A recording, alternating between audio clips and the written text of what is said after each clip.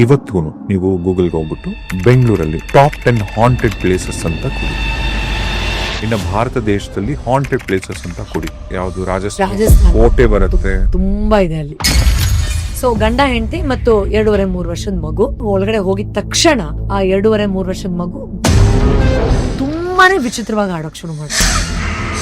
ನಮ್ 3 ಜನ ಗೊತ್ತಾಯ್ತು ಅದು ಮಗುವಿನ ಬಿಹೇವಿಯರ್ ಅಲ್ಲ ಅಂತ. ಕಣ್ಣು ಕೆಂಪಗಾಗೋದಿರ್ಬೋದು, ಕಿಚ್ಚಾಡೋದಿರ್ಬಹುದು, ಆಚೆ ಹೋಗೋದಿರ್ಬೋದು, ಕುಟ್ಟೋದಿರ್ಬೋದು. ಇನ್ಫ್ಯಾಕ್ಟ್ ಆ ಅಗ್ರೆಷನ್ ಎಕ್ಸ್ಪ್ರೆಷನ್ ಹೇಗಿರುತ್ತೆ ಅಂದ್ರೆ ಮಗು ಎಷ್ಟೇ ಕೋಪದಲ್ಲಿದ್ರು ಈ ತರ ಅಗ್ರೆಷನ್ ತೋರ್ಸೋಕೆ ಸಾಧ್ಯನೇ ಇಲ್ಲ ಅಂತ.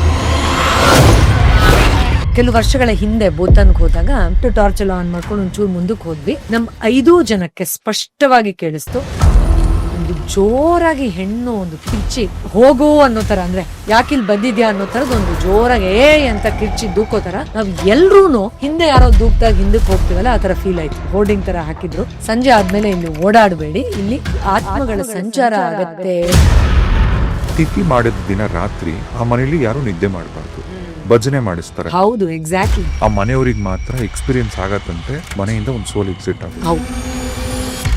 ಈ ಡೆಡ್ ಬಾಡಿಗಳನ್ನ ಶೇಖರಿಸ್ತಾರಲ್ಲ, ಅದರ ಅರ್ಥ ಏನು? ಯಾಕೆ ಇಡ್ತಾರೆ? ಲೋಕಲೈಟ್ಸ್ ಗೆ ಅವ್ರು ಮಾಡ್ತಿಲ್ಲ. ಈಜಿಪ್ಷಿಯನ್ಸ್ ತುಂಬಾ ದೊಡ್ಡ ಕಿಂಗ್ ಆಗಿರೋದ್ರಿಂದ ಅವನನ್ನ ನಾವು ಪ್ರಿಸರ್ವ್ ಮಾಡ್ತೀವಿ, ಗೌರವ ಕೊಡ್ತೀವಿ ಅಂತ ಮಾಡ್ತಾ ಇದ್ರು. ಆದ್ರೆ ನಿನ್ ದೇಹ ಸುಡ್ದೆ ಅಥವಾ ನಾವು ಬರಿ ಮಾಡದೆ ಹೀಗೆ ಇಟ್ಟಿರೋದ್ರಿಂದ ಆ ಐಡೆಂಟಿಟಿ ನೀನ್ ಇಲ್ಲೆಲ್ಲ ಸಿಕ್ಕಾಕೊಂಡ್ಬಿಟ್ರೆ ಅಂತ ಆ ರಿಚುವಲ್ಸ್ ಎಲ್ಲ ಮಾಡಿ ಅವ್ರ ಸೋಲ್ ಟ್ರಾನ್ಸಿಷನ್ ಆಗಕ್ಕೆ ಬೇಕಾಗೋ ಸಹಾಯ ಮಾಡ್ಬಿಡ್ತಾ ಇದ್ರು. ಈಗ ಒಂದು ಹಳ್ಳಿಯಲ್ಲಿ ಫಾರ್ ಎಕ್ಸಾಂಪಲ್ ಉದಾಹರಣೆಗೆ ಒಂದಷ್ಟು ಜನ ಸತ್ತು, 3-4 ಜನ ಮಾತ್ರ ಯಾಕೆ ದೆವ್ವ ತರ ಕಾಣಿಸೋದು? ಟ್ರಾಮಾ ಅಥವಾ ಶಾಕ್ ಅಲ್ಲಿ ಸತ್ತಿರೋರ್ಬಹುದು, ನಾನು ಸತ್ತಿದ್ದೀನಿ ಅನ್ನೋ ರಿಯಲೈಸೇಷನ್ ಆಗದೆ ನಾನು ಇನ್ನೂ ಬದುಕಿದ್ದೀನೋ ಅನ್ನೋದಿರಬಹುದು. Number 1 reason emotions. ಈ ದೆವ್ವ ಭೂತಗಳು, ಈ ನೆಗೆಟಿವ್ ಎನರ್ಜೀಸ್ ಅಂತೆಲ್ಲ ಏನೆಲ್ಲ ಅಂತೀವಲ್ಲ, ಇದೆಲ್ಲ ಒಂದೇನಾ ಅಥವಾ ಬೇರೆ? ಹೊರಗಡೆಯಿಂದ ನಮ್ ಕೆಲವೊಂದು ನಕಾರಾತ್ಮಕ ಅನುಭವಗಳಾಗುತ್ತೆ. ಯಾರೋ ಮುಟ್ಟೋ ತರ, ಸಡನ್ ಆಗಿ ಏನೋ ಕೋಲ್ಡ್ ಫೀಲ್ ಆಗೋ ತರ, ಯಾರೋ ನನ್ನನ್ನೇ ನೋಡ್ತಾ ಇದಾರೆ ಅನ್ನೋ ತರ. Yes, there is an intervention. ಈಗ ಸತ್ತ ಬಳಿಕ ಒಂದು ಮನುಷ್ಯನ ಆತ್ಮ ಏನಾಗತ್ತೆ ಅಥವಾ ಶರೀರ ಏನಾಗತ್ತೆ? ಬ್ಯಾಕ್ಟೀರಿಯಾ, ಜರ್ಮ್ಸ್ ಅದು ಒಂದು ಭಾಗ ಆದ್ರೆ ಅವ್ರ ಆರಾ ಕ್ಲೀನ್ ಆಗಿರ್ಲಿ, ತುಂಡು ತುಣುಕು ಹೆವಿ ಎನರ್ಜಿ ತಗೊಂಡ್ ಬಂದಿದ್ರೆ ಅದಲ್ಲೇ ಆಚೆ ಹೊಟ್ಟೋಗಿ ಮನೇಲಿ ಅದೇ ತರದ ಕಾನ್ವರ್ಸೇಷನ್ಸ್ ಆಗ್ತಾ ಇರುತ್ತೆ, ಅದೇ ತರದ ಎನರ್ಜಿ ಬಗ್ಗೆ ಭಯ ಪಡಿಸ್ತಾ ಇರ್ತಾರೆ ಅಂದ್ರೆ ನಿಮ್ ಮನಸ್ಸು ಅದನ್ನೇ ನೋಡೋದಕ್ಕೆ ಟ್ಯೂನ್ ಆಗೋಗಿರುತ್ತೆ. ಸೊ ಅವಾಗ ಅದೇ ತರದ ಎನರ್ಜಿಸ್ನ ಅಟ್ರಾಕ್ಟ್ ಮಾಡಕ್ ಶುರು ಮಾಡುತ್ತೆ. ಎಲ್ಲಾ ದೆವಕ್ಕಿಂತ ದೊಡ್ಡ ದೆವ, ಎಲ್ಲಾ ನೆಗೆಟಿವಿಟಿಗಿಂತ ದೊಡ್ಡ ನೆಗೆಟಿವಿಟಿ ಅಂದ್ರೆ ಒಬ್ಬ ಮನುಷ್ಯನ ಅಜ್ಞಾನ ಸರ್. ಆಕ್ಸಿಡೆಂಟ್ ಆಗಿರೋರೆಲ್ಲ ದೆವ ಆಗ್ತಾರೆ, ಸುಳ್ಳು. ಮಾಡ್ಕೊಂಡಿರೋರೆಲ್ಲ ದೆವ ಆಗ್ತಾರೆ, ಸುಳ್ಳು. ಈ ತರ ಸತ್ತಿರೋರೆಲ್ಲ ದೆವ ಆಗ್ತಾರೆ, ಸುಳ್ಳು. ಯಾರ್ಯಾರು ದೆವ ಆಗ್ತಾರೆ? ಈಗ ನಿಮ್ಗೆ ನೆಗೆಟಿವ್ ಎನರ್ಜೀಸ್ ಏನೋ ಅಫೆಕ್ಟ್ ಮಾಡಲೇಬಾರ್ದು, ನಿಮಗೆ ಕಾಣಿಸ್ಲೇಬಾರ್ದು, ಇಂಥದ್ದು ಏನೋ ಎಕ್ಸ್ಪೀರಿಯನ್ಸ್ ಆಗ್ಲೇಬಾರ್ದು ಅಂದ್ರೆ ನೀವು ಏನೇನೆಲ್ಲ ಮುತುವರ್ಜಿ ವಹಿಸಬೇಕು. ಸೊ ಕೂತ್ಕೊಂಡು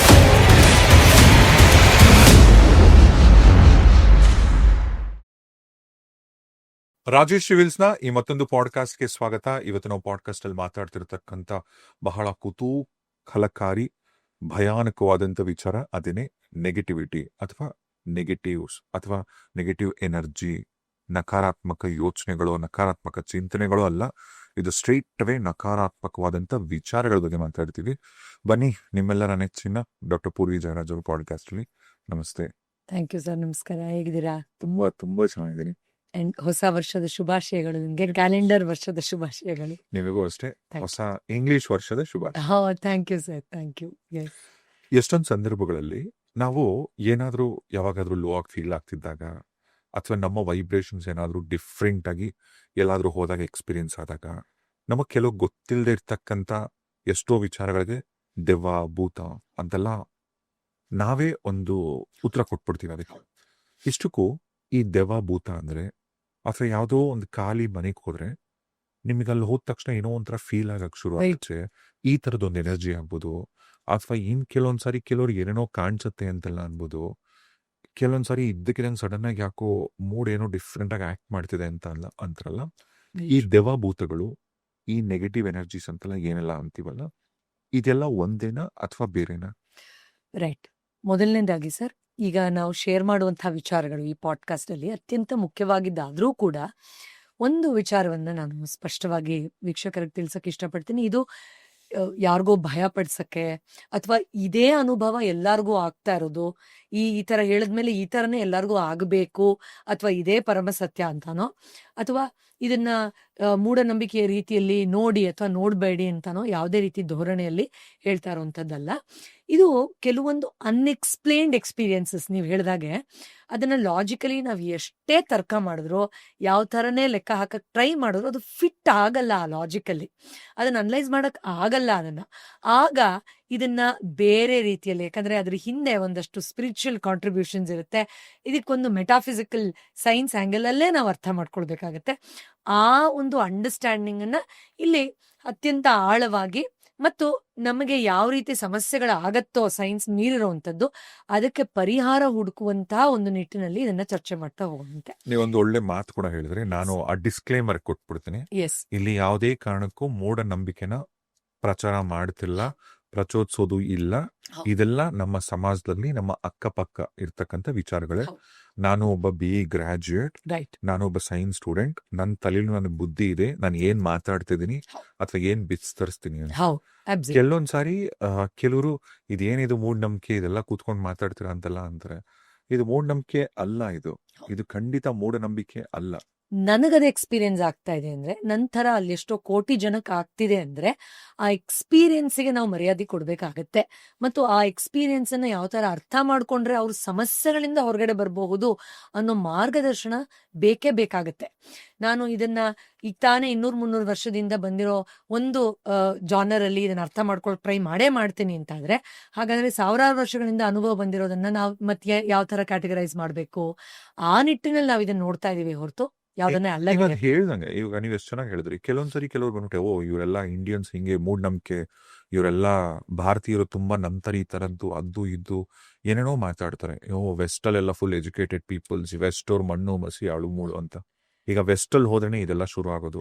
ಅಲ್ಲೇನೆ ಹಾಂಟೆಡ್ ಹೌಸಸ್ ಅಂತೆ, ಅಲ್ಲೇ ಈವಿಲ್ ಪ್ಯಾರಾನಾರ್ಮಲ್ ಇನ್ವೆಸ್ಟಿಗೇಷನ್, ಅದೆಲ್ಲ ಪ್ಯಾರಾನಾರ್ಮಲ್ ಆಕ್ಟಿವಿಟೀಸ್, ಗೋಸ್ಟ್ ಹಂಟರ್ಸ್ ಅಂತೆ, ಅದಕ್ಕೆ ಒಂದು ಸ್ಕೂಲ್ಗಳಂತೆ, ಅದಕ್ಕೆ ಒಂದು ಯೂನಿವರ್ಸಿಟಿ, ಇನ್ಸ್ಟ್ರೂಮೆಂಟ್ಸ್ ಅಂತೆ. ಈಗ ನಮ್ಮಲ್ಲಿ ಇದೇನಾದ್ರು ಮಾತಾಡಿದ್ರೆ, ಇವನು ಬುದ್ಧಿ ಇಲ್ಲ, ಇವನಿಗೆ ಏನೋ ಆಗಿದೆ. ಅಲ್ಲೆಲ್ಲಿಂದನೋ ಬಂದ್ರೆ ನಿಮಗೆ. ಈಗ ಕಾಂಜೂರಿಂಗ್ ಅಂತ ಒಂದು ಫಿಲಿಂ ಅಂತ, ಕಾಂಜೂರಿಂಗ್ ಏನ್ ಫಿಲ್ಮ್ ಎಲ್ಲ house full theatre full house full.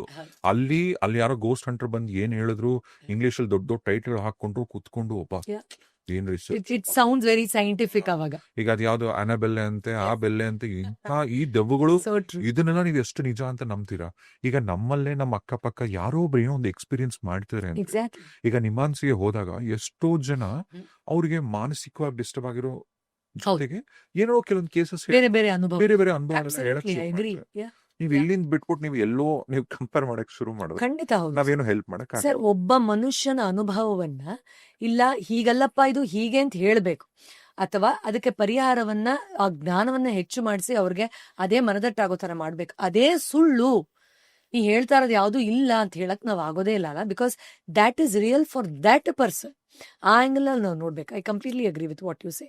S, right. ಈಗ ನನ್ನ ಪ್ರಶ್ನೆ, yes sir. So coming back to the main question, ಈಗ ಈ ಗೋಸ್ಟ್ಗಳು, ಪ್ರೇತಾತ್ಮಗಳು ಅಥವಾ ದೆವ್ವ, ಭೂತ, ಪೀಡೆ, ಪಿಚಾಚಿ, ಇನ್ನೊಂದು ಮತ್ತೊಂದು, ಅದು ಮತ್ತು ನೆಗೆಟಿವ್ ಎನರ್ಜಿ, ಅಫ್ಕೋರ್ಸ್ ಅದನ್ನೆಲ್ಲ ಒಂದೇ ಅಂಬ್ರಲಾ ಕೆಳಗಡೆ ನಾವು ಹೇಳ್ಬೋದು. ಆದ್ರೆ ಸಿಂಪಲ್ ಆಗಿ ಅರ್ಥ ಮಾಡ್ಕೊಳ್ಳೋಣ. ಹೊರಗಡೆಯಿಂದ ನಮ್ಗೆ ಕೆಲವೊಂದು ನಕಾರಾತ್ಮಕ ಅನುಭವಗಳಾಗುತ್ತೆ. ಯಾರೋ ಮುಟ್ಟೋ ತರ, ಸಡನ್ ಆಗಿ ಏನೋ ಕೋಲ್ಡ್ ಫೀಲ್ ಆಗೋ ತರ, ಹೆವಿ ಫೀಲ್ ಆಗೋ ತರ, ಯಾರೋ ನನ್ನನ್ನೇ ನೋಡ್ತಾ ಇದ್ದಾರೆ ಅನ್ನೋ ತರ, ಇಲ್ಲಿ ಯಾರೋ ಇದ್ದಾರೆ ಫಿಸಿಕಲಿ, ಯಾರೋ ಮನುಷ್ಯ ಕೂತಿರೋ ತರಾನೇ ಫೀಲ್ ಆಗ್ತಾ ಇದೆ ಅನ್ನೋ ತರ, ಅಥವಾ ಸಡನ್ ಆಗಿ ಯಾರೋ ನಂಗೆ ಹೊಡೆದಂಗಾಯ್ತು, ಚುಚ್ದಂಗಾಯ್ತು. ಕೆಲವ್ರಿಗೆಲ್ಲ ಹೊರಗಡೆಯಿಂದ ಕೆಲವೊಂದು ಹೇಗೆ ಅನುಭವಗಳಾಗತ್ತೆ ಅಂದ್ರೆ, ನಂಗೆ ಲಿಟ್ರಲಿ ಫೀಲ್ ಆಯ್ತು, ಯಾರೋ ಬೆಡ್ಶೀಟ್ ಹೇಳಿದ್ರು, ನನ್ನ ಮೈ ಮೇಲೆ ಬಂದ್ ಕೂತಂಗ್ ಲಿಟ್ರಲಿ ಫೀಲ್ ಆಯ್ತು, ನಂಗೆ ಅದು ಪಕ್ಕಾ ಗೊತ್ತು, ನಾನು ಯಾವತ್ತೂ ಈ ತರ ನಂಬಿಲ್ಲ ಅಥವಾ ಕಥೆಗಳನ್ನ ಕೇಳಿಲ್ಲ, ಹೇಳಿಲ್ಲ. I literally felt somebody touching me, ಅಥವಾ ರಾತ್ರಿ ಯಾರೋ ಕೂಗ್ದಂಗಾಯ್ತು ಅಂತ ಹೇಳ್ತಾರೆ. ಅದು ಹೊರಗಡೆಯಿಂದ ಬರುವಂಥದ್ದು.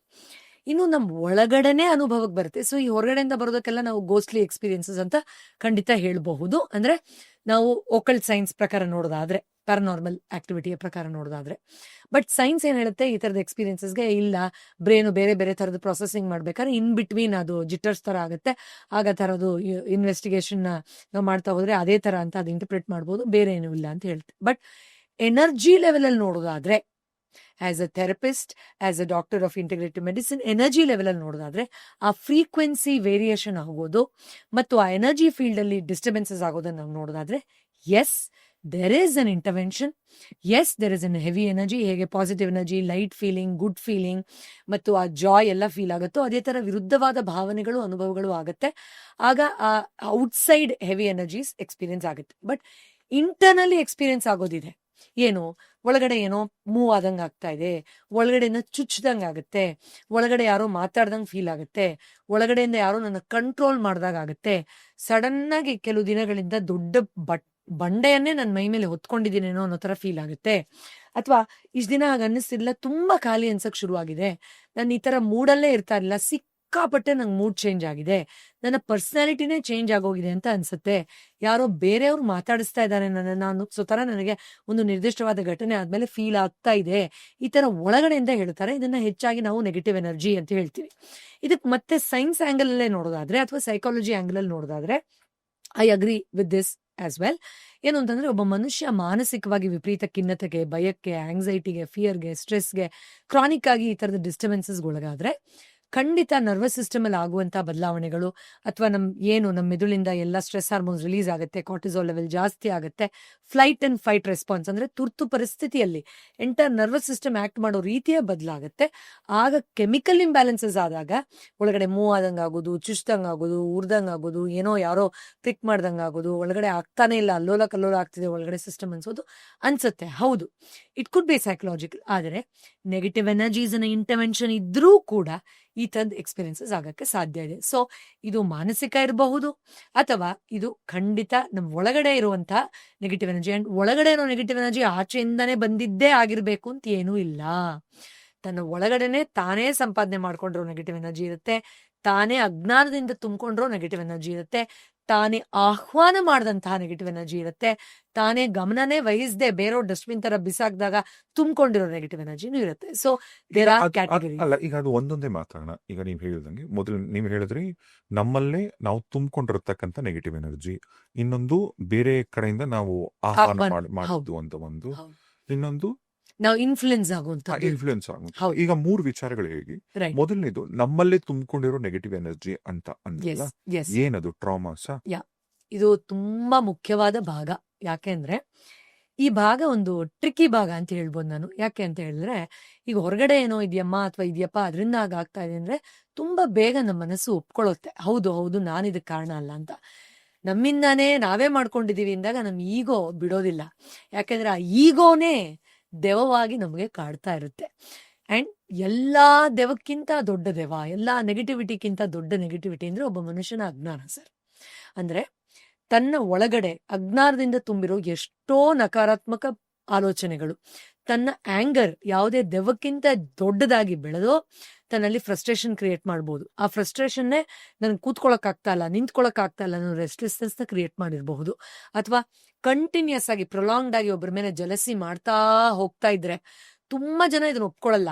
ಆದ್ರೆ ಅವರಿಂದ ತೊಂದರೆಗೊಳಗಾಗಿರ್ತಾರಲ್ಲ, ನಾವೆಲ್ಲ ಕೆಲವ್ರು ಮಾತಾಡಿರ್ತೀವಿ, ನೋಡಿದ್ಯಾ ಕರ್ಮ ರಿಟರ್ನ್ಸ್, ಕರ್ಮ ಹೊಡಿಯತ್ತೆ, ಹೆಂಗ ಆಡ್ತಾ ಇದ್ರು ಇವರು, ಇವಾಗ ನೋಡಿ ಹೆಂಗಾಗಿದ್ದಾರೆ ಅಂತ. ಯಾಕಂದ್ರೆ ಇನ್ನೊಬ್ರ ಮೇಲೆ 10 ವರ್ಷ 15 ವರ್ಷ 20 ವರ್ಷ ಬೇರೆಯವ್ರ ಮೇಲೆ ಜಲಸಿ ಥಾಟ್ಸು, ಶಾಪ ಹಾಕೋ ಥಾಟ್ಸು ರಿಲೀಸ್ ಮಾಡ್ತಾನೇ ಇದ್ರೆ ಆ ಎನರ್ಜಿನೇ ತಾನಾಗಿ ಅದು ಎಲ್ಲಾ ದೊಡ್ಡಕ್ಕಿಂತ ಪ್ರೇತಾತ್ಮ ಆಗಿ ಅವರಲ್ಲಿ ಆ ಹೆವಿನೆಸ್ ಇರ್ಬೋದು, ಯಾವುದೇ ಕಾಯಿಲೆಗೆ ರೆಮಿಡಿನೇ ಸಿಗ್ತಾ ಇಲ್ಲ ಅನ್ನೋ ತರ ಇರಬಹುದು. ಅಥವಾ ಇನ್ಫ್ಯಾಕ್ಟ್ ಇನ್ನೊಂದು ವಿಚಿತ್ರ ಹೇಳ್ತೀನಿ, ಬೇರೆಯವ್ರನ್ನ ಬೈಕೊಂಡು ಬೇರೆಯವ್ರು ನನ್ನ ಬೈಕೋತಾ ಇದ್ದಾರೆ, ಅದಕ್ಕೆ ನಂಗೆ ಹಿಂಗಾಗಿದೆ ಅಂತ ಉಲ್ಟಾ ಅನ್ಕೊಳಕ್ ಶುರು ಮಾಡ್ಬಿಡ್ತಾರೆ. ಅಲ್ಲ, ಈಗ ಇದೇ ವಿಚಾರ ನೀವು ಹೇಳಿದ ವಿಚಾರನೇ ಓಕೆ. ಈಗ ಸುಮ್ನೆ ಬೈಕೊಳ್ಳೋದು ಅಥವಾ ಶಾಪ ಹಾಕೋದು ಇದೆಲ್ಲ ಓಕೆ. ಈಗ ಕೇಸ್ ಹಿಂಗ್ ನೋಡೋಣ. ಒಬ್ರು ನಿಜವಾಗ್ಲೂ ಪ್ರಾಮಾಣಿಕವಾದಂತ ವ್ಯಕ್ತಿ, ಒಂದು ತಾಯಿ, ಆಕೆಗೆ ಅವ್ರ ಸಂಬಂಧಿಕರು ಯಾರೋ ಹೊರಗಿನವರು ಏನೋ ಮೋಸ ಮಾಡಿದ್ದಾರೆ. ಅವ್ರಿಗೆ ಜಮೀನ್ ವಿಚಾರದಲ್ಲೋ, ಸೈಟ್ ವಿಚಾರದಲ್ಲೋ, ಬಂಗಾರದ ವಿಚಾರದಲ್ಲೋ ಪಾಪ ಅನ್ಯಾಯ ಮಾಡ್ಬಿಟ್ಟಿದ್ದಾರೆ ಅವ್ರಿಗೆ, ಯಾರಿಗಾದ್ರೂ ಒಬ್ಬ ವ್ಯಕ್ತಿಗೆ. ಅಂತ ಟೈಮಲ್ಲಿ ಅವ್ರಿಗೆ ಹೊಟ್ಟೆ ಉರಿಯುತ್ತೆ, ಅವ್ರಿಗೆ ಅಷ್ಟು ಅನ್ಯಾಯ ಆಗಿದೆ, ಇಷ್ಟು ಅನ್ಯಾಯ ಮಾಡಿದಿರ, ನೀವು ಅಲ್ಲಿಗೆ ಅನ್ಯಾಯ ಮಾಡ್ಬಿಟ್ಟು ಓಕೆ ನೀವು ಚೆನ್ನಾಗಿರಿ ಅಂತ ಯಾರು ಅನ್ನಲ್ಲ, ಅನ್ನಕ್ ಸಾಧ್ಯನೇ. ಇಂಥ ಟೈಮಲ್ಲಿ ಅವರು ಆಬ್ವಿಯಸ್ಲಿ ಒಳಗಿಂದ ಶಾಪ ಹಾಕ್ತಾರೆ. ಶಾಪ ಹಾಕ್ತಾರೆ ಅನ್ನೋ ಭಾಗದಲ್ಲಿ ಇಶ್ಯೂ ಇದೆ. ಈಗ ನಿಮಗ್ ಬೇಜಾರಾಯ್ತು ಹೌದು, ದುಃಖ ಆಯ್ತು ಹೌದು, ಆದ್ರೆ ಆತ್ಮದ ದೃಷ್ಟಿಯಲ್ಲಿ ನೋಡೋದಾದ್ರೆ ಇದು ಕೇಳಕ್ ಸ್ವಲ್ಪ ವಿಚಿತ್ರ ಅನ್ನಿಸ್ಬೋದು, but this is the reality. ಒಂದು ಆತ್ಮಕ್ಕೆ ಒಳಗಡೆ ಇದನ್ನೆಲ್ಲ ಆಡಿಸ್ತಾ ಇರೋದು, ವಿಟ್ನೆಸ್ ಮಾಡ್ತಾ ಇರೋ ಆತ್ಮಕ್ಕೆ ಲಾಭ ನಷ್ಟ ಸಿಕ್ತು ಸಿಗ್ಲಿಲ್ಲ, ಒಳ್ಳೇದು ಕೆಟ್ಟದು, ಲಾಸ್ ಆಯ್ತು ಆಗ್ಲಿಲ್ಲ, ಈ ಯಾವ ಡಿಫ್ರೆನ್ಸಿಯೇಷನ್ನೇ ಇಲ್ಲ ಸರ್. ಎಲ್ಲ ಅದಕ್ಕೆ ಒಂದೇ ಅನುಭವ. ಆದ್ರಿಂದ ಆತ್ಮದ ದೃಷ್ಟಿಯಲ್ಲಿ ಓಕೆ ನಂಗೆ ಹಿಂಗಾಯ್ತು, ಗೊತ್ತೋ ಗೊತ್ತಿಲ್ಲದೇನೋ ನಾನೇ ಈ ವ್ಯಕ್ತಿನ ನನ್ನ ಎನರ್ಜಿ ಫೀಲ್ಡ್ ಒಳಗಡೆ ಅಟ್ರಾಕ್ಟ್ ಮಾಡ್ಕೊಂಡೆ, ಹಿಂದಿನ ಜನ್ಮದ ಋಣ ಇತ್ತು, ಅಥವಾ ನಾನೇನೋ ಕಲಿಬೇಕಾಗಿತ್ತು, ಅಥವಾ ಆ ವ್ಯಕ್ತಿ ನನ್ನಿಂದ ಏನೋ ಕಲಿಬೇಕಾಗಿತ್ತು. ಈಗ ಇದರಿಂದ ನಾನು ಏನ್ ಕಲಿತಾ ಇದ್ದೀನಿ, ಈ ಕಲಿಕೆಯನ್ನ ಸ್ವೀಕಾರ ಮಾಡಿ ಮುಂದೆ ಈ ತರ ನಾನು ಯಾಮಾರ್ದೇ ಇರೋ ತರ ಪಾಠವನ್ನ ನಾನು ಜಾಗೃತವಾಗಿ ತಿಳ್ಕೊಂಡು ಆ ವ್ಯಕ್ತಿಯನ್ನ ಕ್ಷಮಿಸ್ತಾ ಇರೋದು ಅವ್ರಿಗೆ ಮತ್ತೆ ಕೆಟ್ಟದ್ ಮಾಡ್ಲಿ ಅಥವಾ ನೀನ್ ನನ್ಗೆ ದೌರ್ಜನ್ಯ ಮಾಡಕ್ ಕಂಟಿನ್ಯೂ ಮಾಡುವಂತಲ್ಲ. ಕೃಷ್ಣ ಕೂಡ ಭಗವದ್ಗೀತೆಯಲ್ಲಿ ಹೇಳಿದಾಗೆ ಆಕ್ಟ್ ಅಕಾರ್ಡಿಂಗ್ಲಿ. ತಪ್ಪು ಮಾಡಿದ್ಯಾ ಅಪ್ಪ, ನೀನ್ ಮಾಡಿದ ತಪ್ಪು, ಈ ತರ ಮಾಡು, ಹಾಗ್ ಮಾಡು, ಓಕೆ. ಬಟ್ ಇಮೋಷನಲ್ ಲೆವೆಲ್ ಅಲ್ಲಿ ನೀವು ಅದನ್ನ ಪ್ರೊಸೆಸ್ ಮಾಡ್ಕೊಳ್ದೆ ಇದ್ರೆ, ಲೆಟ್ ಗೋ ಮಾಡದೇ ಇದ್ರೆ, ಬಿಡದೇ ಇದ್ರೆ ಅದು ನಿಮ್ಮನ್ನೇ ತಿನ್ನತ್ತೆ ಹೊರತು ಎದುರುಗಡೆ ಇರೋ ವ್ಯಕ್ತಿಗೆ ಪಾಠ ಹೇಳ್ಕೊಡೋ ಲೆವೆಲ್ಗೂ ಕೂಡ ಅದನ್ನ ನಾವು ಉಪಯೋಗಿಸ್ಕೊಳಕ್ ಆಗಲ್ಲ. ಖಂಡಿತ ಆಕ್ಟ್ ಮಾಡಿ, ನೀವ್ ಮಾಡಿದ ತಪ್ಪು ಅಂತ ಹೇಳಿ ಜಸ್ಟಿಸ್ಗೆ ಫೈಟ್ ಮಾಡಿ, ಅಥವಾ ಕೇಸ್ ಹಾಕ್ಬೇಕಾ, ಪೊಲೀಸ್ಗೆ ಹೇಳ್ಬೇಕಾ, ಇನ್ನೊಂದ ಮತ್ತೊಂದ ಮಾಡಿ. But if you let that grow inside you, ಅಷ್ಟು ಕೆಮಿಕಲ್ಸು ಇಮೋಷನ್ಸು ನಿಮ್ಮಲ್ಲಿ ಪ್ರೊಸೆಸ್ ಆಗ್ತಾ ಇರೋದ್ರಿಂದ ಅನ್ಪ್ರೊಸೆಸ್ಡ್ ಇಮೋಷನ್ ಟ್ರಾಮಾ ಆಗಿ ಅದೇ ತರದ ಸಿಮಿಲರ್ ಎನರ್ಜಿ ಡಿಸ್ಟರ್ಬೆನ್ಸ್ ಇರೋ ನೆಗೆಟಿವಿಟಿಯನ್ನ ನಿಮಗೆ ಅಟ್ರಾಕ್ಟ್ ಮಾಡೋ ತರದ್ದು ಒಂದು ಪ್ಲಾಟ್ಫಾರ್ಮ್ ನ ಕೊಟ್ಬಿಡುತ್ತೆ. ಅದರಿಂದ ನಾವು ಆತ್ಮದ ದೃಷ್ಟಿಯಲ್ಲಿ ನೋಡಿದಾಗ, ಅದಕ್ಕೆ ಎಷ್ಟು ಚೆನ್ನಾಗಿ ನಮ್ಮ ಭಗವದ್ಗೀತೆಯಲ್ಲಿ ಸುಮಾರು ಪ್ರಶ್ನೆಗೆ ಉತ್ತರ ಇದೆ. ಕಳ್ಕೊಳಕ್ ನಿಂದ್ ಯಾವ್ದು ಅಲ್ಲ, ತಗೊಳಕ್ ನೀನ್ ಯಾವ್ದು ತಗೊಂಡ್ ಬಂದಿಲ್ಲ, ಇಟ್ಕೊಳಕ್ ಇಲ್ಲಿ ಯಾವ್ದು ನೀನೇನು ಕ್ರಿಯೇಟ್ ಮಾಡಿಲ್ಲ. ಎಷ್ಟು ಚೆನ್ನಾಗಿ ಕೃಷ್ಣ ಕ್ಲಿಯರ್ ಕಟ್ ಆಗಿ ಹೇಳ್ಬಿಟ್ಟಿದ್ದಾನೆ. ಸೊ ಆ ಅಟ್ಯಾಚ್ಮೆಂಟ್ ಮತ್ತು ಆ ವೆಂಜನ್ಸ್ ಮತ್ತು ಇಮೋಷನಲಿ ಅದರಿಂದ ಉದ್ಭವ ಆಗೋ ಬೇರೆ ಬೇರೆ ಬೇರೆ ಆಸ್ಪೆಕ್ಟ್ಸ್ ಏನಿದೆ, ಅದರ ಜೊತೆಯಲ್ಲಿ ಮುಳುಗು ಹೋಗ್ಬಾರ್ದು. ಎಕ್ಸ್ಪೀರಿಯನ್ಸ್ ಅನ್ನ ವಿಟ್ನೆಸ್ ಮಾಡ್ಬೇಕು. ಬಂತು, ಹೀಗಾಯ್ತು, ಈ ತರದವ್ರನ್ನ ಅಟ್ರಾಕ್ಟ್ ಮಾಡ್ದೆ, ಹೀಗಿರ್ಬೇಕು, ನಾನು ಹೀಗ್ ಮಾಡ್ಕೊಂಡಿದ್ದಕ್ಕೆ ಹೀಗಾಯ್ತು, ನಾನು ಇಲ್ಲಿ ಮಾಡ್ದೆ, ಇನ್ಮೇಲೆ ಹೀಗಿರ್ಬೇಕು, ಈ ಅಂಡರ್ಸ್ಟ್ಯಾಂಡಿಂಗಿನ ಆವೃತ್ತಿ ಒಳಗಡೆ ಇರಬೇಕು ಹೊರತು ನಾವು ಇಮೋಷನಲ್ ಲೂಪ್ ಒಳಗಡೆ ಹೋದ್ರೆ ಅದು ಒನ್ ವೇ ಸರ್. ಮತ್ತೆ ಸಿಕ್ಕಾಕೊಳ್ತೀವಿ ಸರಿಯಾಗಿ. ಮತ್ತೆ ನಮಗೆ ಅದಕ್ಕೆ ನಾನು ಯಾವಾಗ್ಲೂ ಒಂದು ಇಂಗ್ಲಿಷಲ್ಲಿ ಸ್ಟೇಟ್ಮೆಂಟ್ ಹೇಳ್ತಿರ್ತೀನಿ, ಇದ್ರ ಬಗ್ಗೆನೂ ಒಂದು ಅದ್ಭುತವಾದ ವಿಚಾರವನ್ನು ನಾವು ಮಾತಾಡ್ಬೋದು. Being good is not enough ಅಂತ. ನಾನು ಒಳ್ಳೆಯವಳು ಮತ್ತೆ ನನಗೆ ಯಾಕೆ ನೆಗೆಟಿವಿಟಿ ಬಂತು, ನಾನು ಒಳ್ಳೆಯವಳು ಮತ್ತೆ ಯಾಕೆ ಕೆಟ್ಟದ್ ಮಾಡಿದ್ರು, ನಾನು ಒಳ್ಳೆಯವಳು ನನಗೆ ಯಾಕೆ ಕಾಯಿಲೆ ಬಂತು. Being good is not enough. ಅದು ಒಂದು ಆಸ್ಪೆಕ್ಟ್ ಅಷ್ಟೇ. ಆ ಒಳ್ಳೆತನವನ್ನ ಸ್ಟ್ರೆಂತ್ ಮಾಡ್ಕೊಳ್ಳೋಕೆ ನಾವು ಬೇರೆ ಕ್ವಾಲಿಟೀಸ್ನ ಅದ್ರ ಜೊತೆ ಡೆವಲಪ್ ಮಾಡ್ಕೊಳ್ಳೇಬೇಕು. ಕಾರ್ ತುಂಬಾ ಚೆನ್ನಾಗಿದೆ, ಪೆಟ್ರೋಲ್ ಹಾಕ್ಲಿಲ್ಲ ಅಂದ್ರೆ ಕಾರ್ ಎಷ್ಟೇ ಲಕ್ಸುರಿ ಆಗಿದ್ರು ಮುಂದಕ್ಕೆ ಹೋಗೋದಿಲ್ಲ. ಅದಕ್ಕೆ ಬೇಕಾಗೋ ಫ್ಯೂಲ್ ಆಫ್ ಇಂಟೆಲಿಜೆನ್ಸ್ ಮತ್ತು ವಿಸ್ಡಮ್ ತುಂಬಿಕೊಳ್ಳೇಬೇಕಾಗತ್ತೆ. ಸೊ ನಾನು ಆಗ್ಲೇ ಹೇಳ್ದಾಗೆ ಇದು ನಾವೇ ಉದ್ಭವ ಮಾಡ್ಕೊಳ್ಳೋಂಥದ್ದು ಈಗೋ ಇರಬಹುದು. ಅಥವಾ ಈಗ ಫಾರ್ ಎಕ್ಸಾಂಪಲ್ ಒಬ್ಬ ಮನುಷ್ಯ ತನ್ನ ದೇಹದ ಐಡೆಂಟಿಟಿ ಜೊತೆ ಕೆಲವ್ರು ಎಷ್ಟು ಅಂಟ್ಕೊಂಡ್ಬಿಟ್ಟಿರ್ತಾರೆ. ನಾನು ಯಾರು ಗೊತ್ತಾ, ನಾನು ಸಾಹುಕಾರ ಸುಬ್ಬಯ್ಯ, ಅಯ್ಯೋ ನಾನು ಯಾರು ಗೊತ್ತಾ, ನಾನು ಯಾರು ಅನ್ಕೊಂಡಿದ್ಯಾ ಅಂತ. ಆ ಐಡೆಂಟಿಟಿ ಹೇಗೆ ಲಾಕ್ ಆಗ್ಬಿಡುತ್ತೆ ಅಂದ್ರೆ, ದೇಹ ತ್ಯಾಗ ಆಗಿ ಥಟ್ ಅಂತ ನಮ್ ಕನೆಕ್ಷನ್ ಕಟ್ ಆದ್ಮೇಲೆ ನಾನು ಯಾರು ಗೊತ್ತಾ, ನಾನು ಯಾರು ಗೊತ್ತಾ, ನಾನು ಯಾರು ಗೊತ್ತಾ ಅಂದಾಗ ದೇಹ ಆಯ್ತು ಅಂತ ಅವ್ರು ತಗೊಂಡು ಹೋಗ್ತಾ ಇರ್ಬೇಕಾರೆ, ಅಯ್ಯೋ ಬೇರೆ ಐಡೆಂಟಿಟಿ ಬಗ್ಗೆ ಗೊತ್ತೇ ಇಲ್ಲ. ನಿನ್ ಹೋಲ್ ಲೈಫ್ ನಿನ್ ಐಡೆಂಟಿಟಿ ನಿನ್ ದೇಹದ ಜೊತೆಯಲ್ಲೇ ನಿಂದು.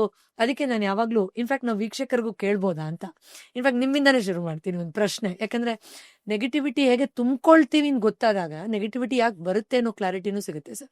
ಸರ್, ಈಗ ನನಗೆ ನಿಮ್ ಬಗ್ಗೆ 5 ಸೆಂಟೆನ್ಸ್ ಅಲ್ಲಿ ಹೇಳ್ಬೇಕು ನೀವು. ಆದ್ರೆ ಒಂದು ಕಂಡೀಷನ್ನು, ನಿಮ್ಮ ಹೆಸರು ಹೇಳಬಾರ್ದು, ನೀವು ಎಷ್ಟು ಆಸ್ತಿ ಸಂಪಾದನೆ ಮಾಡಿದೀರಾ, ಬ್ಯಾಂಕ್ ಬ್ಯಾಲೆನ್ಸು, ಎಷ್ಟು ಜನ ಫ್ರೆಂಡ್ಸ್ ಇದ್ದಾರೆ, ನಿಮ್ ಕೆರಿಯರ್ ಏನೋ, ನಿಮ್ ವೃತ್ತಿ ಯಾವುದು, ಅದು ಯಾವುದೂ ಇಲ್ಲದೆ ನಿಮ್ ಬಗ್ಗೆ 5 ಸೆಂಟೆನ್ಸ್ ಅಲ್ಲಿ ನಂಗೆ ಹೇಳ್ಬೇಕು. ಸ್ಥೂಲ ಶರೀರಕ್ಕೆ ಸಂಬಂಧಪಟ್ಟ ಯಾವ ಐಡೆಂಟಿಟಿನೂ ನನಗೆ ಬೇಡ. ಓಕೆ. ಪರಮಾತ್ಮನಿಗೆ ಹತ್ರವಾಗ್ತಕ್ಕಂಥ ಪ್ರಯತ್ನದಲ್ಲಿರೋ ಒಂದು ಆತ್ಮ. ಬ್ಯೂಟಿಫುಲ್. ಮನಸ್ಪೂರ್ವಕವಾಗಿ ಎಲ್ಲಾ ಕಡೆ ಎಲ್ಲರೂ ಶಾಂತ ರೀತಿಲಿರ್ಬೇಕು, ಭಗವಂತ ಎಲ್ಲರಿಗೂ ಒಳ್ಳೇದ್ ಮಾಡ್ಬೇಕು ಅಂತ ನಿಜವಾಗ್ಲೂ ಆಸೆ ಪಡೋ ಒಂದು ಆತ್ಮ. Right, beautiful. ಆಮೇಲೆ ಪ್ರಾಣಿಗಳ ಹಿಂಸೆ, ಈ ಪ್ರಾಣಿಗಳಿಗೆ ಮಾತ್ರ ನಿಜವಾಗ್ಲೂ ಯಾವುದೇ ತರದ ಪ್ರಾಣಿ ಆಗಿರ್ಲಿ, ರೈಟ್, ಯಾವ ಪ್ರಾಣಿಗಳಿಗೂ ಹಾನಿ ಮಾಡಬಾರ್ದು. ರೈಟ್. ಈಗ ಭೂಮಿ ಮೇಲೆ ನಾವು ಮನುಷ್ಯರು ಅಂತ ಈ ಹೆಸರಿಟ್ಕೊಂಡು ನಾವೇನು ಇಲ್ಲಿ ಬಂದು ಬದುಕ್ತೀವಿ, ರೈಟ್, ಅದೇ ತರ ಬದುಕು ಹಕ್ಕು ಪ್ರತಿಯೊಂದು ಜೀವಿ ಇದೆ. ಹೌದು. ಮಾತಾಡಕ್ ಬರಲ್ಲ ಅಂತ ನೀವೊಂದು ಕುರಿನೋ ಪಾಪ ಒಂದ್ ದನನೋ ತಗೊಂಡೋಗಿ ತಲೆ ಕಡ್ದು ಒಂದ್ ಹಿಂಸೆ ಕೊಡ್ತಿರಲ್ಲ, ಅದಕ್ಕೆ ಕಂಪ್ಲೀಟ್ ಆ ವಿಚಾರವಾಗಿ ತುಂಬಾ ಸಫರ್ ಆಗೋ ಆತ್ಮ ನಿಜವಾಗ್ಲು. ಆ ಹಿಂಸೆಯನ್ನು ಅನುಭವಿಸು. ನಿಜವಾಗ್ಲು ನನಗೆ ಇತ್ತೀಚೆಗಂತೂ ಅದು ತುಂಬಾನೇ ಆಗ್ತಾ ಇಲ್ಲ ಟಾಲರೇಟ್ ಮಾಡೋದು. ಅದು ಸೊ ನಿಮ್ಮ ತಾತ್ಪರ್ಯ ನೋಡೋದಾದ್ರೆ, ನಾನು ಪ್ರೀತಿ, ನಾನು ಶಾಂತಿ, ಹೌದಾ, ನಾನು ನೆಮ್ಮದಿ, ನಾನು ಒಂದು ಪರಮಾನಂದ, ನಾನು ಚೈತನ್ಯ, ನಾನು ಭಗವಂತನ ಬೆಳಕು, ಈ ರೀತಿ ಅಂದ್ರೆ ನೀವು ಹೇಳಿದ ತಾತ್ಪರ್ಯ ನೋಡೋದಾದ್ರೆ you agree with that, right? Exactly. So ಯಾರಿಗೆ ಈ ಐಡೆಂಟಿಟಿನೇ ಗೊತ್ತಿರಲ್ವೋ, ನಾನು ಅಂದ್ರೆ ನಾನು VVIP, ನಾನು ಅಂದ್ರೆ ಇಷ್ಟು ಆಸ್ತಿ ಇರೋನು, ನಾನು ಅಂದ್ರೆ ಈ ಪೊಸಿಷನ್ ಇರೋನು, ನಾನು ಅಂದ್ರೆ ಕಾಸ್ಟ್ದು ಸರ್ನೇಮ್ ಇರೋರು, ಆಗ ಒಂದು ಠಕ್ ಅನ್ನೋ ಒಂದು ಕ್ಷಣದಲ್ಲಿ ಅದು ಹೊರಟೋಗುತ್ತೆ.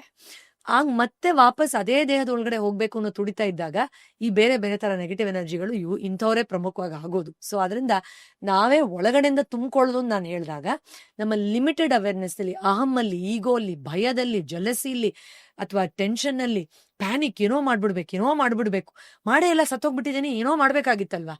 ಅದಕ್ಕೆ ಓಶೋ ಅದ್ಭುತವಾಗಿ ಹೇಳ್ತಾರೆ, ಏನೋ ಮಾಡ್ಬೇಕು ನೀನು ಅಂತ ಹೇಳಿನೇ ಯುವಕರನ್ನೆಲ್ಲ ಅರ್ಧ ಸಾಯಿಸ್ಬಿಡ್ತಾ ಇದಾರೆ ನಮ್ಮ ಸೊಸೈಟಿಯವರು ಅಂತ.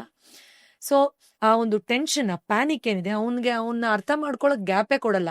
ಇಷ್ಟೊತ್ತಾಗ್ಲೇ ನೀನ್ ಮದುವೆ ಆಗ್ಬೇಕಾಗಿತ್ತು, ಇಷ್ಟೊತ್ತಾಗ್ಲೇ ನೀನ್ ಮನೆ ತಗೋಬೇಕಾಗಿತ್ತು, ಇಷ್ಟೊತ್ತಾಗ್ಲೇ ನಿಂಗೆ ಮಕ್ಕಳಾಗ್ಬೇಕಾಗಿತ್ತು. ಆ ಒಂದು ಪ್ರೆಷರ್ ಅಲ್ಲಿ ಅವನು ಟಕ್ಕಂದ್ ಅವನು ಪಾಪ ಈಗ 28ನೇ ವರ್ಷಕ್ಕೆ ಸತ್ತೋಗ್ಬಿಟ್ಟ ಅಂತ ಇಟ್ಕೊಳ್ಳಿ ಆಕ್ಸಿಡೆಂಟ್ ಆಗಿ. Imagine the extent of anxiety is running through. You think ಆ ಆತ್ಮ ಆರಾಮಾಗಿ ಮತ್ತೆ ಬೇರೆ ಪ್ಲೇನ್ಸ್ಗೆ ಹೊಟ್ಟೋಗುತ್ತೆ ಅಂತ ಅನ್ಕೊಂಡಿದ್ದೀರಾ? ಆ ಪ್ಯಾನಿಕ್ ಅಲ್ಲೇ ಪಾಪ ಅದೇ ತುಂಬಿಕೊಂಡು ಅದೇ ಸಫರ್ ಆಗಿ ಆ ಆಂಗ್ಸೈಟಿಯಲ್ಲೇ ಬೇರೆಯವ್ರಿಗೂ ತೊಂದರೆ ಕೊಟ್ಕೊಂಡು ಆ ಒಂದು ಅನ್ಫುಲ್ಫಿಲ್ಡ್ ಡಿಸೈರ್ ಅಲ್ಲಿ ಅದು ಇನ್ನೊಂದು ಜರ್ನಿ ಸ್ಟಾರ್ಟ್ ಆಗುತ್ತೆ, ಬೇರೆಯವ್ರಿಗೂ ಅದರಿಂದ ಹಿಂಸೆ ಆಗುತ್ತೆ. ಯಾಕಂದ್ರೆ ಇಲ್ಲೊಂದು ಸಣ್ಣ ಪರ್ಸನಲ್ ಒಂದು ಎಕ್ಸ್ಪೀರಿಯನ್ಸ್ ಶೇರ್ ಮಾಡಕ್ಕೆ ಇಷ್ಟಪಡ್ತೀನಿ. Please. ಅಂಕಲ್ ಒಬ್ರು ಶಿವಮೊಗ್ಗಲ್ಲಿ ಇರ್ತಿದ್ರು. ಅವರಿಗೆ ಒಂದು 50 ವರ್ಷ ಆಗಿರ್ಬೋದೇನೋ. ಚಿಕ್ಕ ವಯಸ್ಸಲ್ಲೆಲ್ಲ ಅಂಕಲ್ ನಾವು ಭದ್ರಾವತಿ ಶಿವಮೊಗ್ಗ ಹಾಲಿಡೇಸ್ಗೆಲ್ಲ ಹೋದಾಗ ತುಂಬಾ ಚೆನ್ನಾಗಿ ನೋಡಿ ಕಳ್ಸೋರು ಅಂಕಲ್.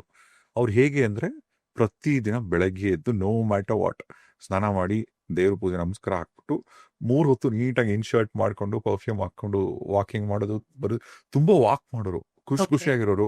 ಅವ್ರು ಯಾವತ್ತೂ ಬೇಜಾರಂತ ಕೂತಿದ್ ನಾನು ನೋಡಿರ್ಲಿಲ್ಲ. ಓಕೆ, ಅಷ್ಟು ಒಂದು ಸಂತೋಷವಾಗಿರುತ್ತೆ ಅಂತ ಲೈಫ್ ನ ಇವತ್ತು ಮಜಾ ಮಾಡ್ಬೇಕು ಅಂತ ಇರ್ತಕ್ಕಂಥ ಅವರು ಅಂದ್ರೆ ಇದ್ದಂತ ಅಂಕಲ್. ಅವರು ಫುಲ್ ಹ್ಯಾಪಿ ಲೈಫ್.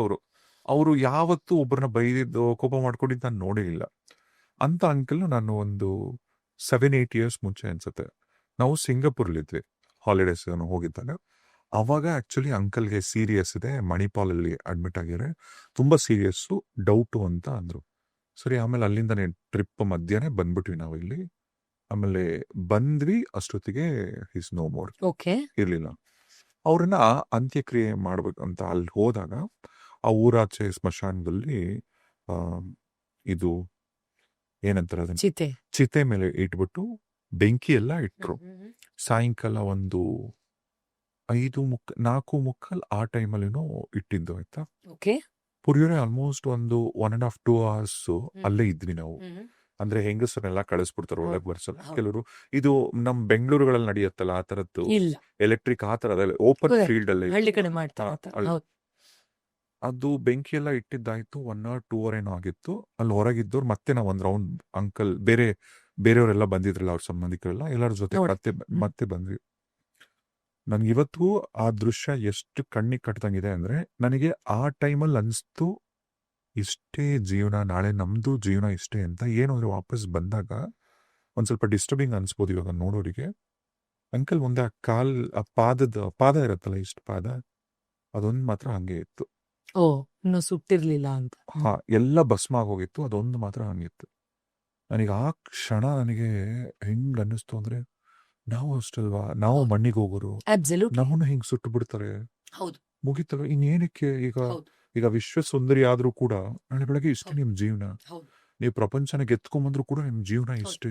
ಇವತ್ತು ನೀವು ತೆಳ್ಳಗಿದ್ರ ಬೆಳ್ಳಗಿದ್ರ ಒಬ್ಬರ ಹೀಯಾಳಿಸ್ತಾರಲ್ಲ, ನೀವು ದಪ್ಪ ಇದ್ರ ಸಣ್ಣ ಇದ್ರ ಕಪ್ಪಗಿದ್ರ ಬೆಳ್ಳಗಿದ್ರ, ನಿಮ್ ತಲೆಯಲ್ಲಿ ಕೂದ್ಲಿಲ್ಲ, ಮಣ್ಣು ಮಸಿ, ನನ್ನ ಹತ್ರ ಇಷ್ಟು ಬಂಗಾರ ಇದೆ, ನನ್ನ ಹತ್ರ ಅಷ್ಟೇ ಸೈಟ್ ಇಲ್ಲ, ಅದಕ್ಕೆ ನೀವು ಇಷ್ಟೆಲ್ಲ ಹೆಂಗ್ ಸಾಯ್ತಿರಲ್ಲ, ನಾಳೆ ಬೆಳಗ್ಗೆ ನಿಮ್ಮ ನಿಜವಾದ ಯೋಗ್ಯತೆ ಅದೇ. Sir, just adding on to this, ನೆನ್ಪಾಯ್ತು ಇವಾಗಷ್ಟೇ, ಅಲೆಕ್ಸಾಂಡರ್ ಇನ್ನೇನೊಂದಿಷ್ಟು ತುಂಡು ತಗೊಂಡಿದ್ರೆ ಇಡೀ ಭೂಮಿನೇ ಅವರು ಕಂಟ್ರೋಲ್ ಮಾಡೋ ಲೆವೆಲ್ಗೆ ಬೆಳೆದ್ಬಿಟ್ಟಿರ್ತಿದ್ರತ್ತೆ. ಅವರು ತುಂಬಾ ಸ್ಪಷ್ಟವಾಗಿ ಹೇಳ್ತಾರೆ ಅವರ ಅನುಯಾಯಿಗಳಿಗೆ, ನಾನು ಸಾಯ್ಬೇಕಾದ್ರೆ ನನ್ನ ಕೈನ ಮಾತ್ರ ಹೊರಗಡೆ ಬಿಟ್ಟು ಮಿಕ್ಕಿದ್ನೆಲ್ಲ ಬಾಕ್ಸಲ್ಲಿ ತಗೊಂಡೋಗಿ ಅಂತ. ನಿಮ್ಗೆ ಗೊತ್ತಿರಬಹುದು. ಅದಕ್ಕೆ ಕೇಳ್ತಾರೆ ಅವ್ರು ಯಾಕೆ ಅಂತ. ಇಷ್ಟೆಲ್ಲ ಮಾಡಿ, ಇಷ್ಟೊಂದು ಜನರನ್ನ ಕೊಲೆ ಮಾಡಿ, ಇಷ್ಟೆಲ್ಲ ಪವರ್ ತಗೊಂಡು, ಇಷ್ಟೆಲ್ಲ ಹೆಸರು ಗಳಿಸಿದ್ರೂ ಕೂಡ ಅಲೆಕ್ಸಾಂಡರ್ ಕೂಡ ಬರಿಗೈಯಲ್ಲೇ ಹೋಗ್ತಾ ಇದ್ದಾನೆ ಅಂತ ಲೋಕಕ್ಕೆ ಗೊತ್ತಾಗ್ಬೇಕು, ಆದ್ರಿಂದ ನನ್ನ ಕೈನ ಆಚೆ ಬಿಡಿ ಅಂತ ಹೇಳಿದ್ರಂತೆ. So as you said, we all have to go with that lightness and empty hand. But empty hand ಅನ್ನೋದಕ್ಕೆ ಒಳಗಡೆನೂ ಎಂಟಿ ಆಗಿರ್ಬೇಕು. ಅದು ಫಸ್ಟ್ ನಮ್ಗೆ ಗೊತ್ತಾಗ್ಬೇಕು, ನಾನು ಎಂಟಿ ಆಗೇ ಹೋಗೋದು ಅಲ್ಟಿಮೇಟ್ಲಿ ಅಂತ. ಬಟ್ ಆ ರಿಯಲೈಸೇಷನ್ ನಮಗೆ ನಮ್ಮ ಲೈಫ್ ಪ್ರಾಸೆಸ್ ಅಲ್ಲೇ ಮಾಡಕ್ಕೆ ಎಲ್ಲೋ ಒಂದ್ ಕಡೆ ಸೊಸೈಟಿನೂ ಬಿಡಲ್ಲ. You need more and more and more ಅಂತ ಹೇಳಿ ಅದನ್ನ ಬೆಳೀರಿ, ಮ್ಯಾನಿಫೆಸ್ಟ್ ಮಾಡ್ಕೊಳ್ಳಿ, ರಿಚ್ ಆಗಿರಿ, ತಪ್ಪಿಲ್ಲ. ಆದ್ರೆ ಅದು ತಲೆಗೆ ತಗೊಂಡ್ಬಿಟ್ರೆ ಏನಾಗ್ಬಿಡುತ್ತೆ ಅಂದ್ರೆ ಇದೇ ಅಲ್ಟಿಮೇಟ್ ರಿಯಾಲಿಟಿ, ಇದನ್ನ ಬಿಟ್ಟು ಬೇರೆ ಏನು ಇಲ್ಲ ಅಂತ ಬಂದಾಗ ಏನಾಗುತ್ತೆ, ನೀವು ಖಾಲಿ ಮಾಡ್ಕೊಂಡಾಗ ಮಾತ್ರ ಹಗುರವಾಗಿ ಬೇರೆ ಪ್ಲೇನ್ಗೆ ಹೋಗಕ್ಕಾಗತ್ತೆ ಅನ್ನೋದು ಮರ್ತೋದಾಗ ನಿಮಗೂ ಸರಿಯಾಗಿ ಆ ದಾರಿಯಲ್ಲಿ ಮುಂದಕ್ಕೆ ದಾರಿ ಕಾಣಿಸಲ್ಲ. ನೀವು ಅಲ್ಲಿ ಹೋಗದೆ ಇದ್ದು ಹೆವಿ ಎನರ್ಜಿ ಆದ್ರೆ, ನೆಗೆಟಿವ್ ಎನರ್ಜಿ ಆದ್ರೆ ಬೇರೆಯವ್ರಿಗೂ ನಿಮ್ ಸುತ್ತ ಇರೋರ್ಗೂ ತುಂಬಾನೇ ತೊಂದರೆ ಆಗುತ್ತೆ. ಆದ್ರಿಂದ ಈ ರಿಯಲೈಸೇಷನ್, ಅದಕ್ಕೆ ಅವಾಗೆಲ್ಲ ಕತೆ ಓದ್ಸೋರು, ರಾತ್ರಿ ಎಲ್ಲ ಜಾಗರಣೆ ಇದ್ದು ಪಾರಾಯಣಗಳನ್ನ ಮಾಡೋರು. ಗರುಡ ಪುರಾಣ. ಎಸ್, ಸಂಜೆ ಆದ್ರೆ ಎಕ್ಸಾಕ್ಟ್ಲಿ ಅದನ್ನ ಕೇಳೋರು, ಸಂಜೆ ಆದ್ರೆ ಮನೆ ಹಿರಿಯರು ಓದೋರು. ಸೊ ರಿಯಲೈಸೇಷನ್ ಪ್ಯಾರ್ಲಲ್ಲಿ ದಿನ ನೀನ್ ಏನೇ ಮಾಡು, ಎಷ್ಟೇ ದುಡ್ಡು ಸಂಪಾದನೆ ಮಾಡು, ಒಂದು ಪಾರ್ಟ್ ಆಫ್ ದ ರಿಯಲೈಸೇಷನ್ ಇಲ್ಲಿ ಅಂಡರ್ಲೈಯಿಂಗ್ ಜ್ಞಾನ ತರ, ಸರಸ್ವತಿ ಕೆಳಗಡೆ ಹರಿತಾಳಲ್ಲ, ಕಾಣಲ್ವಲ್ಲ, ಹಂಗೆ ಹರಿತಾನೆ ಇರ್ತಾ ಇತ್ತು. ಬಟ್ ಇವಾಗ ಅದು ಕಮ್ಮಿ ಆಗ್ತಾ ಆಗ್ತಾ ಆಗ್ತಾ ನಾವು ಬರೀ ಇದಷ್ಟೇ ಅಂತ ಅನ್ಕೊಂಡ್ರಿಂದ ಈ ನಡುವೆ ದೆವ್ವಗಳ ಕಾಟನು ಜಾಸ್ತಿ ಆಗೋ ಶುರು ಆಗ್ಬಿಟ್ಟಿದೆ. ಯಾಕಂದ್ರೆ ತುಂಬಾ ಕಮ್ಮಿ ಜನ ರಿಯಲೈಸೇಷನ್ ಅಲ್ಲಿ ಇದಾರೆ ಇವಾಗ, to be very honest with you. ಈಗ್ಲೂ ಅಷ್ಟೇ, ಟಿಲ್ ಇವತ್ತಿಗೂ ಕೂಡ ಯಾರ Yes. ಮನೆಗಳ ತಿಥಿಗಳು ನಡೆಯುತ್ತಲ್ಲ, Yeah. ಯಾರಾದ್ರೂ ತೀರ್ಕೊಂಡ್ರೆ ವಾರಕ್ಕೆ 11 ದಿನಕ್ಕೆ ಈ ತರ ತಿಥಿ ಮಾಡ್ತಾರೆ. ಹೌದು. ತಿಥಿ ಮಾಡಿದ ದಿನ ರಾತ್ರಿ ಆ ಮನೇಲಿ ಯಾರು ನಿದ್ದೆ ಮಾಡಬಾರ್ದು, ಭಜನೆ ಮಾಡಿಸ್ತಾರೆ. ಹೌದು, ಎಕ್ಸಾಕ್ಟ್ಲಿ. ಏನಕ್ಕೆ ಭಜನೆ ಮಾಡಿಸ್ತಾರೆ ಅಂದ್ರೆ ಆಕ್ಚುಲಿ ಆ ಮನೇಲಿ ಆ ಮನೆಯವ್ರಿಗೆ ಮಾತ್ರ experience ಆಗತ್ತಂತೆ.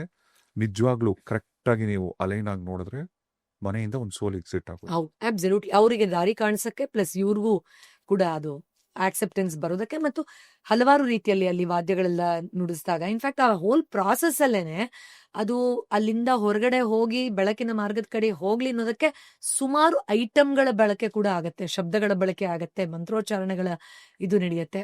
They are all targeted towards that. But ನೀವು ಒಳಗಡೆ ಲೈಟ್ ಆಫ್ ಮಾಡ್ಕೊಂಡು ಸತ್ತೋಗಿದ್ರೆ ಮತ್ತೆ ಅದೆಲ್ಲ ಏನು ಉಪಯೋಗ ಆಗೋದಿಲ್ಲ. ಹೌದು. ಈಗ ನೀವು ಪ್ರತಿಯೊಂದು, ಈಗ ಒಂದು ನಾವು ಆಧ್ಯಾತ್ಮ, ಸ್ಪಿರಿಚುಯಾಲಿಟಿ, ಪ್ರೇತಗಳು, ಭೂತಗಳು ಇದೆಲ್ಲ ಮಾತಾಡೋದು ಒಂದಾದ್ರೆ, ಎಸ್. ಈಗ ಸತ್ತ ಬಳಿಕ ಒಂದು ಮನುಷ್ಯನ ಆತ್ಮ ಏನಾಗತ್ತೆ ಅಥವಾ ಶರೀರ ಏನಾಗತ್ತೆ, ಹೌದು. ಮಣ್ಣಿಗೆ ಹೋಗತ್ತೆ ಅಂತ ಬಿಟ್ರೆ ಬೇರೆ ಏನೇನ್ ನಮ್ಮ ಪೂರ್ವಜರು ಏನೇನೋ ಒಂದು ಪ್ರೋಸೆಸ್ ಇಟ್ಟಿದಾರಲ್ಲ, ಎಸ್, ಎಷ್ಟು ಸೈನ್ಸ್ ಇದೆ ಅದ್ರ ಹಿಂದೆ. ಅಬ್ಸಲ್ಯೂಟ್ಲಿ. ಈಗ ಸತ್ತಿದ ಮನೇಲಿ ಈಗ ಅಲ್ಲಿ ಮುಗಿಸ್ಕೊಂಡ್ ಬಂದ ತಕ್ಷಣ, ಈಗ ದಫನ್ ಅಂತ್ಯಕ್ರಿಯೆ ಆದ ತಕ್ಷಣ ಎಲ್ಲರೂ ತಕ್ಷಣ ಸ್ನಾನ ಮಾಡ್ಬೇಕು. ಏನಕ್ಕೆ? ನೀವು ಸ್ಮಶಾನದಲ್ಲಿ ಹೋದಾಗ ಏನಾದ್ರು ಜರ್ಮ್ಸ್ ಹತ್ತಿಸ್ಕೊಂಡ್ ಬರ್ತೀರಾ ಅಂತ. ಹೌದು. ಮತ್ತೆ ಆ ಮನೆಯಲ್ಲಿ ಮನೆಯವ್ರು ಯಾರು ಇರ್ತಾರೆ ಅವತ್ತವ್ರ ಮನೇಲಿ ಅಡಿಗೆ ಮಾಡಬಾರ್ದು, ಹೌದು. ದೀಪ ಹಚ್ಬಾರ್ದು, ಒಲೆ ಹಚ್ಬಾರ್ದು ಅಂತಾರೆ. ಬೇರೆಯವ್ರು ಯಾರೋ ಬಂದು ಅಡಿಗೆ ಕಳಿಸ್ಕೊಡ್ತಾರೆ. ಬಿಕಾಸ್ ಏನಕ್ಕೆ? ಇವರು ಡಿಸ್ಟರ್ಬ್ ಆಗಿರ್ತಾರೆ, ಆ ಇಮೋಷನ್ಸ್ ಊಟದ ಮೇಲೆ ಹೋಗುತ್ತೆ, ಮತ್ತವ್ರ ಡಿಪ್ರೆಷನ್ ಇದಕ್ಕೆ. ಇದಾಗತ್ತೆ ಅಂತ. ಸರ್, ನಮ್ಮ ಸಂಪ್ರದಾಯದಲ್ಲಿ ಎಲ್ಲ ಆಕ್ಟಕ್ಕೂ 2 ಕಾರಣ ಇದೆ. ಒಂದು ಸ್ಪಿರಿಚುವಲ್, ಇನ್ನೊಂದು ಸೈಂಟಿಫಿಕ್. ನೀವು ಹೇಳ್ದಾಗೆ ಬ್ಯಾಕ್ಟೀರಿಯಾ, ಜರ್ಮ್ಸ್ ಅದು ಒಂದು ಭಾಗ ಆದ್ರೆ, ಅವ್ರ ಆರಾ ಕ್ಲೀನ್ ಆಗಿರ್ಲಿ, ಅವ್ರ ಇಮೋಷನ್ಸ್ ಒಂದ್ ಸ್ವಲ್ಪ ಅಪ್ಲಿಫ್ಟ್ ಆಗ್ಲಿ, ಆ ಎನರ್ಜಿ ಏನಾದ್ರೂ ಅಲ್ಲ ಆ ಜಾಗಕ್ಕೆಲ್ಲ ಹೋದಾಗ ಏನಾದ್ರೂ ಬೇಡದಿರೋ ಸ್ಪ್ಲಿಂಟರ್ಸ್ಗಳು, ತುಂಡು ತುಣುಕು ಹೆವಿ ಎನರ್ಜಿ ತಗೊಂಡ್ ಬಂದಿದ್ರೆ ಅದಲ್ಲೇ ಆಚೆ ಹೊಟ್ಟೋಗ್ಲಿ, ಈ ತರದ್ದು 2 ರೀತಿಯಲ್ಲಿ ಹ್ಯಾಂಡ್ ಇನ್ ಹ್ಯಾಂಡ್.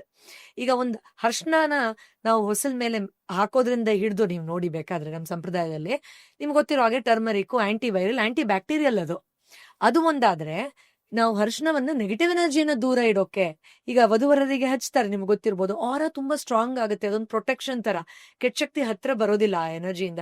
ಸೊ 2 ರೀತಿಯಲ್ಲಿ ನಿಮಗೆ ಉಪಯೋಗ ಆಗ್ಬೇಕು. ಒಂದು ಸಟಲ್ಲು, ಒಂದು ಗ್ರಾಸ್, ಅಂದ್ರೆ ದೇಹಕ್ಕೂ ಸೂಕ್ಷ್ಮ ಶರೀರಕ್ಕೂ 2 ಆಂಗಲ್ ಅಲ್ಲಿ. ಒಂದು ಬೆಲ್ ಹೊಡೆದ್ರು ಅಷ್ಟೇ, ಆ ವೈಬ್ರೇಷನ್ ಏನ್ ಮೆದುಳಲ್ಲಿ ಕ್ರಿಯೇಟ್ ಆಗುತ್ತೆ, ಫ್ರೀಕ್ವೆನ್ಸಿ ಠಕ್ ಅಂತ ಆಲ್ಟರ್ ಸ್ಟೇಟ್ ಆಫ್ ಕಾನ್ಶಿಯಸ್ನೆಸ್ ಹೊರಟೋಗುತ್ತೆ. ಬೆಲ್ ಹೊಡೆದ ತಕ್ಷಣ ನಿಮ್ಮ ಆರಾ ಕ್ಲೀನ್ ಆಗುತ್ತೆ, ನೀವು ಗ್ರೌಂಡೆಡ್ ಆಗ್ತೀರಾ. 2 ರೀತಿಯಲ್ಲಿ ಹ್ಯಾಂಡ್ ಇನ್ ಹ್ಯಾಂಡ್ ಲಾಭ ಕೊಡೋದನ್ನೇ ಯಾವಾಗ್ಲೂ ನಮ್ಮ ಸಂಪ್ರದಾಯ ನಮ್ಗೆ ಹೇಳ್ಕೊಟ್ಟಿದೆ. ಬಟ್ ನಮಗೆ ಸೈನ್ಸ್ ಆಂಗಲ್ ಅರ್ಥ ಆಗಲ್ಲ, ಈ ಕಡೆ ಸ್ಪಿರಿಚುವಲ್ ಆಂಗಲ್ ಗೊತ್ತಾಗಕ್ಕೆ ಇಷ್ಟ ಇಲ್ಲ. ಸೊ ವಿ ಫೀಲ್ ಯಾಕೆ ಮಾಡ್ಬೇಕು ಅಂತ ಅನ್ಸುತ್ತೆ. ಆಮೇಲೆ ತೊಂದರೆ ಅನುಭವಿಸಿದಾಗ ಲೈಟ್ ಆನ್ ಆಗುತ್ತೆ ಅಷ್ಟೇ. ಮತ್ತೆ ಈಗ ನೀವು ಯಾವುದೇ ಈಗ ಧರ್ಮ, ಒಂದು ರಿಲಿಜಿಯನ್, ಈಗ Yes. ಯಾವುದೇ ಮತ, ಹೌದು. ನೀವ್ ಯಾವ್ದೇ ತಗೊಳ್ಳಿ, ಆ ಹಿನ್ನೆಲೆಯಲ್ಲಿ ಅವ್ರು ಪಾಲಿಸ್ಕೊಂಡ್ ಬಂದಿರತಕ್ಕಂತ ಹೌದು. ಈಗ ಆಚರಣೆಗಳು ಏನಿರುತ್ತಲ್ಲ, ಆದ್ರ ಪ್ರತಿಯೊಂದ್ರ ಹಿಂದೆ ಕೂಡ ಒಂದು ಸೈನ್ಸ್. ಅಬ್ಸಲ್ಯೂಟ್.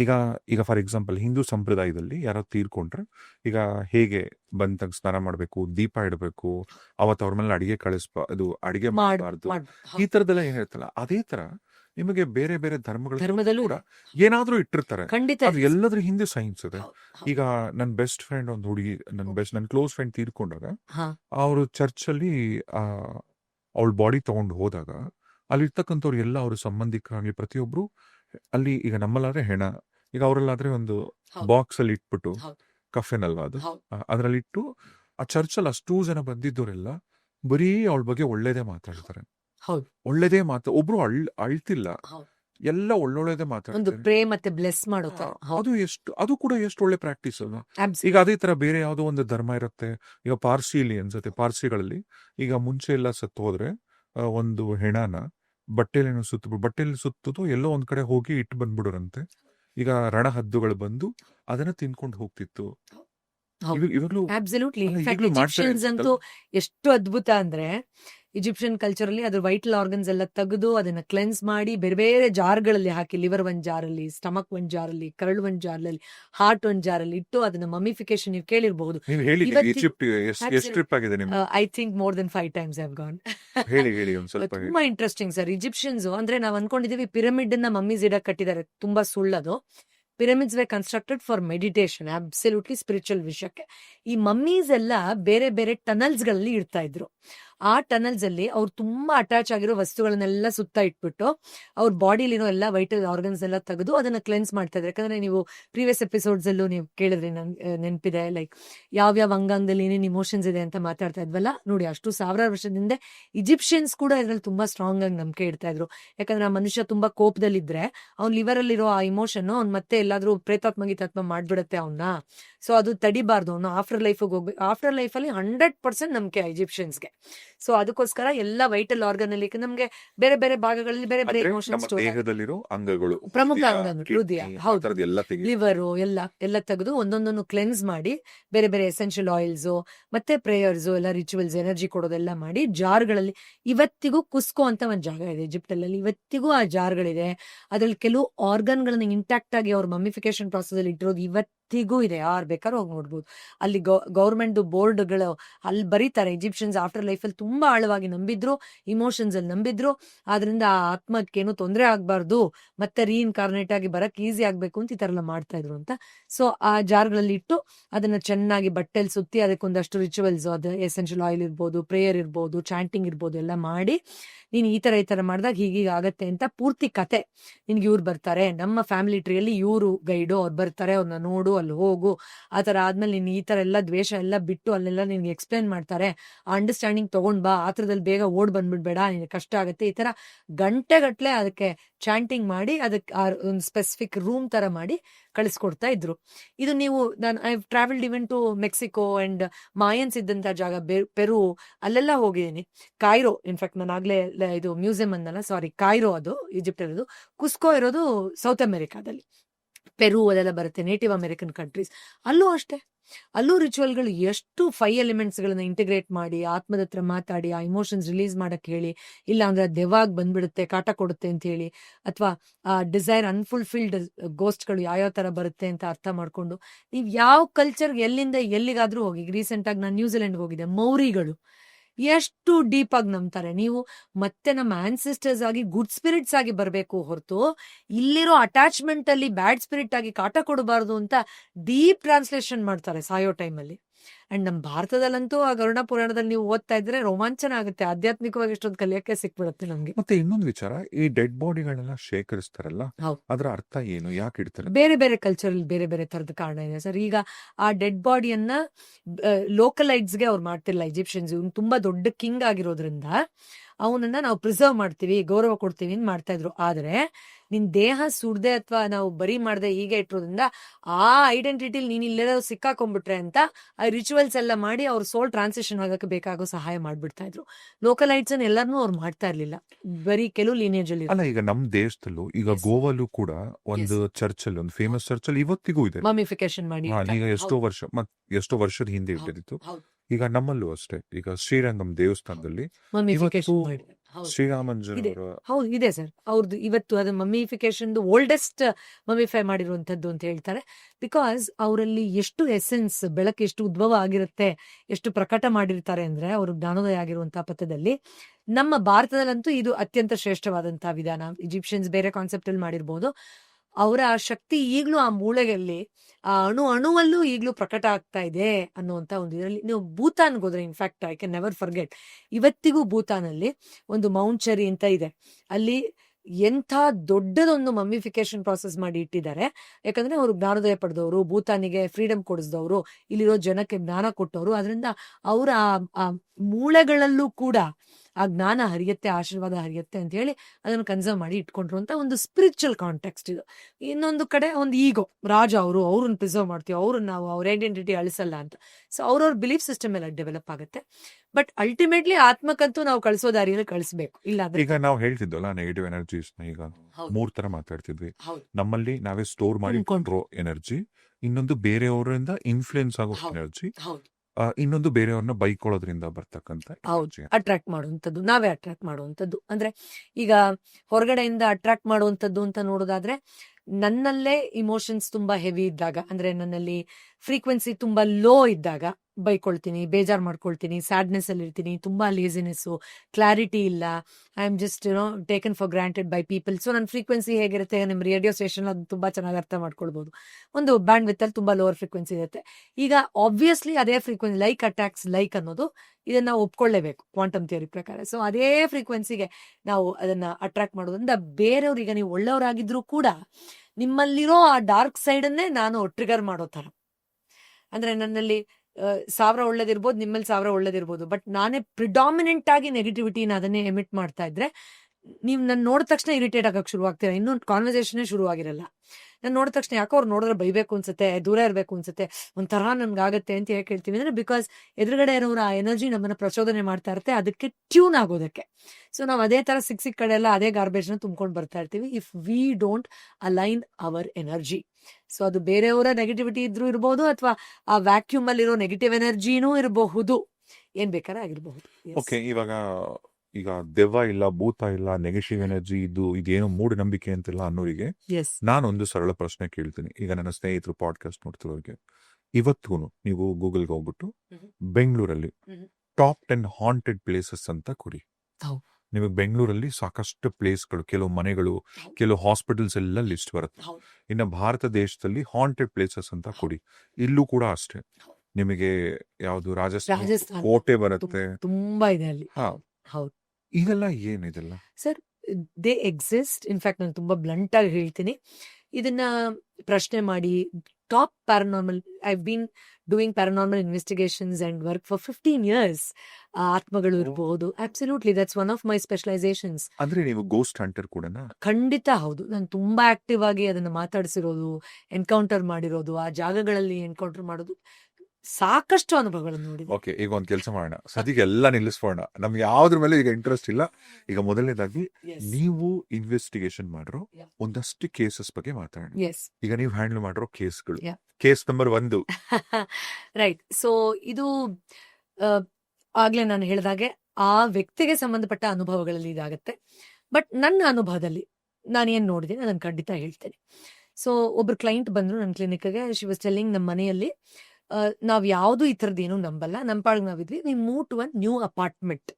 ಸೊ ಆ ಅಪಾರ್ಟ್ಮೆಂಟ್ಗೆ ಹೋದ ದಿನದಿಂದ ನಮ್ಗೆ ಕಿಟಕೆ ಜೋರಾಗಿ ಹೊಡಿಯೋ ತರ, ಏನೋ ಕೂಗೋ ತರ, ಅಥವಾ ಮಗು ಅಲ್ಲಿ ಯಾರೋ ಇದ್ದಾರೆ ಅಂತ ಹೇಳೋ ತರದೆಲ್ಲ ಅನುಭವ ಆಗ್ತಾ ಇದೆ. ನಮ್ಗೆ ತುಂಬಾ ಸ್ಟ್ರಾಂಗ್ ಫೀಲಿಂಗ್ ಇದೆ, ಇಲ್ಲಿ ಏನೋ ಇದೆ, ಅಥವಾ ಸಮಥಿಂಗ್ ನಾಟ್ ಗುಡ್ ಅನ್ನೋ ಫೀಲಿಂಗ್ ಇದೆ ಅಂತ. ಅಂಡ್ ದೆನ್ ಆ ಹೆಣ್ಮಗು, ಗಂಡ ಹೆಂಡತಿ ಇಬ್ರು ಬಂದಿದ್ರು. ಹೆಣ್ಮಗು ಮೇಲೆ ಲಿಟ್ರಲ್ ಸ್ಕ್ರಾಚಸ್ ಇರೋದಾಗಿರಬಹುದು, ಬ್ಲ್ಯಾಕ್ ಪ್ಯಾಚಸ್ ಇರೋದಾಗಿರಬಹುದು, ಮತ್ತು ನನಗೆ ತುಂಬಾ ವಿಯರ್ಡ್ ಫೀಲಿಂಗ್ಸ್ ಬರ್ತಾ ಇದೆ, ನಾನು ನನ್ನ ಜೀವನವನ್ನ ಪ್ರೀತಿಸೋಳು, ನಾನು ಸತ್ತೋಗ್ಬೇಡ ಅನ್ನೋ ತರ ಫೀಲಿಂಗ್ ಬರ್ತಾ ಇದೆ ಅಂತೆಲ್ಲ ಹೇಳೋಕ್ ಶುರು ಮಾಡಿದ್ರು. ಅಂಡ್ ದೆನ್ ಯೂಶಲಿ ನಾನು ಯಾರ್ದು ಮನೆಗೆ ಹೋಗಿ ಆ ತರ ಇನ್ವೆಸ್ಟಿಗೇಟ್ ಮಾಡಲ್ಲ, ಬಿಕಾಸ್ ಕ್ಲೆನ್ಸಿಂಗ್ ಪ್ರಾಸೆಸ್ ಅಲ್ಲಿ ನಾವು ಆ ಕ್ಲೈಂಟ್ ಯಾರು ಬಂದಿರ್ತಾರೆ ಅವ್ರಿಗೇನೆ ಕೆಲವು ಮೆಥಡ್ಸ್ ಹೇಳ್ಕೊಟ್ಟು ಮಾಡಿ ಹೆಲ್ಪ್ ಮಾಡಬಹುದು. But they were in real deep trouble, so I had to go. So ಈ ಪ್ಯಾರಾನಾರ್ಮಲ್ ಇನ್ವೆಸ್ಟಿಗೇಷನ್ ಮಾಡ್ಬೇಕಾದ್ರೆ ಅವ್ರು ಹೇಳ್ತಾ ಇದ್ದಾಗೆ ನಮ್ಗೆ ಗೊತ್ತಾಗುತ್ತೆ, ಇದು ಇವ್ರ ಇಮೋಷನ್ಸ್ ಇಂದ ಬಂದಿರೋದಾ, ಇವ್ರ ಮೆಂಟಲ್ ಟ್ರಾಮಾ ಇಂದ ಬರ್ತಾ ಇದೆಯಾ, ಇದು ಸೈಕಲಾಜಿಕಲ್, ಅಥವಾ ಗಂಡ ಹೆಂಡತಿದ್ ಬೇರೆ ಏನಾದ್ರು ಅಗ್ರೆಷನ್ ಇಲ್ಲಿ ದೆವ್ವ ತರ ಪ್ರಕಟ ಆಗ್ತಾ ಇದೆಯಾ, ಅಥವಾ ನಿಜವಾಗ್ಲೂ ಅಲ್ಲೊಂದು ಸ್ಪಿರಿಟ್ ಇದೆಯಾ ಅನ್ನೋದು ಖಂಡಿತ ಗೊತ್ತಾಗುತ್ತೆ with our experience. So I was very sure it was a spirit which was wanting help. And ಕೆಲವು ಸತಿ ನಮ್ಗೆ ಧರ್ಮ ಅನ್ಸುತ್ತೆ ಅದಕ್ಕೆ ಸಹಾಯ ಮಾಡೋದು. ಯಾಕೆ ಅಂತಂದ್ರೆ ತುಂಬಾ ಹಿಂಸೆಲಿರುತ್ತೆ ಅಲ್ಲಿ. ನಾನು ಹೇಳಿ. ದಿನಿ ಅಲ್ಲ, ಈಗ ನೀವು ಅಲ್ಲಿ ಹೋಗಿ ಏನ್ ಮಾಡಿದ್ರಿ? Yeah. ನಿಮ್ಗೆ ಆ ಕಂಪ್ಲೀಟ್ ಡೀಟೇಲ್ಸ್ ಹೇಳಿ. Absolutely. So when I went there, ಅಲ್ಲಿ ನಾವು ಹೋಗಿ ಅಲ್ಲಿ ಎಂಟರ್ ಆಗ್ತಾ ಇದ್ದಾಗೆ ಆ ಒಂದು ತಣ್ಣಗೊಂದು ಫೀಲಿಂಗ್ ಬರುತ್ತಲ್ಲ, ಕೋಲ್ಡ್ ಫೀಲಿಂಗ್, ಅದು ತುಂಬಾ ಸ್ಪಷ್ಟವಾಗಿ ಭಾಸ ಮನೆ ಆಯ್ತು. ಒಳಗೆ ಹೌದು. ಸೊ ಗಂಡ ಹೆಂಡತಿ ಮತ್ತು 2.5-3 ವರ್ಷದ ಮಗು. So they were waiting for me, ನನಗೆ ಕಾಯ್ತಾ ಇದ್ರು. ಒಳಗಡೆ ಹೋಗಿದ ತಕ್ಷಣ ಆ 2.5-3 ವರ್ಷದ ಮಗು ತುಂಬಾನೇ ವಿಚಿತ್ರವಾಗಿ ಆಡೋಕ್ ಶುರು ಮಾಡ್ತು. ನಮ್ 3 ಜನಕ್ಕೆ ಗೊತ್ತಾಯ್ತು ಅದು ಮಗುವಿನ ಬಿಹೇವಿಯರ್ ಅಲ್ಲ ಅಂತ. ಕಣ್ಣು ಕೆಂಪಗಾಗೋದಿರ್ಬೋದು, ಕಿರ್ಚಾಡೋದಿರಬಹುದು, ನೀನ್ ಆಚೆ ಹೋಗು ಅನ್ನೋದಿರ್ಬೋದು, ಕುಟ್ಟೋದಿರ್ಬೋದು. ಇನ್ಫ್ಯಾಕ್ಟ್ ಆ ಅಗ್ರೆಷನ್ ಎಕ್ಸ್ಪ್ರೆಷನ್ ಹೇಗಿರುತ್ತೆ ಅಂದ್ರೆ, ಮಗು ಎಷ್ಟೇ ಕೋಪದಲ್ಲಿದ್ರು ಈ ತರ ಅಗ್ರೆಷನ್ ತೋರ್ಸೋಕೆ ಸಾಧ್ಯನೇ ಇಲ್ಲ ಅಂತ ಗೊತ್ತಾಗುತ್ತೆ, ಕ್ಲೀನಾಗಿ ಗೊತ್ತಾಗುತ್ತೆ. ಅದು ಕುಟ್ಟಿ ಅಂದ್ರೆ ನೀನ್ ಯಾಕೆ ಬಂದಿದ್ಯಾ ಅನ್ನೋ ತರ ನಾವು ಏನ್ ಸಿನಿಮಾದಲ್ಲಿ ನೋಡ್ತೀವಿ ಆ ಥರದೊಂದು ಅಗ್ರೆಷನ್ ಇರ್ಬೋದು, ಕಿರ್ಚಾಡೋದಿರ್ಬೋದು, ಮತ್ತೆ ಸಡನ್ ಆಗಿ ಅವ್ರ ಅಮ್ಮ ಹತ್ರ ಹೋಗ್ಬಿಟ್ಟು ಮುಖ ಪರ್ಚೋದಾಗಿರ್ಬೋದು, ಅಂಡ್ ತುಂಬಾ ರೆಸ್ಟ್ಲೆಸ್ ಆಗಿ ಮನೆ ಪೂರ್ತಿ ಅದು ಚಡಪಡಿಕೆಯಲ್ಲಿ ಓಡಾಡಕ್ ಶುರು ಮಾಡಕ್ ಶುರು ಆಯ್ತು. ಅದಾಗಿ 2 ನಿಮಿಷ ನಾನೊಂದು 5 ನಿಮಿಷ ಕೂತ್ಕೋತೀನಿ, ನಂಗೊಂದು ಲೋಟ ನೀರ್ ಕೊಡಿ ಅಂತ ಹೇಳ್ದೆ. ಅಂಡ್ ದೆನ್ ಅವ್ರಿಬ್ರಿಗೂ ತುಂಬಾ ವಿಚಿತ್ರ, ಯಾಕಂದ್ರೆ ಮಗು ಹಿಂಗೆಂಗೋ ಆಡ್ತಾ ಇದೆ, ಅವ್ರಿಗೆ ಮಗುನ ಸಮಾಧಾನ ಮಾಡ್ಬೇಕಾ, ಹಾಸ್ಪಿಟಲ್ ಕರ್ಕೊಂಡು ಹೋಗ್ಬೇಕಾ, ಇಲ್ಲ ನನ್ನ ನಂಬೇಕಾ, ಪಾಪ ನ್ಯಾಚುರಲಿ ಅವ್ರಿಗೆ ಭಯ ಇರುತ್ತೆ. ಹೆದರ್ಕೊಳ್ಬೇಡಿ, ನಂಗೆ ಒಂದ್ ಲೋಟ ನೀರ್ ಕೊಡಿ ಅಂತ ಹೇಳಿದ್ರೆ ಕುಡಿದ್ಮೇಲೆ ಇನ್ನೇನ್ ನಾನು ಸಮಾಧಾನ ಆಗಿ ಓಕೆ ಲೆಟ್ಸಿ ಅಂತ ನೋಡೋ ಅಷ್ಟರಲ್ಲಿ ಅದೊಂದು ಸ್ಪೆಸಿಫಿಕ್ ಸ್ಪಾಟ್ ಅಲ್ಲಿ ಮಗು ಹೋಗಿ ಕೂತ್ಕೊಂಡು ಜೋರಾಗಿ ಉಸಿರಾಡಕ್ ಶುರು ಮಾಡುತ್ತೆ. ಎಷ್ಟು ಹೆವಿ ಬ್ರೀದಿಂಗ್ ಅಂದ್ರೆ ಕ್ಲೀನಾಗಿ ಗೊತ್ತಾಗುತ್ತೆ ಯಾರೋ ನಮ್ಗೇನೋ ಹೇಳಕ್ ಟ್ರೈ ಮಾಡ್ತಾ ಇದಾರೆ ಅಂತ. ಅಂಡ್ ನಾನು ಅವ್ರಿಬ್ರಿಗೂ ಹೇಳಿದೆ, ನೀವು ಆರಾಮಾಗಿ ಕೂತ್ಕೊಳ್ಳಿ, ಭಯ ಇದ್ರೆ ಒಂದ್ ಮೂಲೆಯಲ್ಲಿ ಕೂತ್ಕೊಂಡು ಚಾಂಟಿಂಗ್ ಏನಾದ್ರು ಮಾಡಿ, ಹೆದರ್ಕೊಳ್ಳೋದು ಬೇಡ, ಯು ಆರ್ ಸೇಫ್ ಅಂತ. ಅಂಡ್ ದೆನ್ ನಾನು ಕಣ್ಣು ಮುಚ್ಕೊಂಡು ನನ್ನ ಕ್ರಿಯೆಯನ್ನ ಮಾಡಕ್ ಶುರು ಮಾಡಿದೆ. ಅಂದ್ರೆ ಆ ಸ್ಪಾಟ್ ಅಲ್ಲೇನೆ ಅದು ಸ್ಟಕ್ ಆಗಿತ್ತು ಅನ್ನೋದು ಗೊತ್ತಾಗುತ್ತೆ ಪ್ಯಾರಾನಾರ್ಮಲ್ ಇನ್ವೆಸ್ಟಿಗೇಟರ್. ಅಂದ್ರೆ ಕೆಲವು ಬೇರೆ ಬೇರೆ ಬೇರೆ ಬೇರೆ ತರ ಗೋಸ್ಟ್ಲಿ ಎನರ್ಜೀಸ್ ಇರುತ್ತೆ, ಒಂದೇ ತರ ಇರಲ್ಲ. ಕೆಲವು ಅರ್ತ್ ಬೌಂಡ್ ಅಂದ್ರೆ ಅದೇ ಜಾಗದಲ್ಲಿ ಸ್ಟಕ್ ಆಗೋಗಿರುತ್ತೆ, ಕೆಲವು ಆ ಜಾಗ ಬಿಟ್ಟು ಬರಕ್ ಇಷ್ಟ ಇರಲ್ಲ, ಇದು ನನ್ನದು ಅನ್ನೋ ಪೊಸೆಷನ್ ಇರುತ್ತೆ. ಸೊ ಆ ಆತ್ಮಕ್ಕೆ ನಾನು ಇಲ್ಲಿ ತೊಂದರೆಗೆ ಒಳಗಾದೆ, ನಾನು ಇಲ್ಲಿ ದೌರ್ಜನ್ಯಕ್ಕೆ ಒಳಗಾದೆ, ನನಗೆ ಇಲ್ಲೇ ಉತ್ತರ ಬೇಕು ಅನ್ನೋ ತರದ್ದು ಒಂದು ವಿಪರೀತವಾದ ಕೋಪ ಇತ್ತು. ಅಂಡ್ ಯಾವಾಗ ಈ ಫ್ಯಾಮಿಲಿಯವರು ಹೋದ್ರು, ಆ ಖುಷಿ, ಆ ಸಂಭ್ರಮ, ಲವ್ ಅದನ್ನ ಅದು ತಗೊಳಕ್ ಆಗಲ್ಲ. ಅದಕ್ಕೆ ನನಗಿದು ಸಿಗ್ಲಿಲ್ಲ ಅಂತ ಇರಬಹುದು, ಅಥವಾ ನನ್ನ ನೋಡ್ತಾ ಇಲ್ಲ ಅನ್ನೋದಿರ್ಬೋದು, ಅಥವಾ ನಾನು ಈ ತರ ಬದುಕಬೇಕಾಗಿತ್ತು, ನಂಗೆ ಮೋಸ ಮಾಡಿದ್ರು ಅನ್ನೋದಿರಬಹುದು. ಸೊ ವಾಟ್ ಐ ಇನ್ವೆಸ್ಟಿಗೇಟೆಡ್ ಏನ್ ಗಮನಕ್ಕೆ ಬಂತು ಅಂದ್ರೆ, ಅಲ್ಲೊಂದು ತುಂಬಾ ತೊಂದರೆಗೊಳಗಾಗಿರುವಂತಹ ಹೆಣ್ಣಿನ ಆತ್ಮ ಇತ್ತು. ಅದರ ಹತ್ರ ನಾನು ಮಾನಸಿಕವಾಗಿ, ಅಫ್ಕೋರ್ಸ್ ಅವರೆಲ್ಲ ಎದುರ್ಕೊಳ್ತಾರೆ, ನಾನು ಯಾರ ಮೇಲೂ ಅದನ್ನ ಆಹ್ವಾನ ಮಾಡುವಂತ ಕ್ರಿಯೆಯನ್ನು ಮಾಡಕ್ ಹೋಗ್ಲಿಲ್ಲ. ಮಾತಾಡಿಸಿ ಅದಕ್ಕೆ ಬೇಕಾದಂತ ಸಾಂತ್ವನ ಕೊಟ್ಟು ರಿಲೀಸ್ ಮಾಡಿ, ಅದಾದ್ಮೇಲೆ ಒಂದಷ್ಟು ಕ್ಲೆನ್ಸಿಂಗ್ ಪ್ರಾಸೆಸ್ ಮಾಡಿದ್ಮೇಲೆ ಯು ವಾಂಟ್ ಬಿಲೀವ್, ಈಗ ಡಿಹೈಡ್ರೇಟ್ ಆದ್ರೆ ಮಗು ಹೇಗೆ ಕುಸ್ತ್ ಬೀಳತ್ತೋ ಲಿಟ್ರಲಿ ಆ ತರ child just collapsed. Okay, I told ಹರ್, ಏನು ತಲೆ ಕೆಡಿಸ್ಕೋಬೇಡಿ, ಮಗು ಒಂದ್ ಸ್ವಲ್ಪ ಆದ್ಮೇಲೆ ಹಾಗೆ ರಿಲ್ಯಾಕ್ಸ್ ಆಗುತ್ತೆ, ಚೆನ್ನಾಗಿ ನೀರು ಕುಡಿಸಿ ಹೈಡ್ರೇಟ್ ಮಾಡಿ ಅಂತ. ಅಂಡ್ ದೆನ್ ಪ್ರಾಬ್ಲಿ ಒಂದು 2 days ಅವರಿಗೆ ಯಾವುದೇ ರೀತಿ, ಯಾಕಂದ್ರೆ ಆ ಎನರ್ಜಿ ಹೋದ್ಮೇಲೂ ಮನೆಯಲ್ಲಿರೋ ಎನರ್ಜಿ ಡೆಫಿಷಿಯನ್ಸಿಲಿ ಕೆಲವೊಂದು ವಿಯರ್ಡ್ ಎಕ್ಸ್ಪೀರಿಯನ್ಸಸ್ ಕಂಟಿನ್ಯೂ ಆಗುತ್ತೆ ಕೆಲವು ಸಾರಿ. ಅದರದ್ದು ಗ್ಲಿಮ್ಸಸ್ ಅಂದ್ರೆ ಆಕ್ಚುಲ್ ಎನರ್ಜಿ ಶಿಫ್ಟ್ ಆದ್ಮೇಲೂ ಅವ್ರ ಭಯದಲ್ಲಿ ಅಥವಾ ಅದರದ್ದು ಇಂಪ್ರಿಂಟ್ಸ್ ಅಲ್ಲಿ ಆಗ್ತಾ ಇದೆಯೇನೋ ಬರ್ತಾ ಇದೆಯೇನೋ ಅಂತ 1-2 ದಿನ ಆದ್ಮೇಲೆ ಸೆಟ್ಲ್ ಆಗುತ್ತೆ ಅಂತ. ಇನ್ಫ್ಯಾಕ್ಟ್ ಅವರು ಆ ಸೋಫಾ ಸೌಂಡ್ ಮಾಡೋದು, ಲೈಟ್ ಫ್ಲಿಕ್ಕರ್ ಆಗುವಂತ ಅನುಭವ, ಮತ್ತೆ ಯಾರೋ ಕೂಗಿ ಏನೋ ನೋವಲ್ಲಿ ಕೂಗ್ತಾ ಇದ್ರು ಅದನ್ನೆಲ್ಲ ನನಗೆ ಹೇಳಿದ್ರು ಹಿಂದೆ ಆಗ್ತಾ ಇದೆ ಅಂತ. ಬಟ್ ಒಳಗಡೆ ಹೋದ ತಕ್ಷಣ ಆ ಮಗುವಿನ ಬಿಹೇವಿಯರ್, ಆ ಕೂಗಾಟ, ಕಿರ್ಚಿದ್ದು, ಕೆಂಪಗ್ ಮಾಡ್ಕೊಂಡಿದ್ದು, ಅವ್ರ ಅಮ್ಮಂಗೆ ತುಂಬಾ ಅಗ್ರೆಸಿವ್ ಆಗಿ ಹೊಡೆಯಕ್ ಶುರು ಮಾಡಿದ್ದು, ನನ್ನ ಹತ್ರ ಮಾತ್ರ ಅದು ಬರಕ್ ರೆಡಿ ಇರ್ಲಿಲ್ಲ. ಓಕೆ, ಮತ್ತೆ ಸ್ಪೆಸಿಫಿಕ್ ಆಗಿ ಓಡಾಡಿ ಓಡಾಡಿ ಓಡಾಡಿ ರೆಸ್ಟ್ಲೆಸ್ ಆಗಿ heavy steps, in fact heavy steps ಹಾಕೋದು ಫೀಲ್ ಆಗುತ್ತೆ. ಒಂದು ಕಾರ್ನರ್ ಹೋಗಿ ನಿಂತ್ಕೊಂಡು ಅಂತ ತುಂಬಾ ಜೋರಾಗಿ ಉಸಿರಾಡಿದ್ದು. ಇನ್ಫ್ಯಾಕ್ಟ್ ಅವ್ರ ಅಮ್ಮ ತುಂಬಾ ಅಳಕ್ ಶುರು ಮಾಡಿ, ನನ್ನ ಮಗು ಯಾವಾಗ ಹಿಂಗ್ ಮಾಡಿಲ್ಲ, ಏನೂ ಆಗಲ್ಲ ತಾನೆ ಅಂತ. ಅಂಡ್ ಅದು ರಿಲೀಸ್ ಮಾಡಿದ ತಕ್ಷಣ ಇಮ್ಮಿಡಿಯೇಟ್ ಆಗಿ ಎನರ್ಜಿ ರೂಮ್ ಅಲ್ಲಿ ಶಿಫ್ಟ್ ಆಗುತ್ತೆ.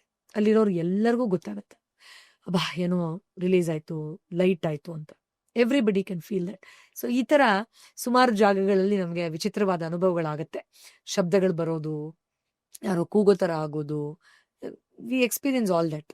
ಸೊ ಯಾ, ಇಟ್ಸ್ ಮತ್ತೆ ಹೆದರ್ಕೊಳ್ಳೋ ತರದ್ ಏನೂ ಇಲ್ಲ. ಯಾಕಂದ್ರೆ ನಾನು ಆಗ್ಲೇ ಹೇಳಿದಾಗ ಅದು ಕೂಡ ಸಹಾಯ ಕೇಳ್ತಾ ಇರುತ್ತೆ, ಅದಕ್ಕೂ ಸಮಾಧಾನ ಬೇಕಾಗಿರುತ್ತೆ, ಅದಕ್ಕೂ ಉತ್ತರ ಸಿಕ್ಕಿರಲ್ಲ.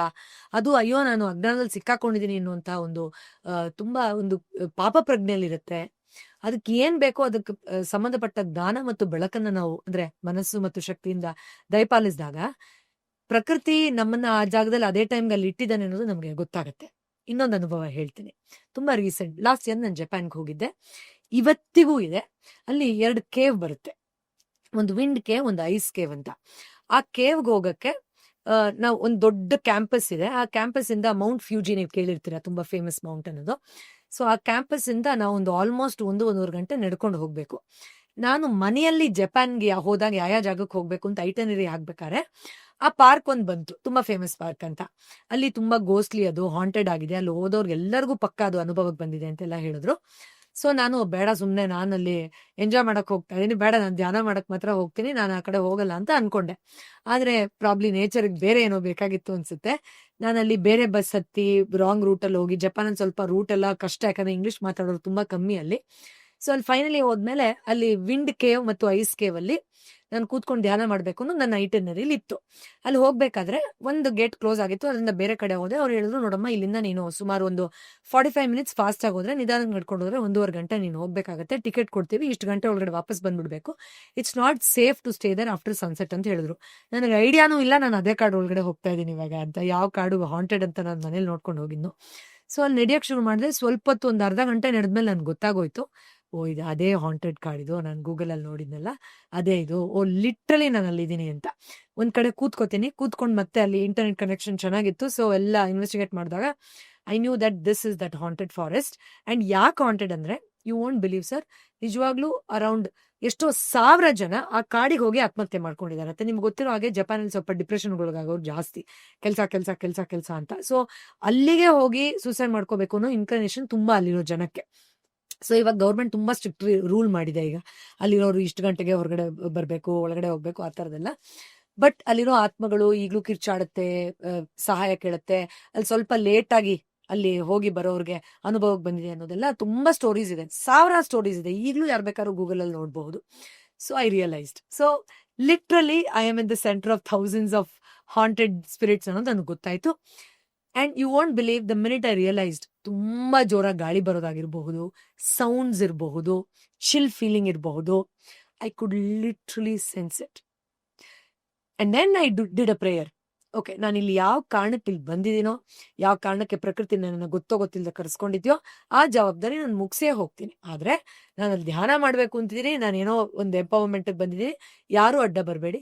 ಹೊರಗಡೆ ಬಂದ್ಮೇಲೆ ಒಂದು ನಿರ್ದಿಷ್ಟವಾದ ಸಮಯದಲ್ಲಿ ನಾನು ಖಂಡಿತ ಸಹಾಯ ಕೊಡ್ತೀನಿ ಅಂತ ಹೇಳಿದೆ. ನನಗೆ ತುಂಬಾ ಕ್ಲಿಯರ್ ಆಗಿ ಗೊತ್ತಾಯ್ತು the way is out.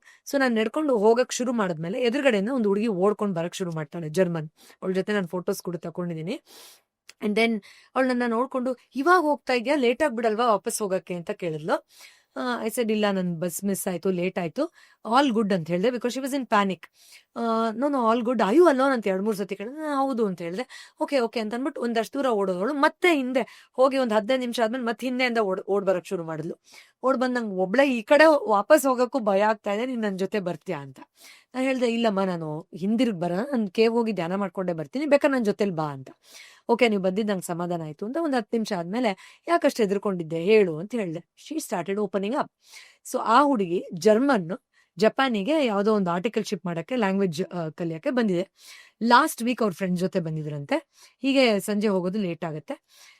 So she told me, ಇಲ್ಲಿ ಲಿಟ್ರಲಿ ಎಷ್ಟು ಡೀಪ್ ಆಗಿ ಫೀಲ್ ಆಗುತ್ತೆ ಗೋಸ್ಟ್ ಎನರ್ಜಿ ಅಂದ್ರೆ, ಅದು ಕೂಗೋದು, ನಮ್ಮನ್ನ ಟಚ್ ಮಾಡೋದು, ದೂಕೋದು, ಲಿಟ್ರಲಿ ಫೀಲ್ ಆಗುತ್ತೆ ಅಂತ ಹೇಳಕ್ ಶುರು ಮಾಡಿದ್ಲು. ಅಂಡ್ ನಂಗೆ ಅಲ್ಲಿಂದ ವಾಪಸ್ ಈ ಕಡೆಯಿಂದ ಹೋಗ್ಬೇಕಾದ್ರೂ ಕೂಡ ನನಗೆ ತುಂಬಾ ವಿಯರ್ಡ್ ಎಕ್ಸ್ಪೀರಿಯನ್ಸಸ್ ಆಯ್ತು. ಅಂದ್ರೆ ಏನೋ ನನ್ನ ಮೇಲೆ ಯಾರೋ ಡ್ರಾಪ್ ಮಾಡ್ತಾ ಇದಾರೆ ಅನ್ನೋ ತರ, ಏನೋ ಹೇಳ್ತಾ ಇರೋ ತರ, ಬೈತಾ ಇರೋ ತರ, ಕಿರ್ಚ್ತಾ ಇರೋ ತರ. ಸೊ ನಂಗೆ ಸಿಕ್ಕಾಪಟ್ಟೆ ಭಯ ಆಯ್ತು. ಅದಕ್ಕೆ ನಾನು ವಾಪಸ್ ಓಡಿದೆ. ಬಟ್ ಈಗ ಮತ್ತೆ ಕಾಡಲ್ಲಿ ಆಚೆ ಓಡಕ್ಕೂ ಭಯ ಇದೆ. ಅದಕ್ಕೆ ನಾನು ನಿಮ್ ಜೊತೆ ಬರ್ತೀನಿ ಅಂತ. ಐ ಸೆಡ್, ಡೋಂಟ್ ವರಿ, ನಾನು ಇದನ್ನೆಲ್ಲ ತುಂಬಾ ವರ್ಷದಿಂದ ಮಾಡಿದ್ದೀನಿ, ಹೆದರ್ಕೋಬೇಡ ಅಂತ.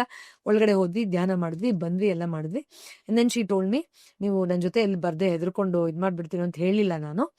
ನನ್ನ ಫ್ರೆಂಡ್ ಒಬ್ಳು 6 ತಿಂಗಳಿಂದ ಇಲ್ಲಿ ಬಂದವಳು, ಇಲ್ಲಿ ಬಂದು ಸಿಕ್ಕಾಕೊಂಡು ಸೂಸೈಡ್ ಮಾಡ್ಕೊಳ್ಬೇಕು ಅನ್ನುವಂತ ಒಂದು ಪ್ರವೃತ್ತಿ ವಿಪರೀತವಾಗಿ ಆಗಿ, ಆಕೆಗೆ ಅದಾದ್ಮೇಲೆ ಸಾಕಷ್ಟು ಬೇರೆ ಬೇರೆ ಗೋಸ್ಟ್ಲಿ ಎಕ್ಸ್ಪೀರಿಯನ್ಸಸ್ ಆಗಿದ್ದೆಲ್ಲ ನನ್ನ ಕ್ಲೋಸ್ ಫ್ರೆಂಡ್ ನನಗೆ ಕೇಳ್ಪಟ್ಟೆ. ಆ ಕ್ಯೂರಿಯಾಸಿಟಿಲೇ ನಾವು ಹೋದ್ವಾರ ಬಂದಿದ್ದು ಇಲ್ಲಿ ನೋಡ್ಬೇಕು ಅಂತ. ಮತ್ತೆ ನಾನು ಧೈರ್ಯ ಮಾಡ್ಕೊಂಡು ಒಬ್ಳೆ ಹೋಗ್ಬೇಕು ಅಂತ ಬಂದೆ. ಬಟ್ ನನಗೆ ಭಯ ತಡ್ಕೊಳಕ್ ಆಗ್ಲಿಲ್ಲ ನಾನು ಓಡೋದೇನು. ಸೊ ಈ ತರ ನಿರ್ದಿಷ್ಟವಾದ ಹಲವಾರು ಜಾಗಗಳು ಇದೆ, ಸ್ಪೆಸಿಫಿಕ್ ಆಗಿ ಅನುಭವ ಆಗಿರುವಂತದ್ದು. ಇನ್ಫ್ಯಾಕ್ಟ್ ಭೂತಾನ್ ನಾನು ಅವಾಗ್ಲೇ ಹೇಳಿದೆ, ಅಲ್ಲಿ ತುಂಬಾ ಕ್ಲಿಯರ್ ಎಕ್ಸ್ಪೀರಿಯನ್ಸ್ ಆಗಿದ್ದು ನಂದೊಂದು ಎಕ್ಸ್ಪೀರಿಯನ್ಸ್ ಇದೆ. ಸೊ ಕೆಲವು ವರ್ಷಗಳ ಹಿಂದೆ ಭೂತಾನ್ಗೆ ಹೋದಾಗ ನಾವು ಆ ಬೆಟ್ಟ ಎಲ್ಲ ಹತ್ಕೊಂಡು ಹೋಗೋಷ್ಟರಲ್ಲಿ ಲೇಟ್ ಆಗೋಯ್ತು, ಕತ್ಲೆ ಆಗೋಯ್ತು. ಸೊ ಅಲ್ಲಿ ನಾವು ಬುದ್ಧಿಸ್ಟ್ ಶ್ರೈನ್ ಒಳಗಡೆ ಹೋಗಿ ಧ್ಯಾನ ಮಾಡೋಣ ಅಂತ ಹೋಗಿದ್ವಿ. ನಾವು ಒಂದು 4-5 ಜನ ಹೆಣ್ಮಕ್ಳಿದ್ವಿ. ಬಟ್ ಎಲ್ಲ ಕ್ಲೋಸ್ ಮಾಡ್ಬಿಟ್ಟಿದ್ದಾರೆ, ಕೆಳಗಡೆ ಹೋಗ್ಬೇಡ ಅಂತ. ಬಟ್ ಅಷ್ಟೊತ್ತಿಗೆ ತುಂಬಾ ಸುಸ್ತಾಗಿತ್ತು ನಮ್ಗೆ. ಅಲ್ಲೇ ಸ್ವಲ್ಪ ಹೊತ್ತು ಕೂತ್ಕೊಳ್ಳೋಣ ಅಂತ ಹೇಳಿ ಹಾಗೆ ಒಂಚೂರು ರೆಸ್ಟ್ ಮಾಡಿದ್ವಿ. ನಾನು ಹೇಳ್ದೆ, ಇನ್ನೊಂದ್ ಚೂರು ಬೆಟ್ಟದ ಮೇಲೆ ಹೋಗೋಣ, ನೋಡೋಣ, ಸ್ವಲ್ಪ ಟಾರ್ಚ್ ಎಲ್ಲ ಇಟ್ಕೊಂಡು ಅಲ್ಲೊಂದು 10 ನಿಮಿಷ ಕೂತ್ಕೊಂಡು ಹೋಗೋಣ, ಇಷ್ಟು ದೂರ ಬಂದಿದೀವಿ ಅಂತ. ಸರಿ ಆಯ್ತು ಹೋಗೋಣ ಅಂತ ಅಂದ್ಬಿಟ್ಟು ಟಾರ್ಚ್ ಎಲ್ಲ ಆನ್ ಮಾಡ್ಕೊಂಡು ಒಂಚೂರು ಮುಂದಕ್ಕೆ ಹೋದ್ವಿ. ನಮ್ಮ 5 ಜನಕ್ಕೆ ಸ್ಪಷ್ಟವಾಗಿ ಕೇಳಿಸ್ತು.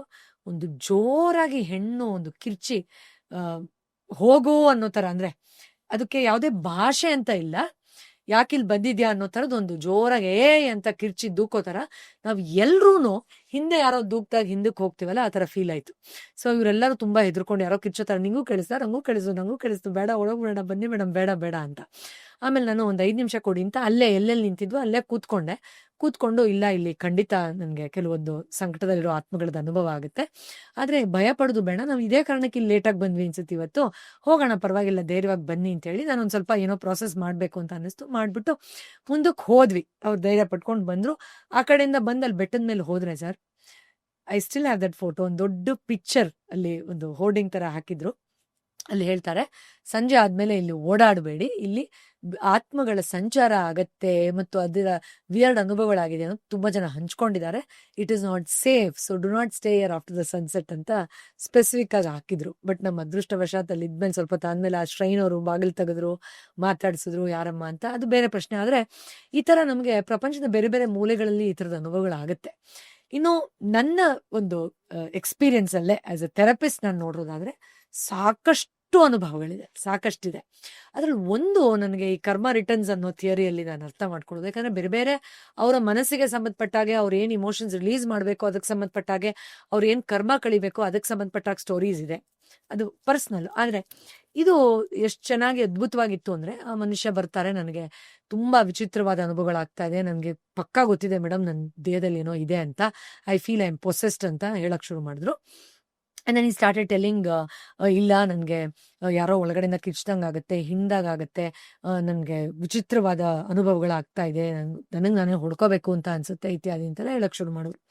ಸರಿ, ನಾನು ಹೇಳಿದ್ರೆ ಆಯ್ತಪ್ಪ, ನಾನು ಕೆಲವು ಧ್ಯಾನಗಳು ಹೇಳ್ಕೊಡ್ತೀನಿ, ಸ್ವಲ್ಪ ಎನರ್ಜಿ ಡೈಲ್ಯೂಟ್ ಆಗುತ್ತೆ, ಅದಾದ್ಮೇಲೆ ಏನು ಅಂತ ನೋಡೋಣ ಅಂತ. ಸೊ ಈ ಕೆಲವು ಸತಿ ಏನಾಗುತ್ತೆ, ನಾವು ಹಿಪ್ನಾಟಿಕ್ ಸ್ಟೇಟ್ ಅಲ್ಲಿ ಇಟ್ಟಾಗ ಪೊಸೆಸ್ಡ್ ಫೀಲಿಂಗ್ ಬರುತ್ತೆ ಕೆಲವ್ರಿಗೆ. ಅದು ಅವ್ರದೇ ಸೈಕಲಾಜಿಕಲ್ ಸ್ಟ್ರೆಸ್ ಇಂದನೂ ಆಗಿರ್ಬೋದು, ಯಾಕಂದ್ರೆ ಮೈ ಮೇಲೆ ಬಂದಿದ್ದೆಲ್ಲ ದೆವನೇ ದೇವ್ರೆ ಅಂತ ನಾವ್ ಯಾವತ್ತೂ ಹೇಳಕ್ಕಾಗಲ್ಲ. ಥೆರಪಿಸ್ಟ್ ಮಾತ್ರ ಅವ್ರ ಡಿಸ್ಕಷನ್ ಅಲ್ಲಿ ಹೇಳ್ಬಹುದು. ಆತ ಕಿರ್ಚಾಡ್ತಾ ಮೈ ಮೇಲೆ ಬಂದಂಗ್ ಮಾತಾಡಿ ಕಿರ್ಚಾಡ್ತಾ ಹೇಳಕ್ ಶುರು ಮಾಡಿದಾಗ, ಇದು ಯೂಶಲಿ ಯಾರಾದ್ರೂ ತಪ್ಪು ಮಾಡಿದ್ರೆ ಅದನ್ನ ಈ ರೀತಿಯಾಗಿ ತಾನೇ ತನ್ನ ಕಲ್ಪನೆಯಲ್ಲೋ ಅಥವಾ ಈ ತರ ಆಗಿದೆ ಅಂತಾನು ಹೇಳಕ್ ಸಾಧ್ಯನೇ ಇಲ್ಲ. ಅದರಿಂದ ಇವ್ನು ನನ್ನ ಹೊಡೆದು ಸಾಯಿಸ್ದ, ಇವ್ನು ನನ್ಗೆ ಡೌರಿ ಹರಾಸ್ಮೆಂಟ್ ಮಾಡ್ದ, ನಂಗೆ ಈ ತರನೇ ಸಾಯಿಸ್ದ, ಈ ರೀತಿನೇ ರೂಮ್ ಕರ್ಕೊಂಡು ಹೋಗಿ ನಮ್ಮಿಸ್ದ, ಆಮೇಲೆ ಎಲ್ಲಾರ್ಗು ನಾನು ನೇಣಾಕೊಂಡೆ ಅಂತ ಹೇಳ್ದ, ನಾನು ಇವನ್ನ ಬಿಡಲ್ಲ, ಇವನ್ನ ಸಾಯಿಸ್ತೀನಿ, ನೋಡು ನಾನು ಈ ತರ ಎಲ್ಲ ಮಾಡಕ್ ಶುರು ಮಾಡಿದೀನಿ, ಆಗ್ಲೇ ಅವ್ನು ಏನು ತಿನ್ನಕ್ಕೆ ಆಗ್ಬಾರ್ದು ಆ ತರ ಮಾಡಿದೀನಿ, ರಾತ್ರಿ ನಿದ್ದೆ ಮಾಡಿ ಎಷ್ಟೋ ವರ್ಷ ಆಯ್ತು ಅಂತ ವಿಚಿತ್ರವಾಗಿ ಕಿರ್ಚಾಡ್ಕೊಂಡು ಮಾತಾಡೋಕ್ ಶುರು ಮಾಡ್ತು. ನನಗೆ ಎಷ್ಟೆಷ್ಟೇ ಸಮಾಧಾನ ಮಾಡಿ ಮಾತಾಡಿದ್ರು it was practically impossible for me to take control. So ನಾವು ಕೆಲವು ಮೆಥಡ್ ಅಂದ್ರೆ ಕಂಟ್ರೋಲ್ಗೆ ಸಿಗ್ತಾ ಇಲ್ಲ ಅಂದ್ರೆ ನಾವು ಸ್ಪ್ಲಿಟ್ ಮಾಡ್ತೀವಿ ಸೆಷನ್ಸ್ನ. ಅವ್ರನ್ನ ಟ್ರಾನ್ಸ್ ಇಂದ ಹೊರಗಡೆ ಕರ್ಕೊಂಡು ಬಂದು ಇದು ಮಾಡಿದೆ. ಇನ್ಫ್ಯಾಕ್ಟ್ ನಮ್ಮ ಕರ್ನಾಟಕದಕ್ಕೆ ಬರೋದಾದ್ರೆ ವಿಪರೀತವಾದ ವಿಚಿತ್ರವಾದ ಮೈ ಮೇಲೆ ಬಂದು ಮಾತಾಡೋ ತರ, ಉಳ್ಳಾಡೋ ತರ, ಕೂಗಾಡೋ ತರ ತುಂಬಾ ಕೇಸಸ್ ಬರುತ್ತೆ. ಆದ್ರೆ ಆಸ್ ಎ ಥೆರಪಿಸ್ಟ್ ಅದು ನಿಜವಾಗ್ಲೂ ಅವರ ಮಾನಸಿಕ ಒತ್ತಡದಿಂದನೇ ಅದು ಬರ್ತಾ ಇದೆಯಾ, ಇಲ್ಲ ಬೇರೆ ಏನಾದ್ರು ಟ್ರಾಮಾನ ಅವರು ಈ ತರ ರೀಪ್ರೊಡ್ಯೂಸ್ ಮಾಡ್ತಾ ಇದಾರಾ, ಅಥವಾ ತನ್ನಲ್ಲಿರೋ ಯಾವುದೋ ಒಂದು ಕಲ್ಪನೆಯನ್ನ ಈ ತರ ಹೊರಗಡೆ ಹಾಕ್ತಾ ಇದಾರಾ, ಭಯವನ್ನ ಹೊರಗಡೆ ಹಾಕ್ತಾ ಇದಾರಾ, ಅಥವಾ ಲಿಟ್ರಲಿ ಅದು ಗೋಸ್ಟೇನಾ, ಅದನ್ನ ಒಬ್ಬ ಥೆರಪಿಸ್ಟ್ ಅಥವಾ ಪ್ಯಾರಾನಾರ್ಮಲ್ ಇನ್ವೆಸ್ಟಿಗೇಟರ್ ಅದನ್ನ ಹೇಳಕ್ಕೆ ಸಾಧ್ಯ. ಆದ್ರೆ ನನ್ನ ಅನುಭವದಲ್ಲಿ ಒಂದು ವಿಪರೀತ ವಿಚಿತ್ರವಾದ ಒಂದು ಎಕ್ಸ್ಪೀರಿಯನ್ಸ್ ನಾನು ನೋಡಿದೆ. ಅದರಲ್ಲಿ ಅಣ್ಣ ಮತ್ತೆ ತಮ್ಮ ಏನೋ ಹೀಗೆ ಸ್ಕೂಲ್ಗೆ ಹೋಗ್ತಾ ಆಕ್ಸಿಡೆಂಟ್ ಆಗಿ ತೀರ್ಕೊಂಡಿರ್ತಾರೆ. ತಮ್ಮ ಏನೇನು ಇಷ್ಟಪಡ್ತಾ ಇರ್ತಾನೋ ಅದೇ ತರ ಮಾತಾಡೋದು, ಅದೇ ತರ ಚಾಯ್ಸಸ್ ಮಾಡೋದು, ಅದೇ ತರ ಕೂಗಾಡೋದು, ಅದೇ ತರ ಅಮ್ಮನ ಹೋಗಿ ಮಾತಾಡ್ಸೋದು ಮಾಡ್ತಾ ಇರ್ತಾನೆ. ಸೊ ಮನೆಯವರೆಲ್ಲ ಇದು ನಿಜವಾಗ್ಲೂ ಏನೋ ಆಗಿರಬಹುದು ಅಂತ ಹೇಳಿ ಕರ್ಕೊಂಡ್ ಬರ್ತಾರೆ. ಕರ್ಕೊಂಡ್ ಬಂದು ಕೂಣ್ಸಿದ್ರು, ಅವ್ರು ಮಾತಾಡೋಕ್ ಶುರು ಮಾಡಿದ್ರು. ನಾನು ಹಾಗೆ ಜನರಲಿ ಹೇಳಿದೆ, ನಿಮ್ಗೆ ಇನ್ನೊಬ್ಬರ ಮಗ ಇದ್ದಾರಾ ಅಂತ. ಅವರು ಹೇಳಲಿಲ್ಲ ನಂಗೆ ಟಕ್ ಅಂತ, ಅಂದ್ರೆ ಈ ತರ ತೀರ್ಕೊಂಡಿದ್ದ, ಅವನು ಮೈ ಮೇಲೆ ಬಂದಂಗ ಆಗುತ್ತೆ ಅಂತ ಎಲ್ಲ. ಯಾಕೆ ಮೇಡಮ್ ಅಂತ ಕೇಳಿದ್ರು. ಇಲ್ಲ ತುಂಬಾ ಸ್ಟ್ರಾಂಗ್ ಆಗಿ ಫೀಲ್ ಆಗುತ್ತೆ, ಇನ್ನೊಂದ್ ಯಾರೋ ಇರೋ ತರ ಅಂತ ಹೇಳಿದ್ರು. ಅದಾದ್ಮೇಲೆ ಅವ್ನು ಮಾತಾಡ್ಸಕ್ ಶುರು ಮಾಡಿದಾಗ ಆತ ಯಾವ ಸಿಂಪ್ಟಮ್ಸ್ ಗಳನ್ನ ಕೊಡ್ತಾರೆ, ಏನೆಲ್ಲ ಆಗಿತ್ತು ಅದನ್ನ ಕೇಳಿ ನಾವ್ ಎಲ್ರೂ ಸ್ಟನ್ ಆದ್ವಿ. ಯಾಕಂದ್ರೆ ಆ ಹುಡುಗನ ಮೈ ಮೇಲೆ ಬಂದು ಈ ತರದೆಲ್ಲ ಕಾಟ ಕೊಡ್ತಾ ಇದ್ದಿದ್ದು, ಕೂಗಾಡ್ತಾ ಇದ್ದಿದ್ದು, ಡೀಟೇಲ್ಸ್ ಹೇಳ್ತಾ ಇದ್ದು ಎಲ್ಲ ಇವ್ನ ಭ್ರಮೇಲೆ, ಇವ್ನ ಶಾಕಲ್ಲೇ ಹೇಳ್ತಾ ಇದ್ದಾನಂತ ಏನ್ ಅನ್ಕೊಂಡ್ರು. ಅದು ಹೇಗಿತ್ತು ಅಂದ್ರೆ, ಅವ್ನು ಅವತ್ತು ಬೆಳಗ್ಗೆ ಸ್ಕೂಲಿಗೆ ಹೋಗ್ತೀನಿ ಅಂತ ಹೋಗಿ ಅಲ್ಲಿ ಆಕ್ಸಿಡೆಂಟ್ ಆಗಿ ಅಲ್ಲಿಂದ ಅವನ್ನ ಹಾಸ್ಪಿಟಲ್ ಕರ್ಕೊಂಡು ಹೋಗಿ ಸಾಯೋವರೆಗೂ ಏನೆಲ್ಲ ಆಗಿತ್ತು ಅದಲ್ಲಿರೋ ಯಾರಿಗೂ ಗೊತ್ತಿರ್ಲಿಲ್ಲ. ಅಂದ್ರೆ ಅವ್ನು ಹೋಗ್ಬೇಕಾರೆ ನಾಯಿನ ಮಾತಾಡಿಸ್ದ, ಪಕ್ಕದ ಮನೆಯವ್ರು ಯಾರೋ ಕೂಗಿ ಏನೋ ಹೋಗ್ತಾ ಇದೆಯಾ ತಿಂಡಿ ತಿನ್ನೇನೋ ಅಂತ ಕೇಳಿದ್ರು, ಅಲ್ಲಿ ಯಾರೋ ಒಬ್ರು ಕೂಗಿದ್ರು, ಆಗ ಈ ಕಡೆಯಿಂದ ಹೀಗೆ ಬಂದ್ರು, ಹಾಸ್ಪಿಟ್ಲ್ಗೆ ಹೋದಾಗ ಆಗಾಯ್ತು. ಈ ಇಷ್ಟು ಡೀಟೇಲ್ಸು ಅಂದ್ರೆ ಮಗು ಸ್ಕೂಲ್ಗೆ ಹೋದ್ರೆ ಆಕ್ಸಿಡೆಂಟ್ ಆಯ್ತು, ಯಾರೋ ಹಾಸ್ಪಿಟ್ಲ್ ಕರ್ಕೊಂಡು ಹೋದ್ರು, ಸತ್ತೋದ ಅನ್ನೋದು ಅಷ್ಟೇ ಅವ್ರಿಗೆಲ್ಲ ಗೊತ್ತಿತ್ತು ಹೊರತು ಈ ಡೀಟೇಲ್ಸ್ ಎಲ್ಲ ತಗೊಂಡು ಅದಾದ್ಮೇಲೆ 15 ದಿನ ಆದ್ಮೇಲೆ ಮತ್ತೆ ಬರ್ತಾರೆ ನಾನು ಮೀಟ್ ಮಾಡಕ್ಕೆ. ಎಷ್ಟು ಅಳು ಅಂದ್ರೆ ಅಫ್ಕೋರ್ಸ್ ಅದು ಪಾಪ ತುಂಬಾ ಒಳ್ಳೆ ಆತ್ಮ, ಅದು ತೊಂದರೆ ಕೊಡದೆ ಹೋಯ್ತು ಅದು. ಅಷ್ಟು ಡೀಟೇಲ್ಸ್ ಅನ್ನು ಅವ್ರು ಹೋಗಿ ಇನ್ವೆಸ್ಟಿಗೇಟ್ ಮಾಡ್ತಾರೆ. ಇವ್ರು ಮಾತಾಡ್ಸಿದ್ರ, ಅಲ್ಲಿವರೆಗೂ ಅವ್ರ ತಂದೆ ತಾಯಿಗೆ ಅದ್ಯಾವುದು ಗೊತ್ತಿರ್ಲಿಲ್ಲ. ಹೌದು ಈ ತರನೇ ಮಾತಾಡ್ದು, ಇವ್ರು ಬಂದಿದ್ರ, ಇದಾದ್ಮೇಲೆ ಹೀಗಾಯ್ತಾ, ಅಷ್ಟು ಡೀಟೇಲ್ಸ್ ಮ್ಯಾಚ್ ಆಗುತ್ತೆ. ಅಂದ್ರೆ ಇದು ಆ ಅಣ್ಣ ಕಲ್ಪನೆ ಮಾಡ್ಕೊಂಡು ತಮ್ಮ ಸತ್ತೋದ ಅನ್ನೋ ದುಃಖದಲ್ಲಿ ಹೇಳಿದ ಡೀಟೇಲ್ಸ್ ಅಲ್ಲ, ಅಥವಾ ಏನೋ ಶಾಕಲ್ಲಿ ಹೇಳಿದ ಡೀಟೇಲ್ಸ್ ಅಲ್ಲ. ಸೊ ಈ ತರದ್ದು ನಾವು ವೆರಿಫೈ ಮಾಡ್ಲೇಬೇಕು ಅಂತ ವೆರಿಫೈ ಮಾಡಿದಾಗ ಸಿಕ್ಕಿದ್ದು ಎಷ್ಟೋ ಕೇಸಸ್ ಇದೆ. ಬಟ್ ನಾನು ಮತ್ತೆ ಅದನ್ನ ಮಕ್ಕಳ ಮನಸ್ಸಿಗೆ ಅದನ್ನ ಭಯ ಪಡಿಸೋ ತರ ಹೇಳೋದು, ಅಥವಾ ಅಲ್ಲಿ ಹೆಲ್ಪ್ ಕೇಳಕ್ ಬಂದಿರೋರ್ಗೆ ಅದ್ರ ಬಗ್ಗೆ ಭಯ ಪಡಿಸೋದು ನಾವು ಮಾಡಲ್ಲ. ಆದಷ್ಟು ಅದ್ರ ಬಗ್ಗೆ ಡೀಟೇಲ್ಸ್ ಕೇಳ್ಬೇಡಿ ಬಿಡಿ, ಈಗ ಅದನ್ನ ಇಟ್ಕೊಂಡು ಏನ್ ಮಾಡ್ತೀರಾ ಬಿಡಿ ಅಂತ ಹೇಳ್ತೀವಿ. ಬಿಕಾಸ್ ದಟ್ ಇಸ್ ರಿಯಲ್ ಅಲ್ವಾ. ಈಗ ಏನೋ ಆಗಿತ್ತು ಅನ್ನೋದು ತಿಳ್ಕೊಳ್ಳೋದಕ್ಕಿಂತ ನಾನ್ ಯಾಕೆ ಅದನ್ನ ಆಹ್ವಾನ ಮಾಡ್ದೆ, ನನ್ನೊಳಗಡೆ ಅದು ಯಾವ ತರ ವಿಚಿತ್ರವಾಗಿ ಪೀಡೆ ಕೊಡ್ತಾ ಇದೆ, ಯಾಕೆ ಅದು ಇನ್ನೂ ಬೆಳಕಿನ ಕಡೆಗೆ ಹೋಗಿಲ್ಲ ಅನ್ನೋದು ತಿಳ್ಕೊಳ್ಳೋದ್ರಿಂದ ಹೆಚ್ಚು ಲಾಭ ಇರುತ್ತೆ ಹೊರತು ಅದ್ರ ಡೀಟೇಲ್ಸ್ ತಿಳ್ಕೊಂಡು ನಮ್ಗೇನು ಆಗ್ಬೇಕಾಗಿಲ್ಲ. ಅದರಿಂದ ನಾನು ಅದನ್ನ ಆದಷ್ಟು ಮಿಟಿಗೇಟ್ ಮಾಡ್ಬಿಡ್ತೀನಿ. ಸೊ ಈ ತರದ್ದು ಎಷ್ಟೋ ಅನುಭವಗಳಿದೆ ಸರ್, ಎಷ್ಟೋ ಅನುಭವಗಳಿದೆ. ನಾನೊಂದು ಎಕ್ಸ್ಪೀರಿಯನ್ಸ್ ಅಂದ್ರೆ ಇದು ನಾನೇನ್ ನೋಡಿಲ್ಲ, ಬಟ್ ನಮ್ ಸಂಬಂಧಿಕರೊಬ್ರು ಅಜ್ಜಿ ಹೇಳಿದ ಕತೆ ಇದು. ಓಕೆ, ಇದು ಕತೆನೇ ಇದು ಯಾವ ಕತೆ ಅಂದ್ರೆ ಅವ್ರು ಹೇಳಿದ ಪ್ರಕಾರ ದೆವ್ವಭೂತ ಅಂತಾನೆ. ರೈಟ್. ಇದು ನೋಡೋರು ಅವ್ರಿಗೆ ಬಿಟ್ಟಿದ್ದು ಹೇಗ್ ತಗೋತಾರೆ ಅಂತ. ಈಗ ನಾನು ಇಲ್ಲಿ ಯಾವ ಮೂಢನಂಬಿಕೆನೋ ನಾನು ಇದು ಮಾಡ್ತಾವೆ. ಅಜ್ಜಿ ಅವರು ಅವಾಗೆಲ್ಲ ಹೇಗೆ ಅಂದ್ರೆ, ಈಗ ನಮ್ಮ ನಗರಗಳೆಲ್ಲ ಏನಿರತ್ತೆ, ಇದು ಕೋಲಾರ ಜಿಲ್ಲೆಯಲ್ಲಿ ನಡೆದಂತ ಒಂದು ಘಟನೆ. ಓಕೆ, ಅವಾಗೆಲ್ಲ ಊರಿಂದ ಆಚೆ ಬಾವಿಗಳಿರ್ತಿತ್ತು. ಒಂದು ಊರಿಂದ ಆಚೆ ಬಾವಿಗಳು. ಆ Correct. ಬಾವಿಗಳಿಗೆ ವಾರದಲ್ಲಿ 3 ದಿನನೋ ಅಥವಾ ವೀಕೆಂಡ್ಸು ಈ ಮನೆ ಹೆಂಗಸರೆಲ್ಲ ಬಟ್ಟೆ ಒಗೆಯೋಕೆ ಬಟ್ಟೆ ತಗೊಂಡು ಹೋಗೋರಂತ ಅವ್ರ. ಅವರೆಲ್ಲ ಒಕ್ಕೊಂಡ್ ಬರೋಣ. ಹಾ, ಆ ಊರ್ ಹೇಗೆ ಅಂದ್ರೆ ಅದು ಹಳ್ಳಿನೂ ಅಲ್ಲ, ಅದು ಪಟ್ಟಣನೂ ಅಲ್ಲ, ಆ ತರದ್ದು. ಓಕೆ, ಒಂದು ಗುಂಪಲ್ಲೆಲ್ಲ ಒಂದಷ್ಟು ಜನ ಹೆಂಗಸರು ಹೋಗ್ತಾ ಇದ್ದಿದ್ದು. ಹೋಗ್ಬಿಟ್ಟು ಒಂದು ದೊಡ್ಡ ಬಾವಿ, ಊರಿಂದ ಆಚೆ ಇದ್ದಂತ ಒಂದು ಬಾವಿ. ಆ Right. ಬಾವಿಲಿ ವೀಕೆಂಡು 15 ದಿನಕ್ಕೆ ಹೋಗಿ ಬಟ್ಟೆ ಹೋಗುದು.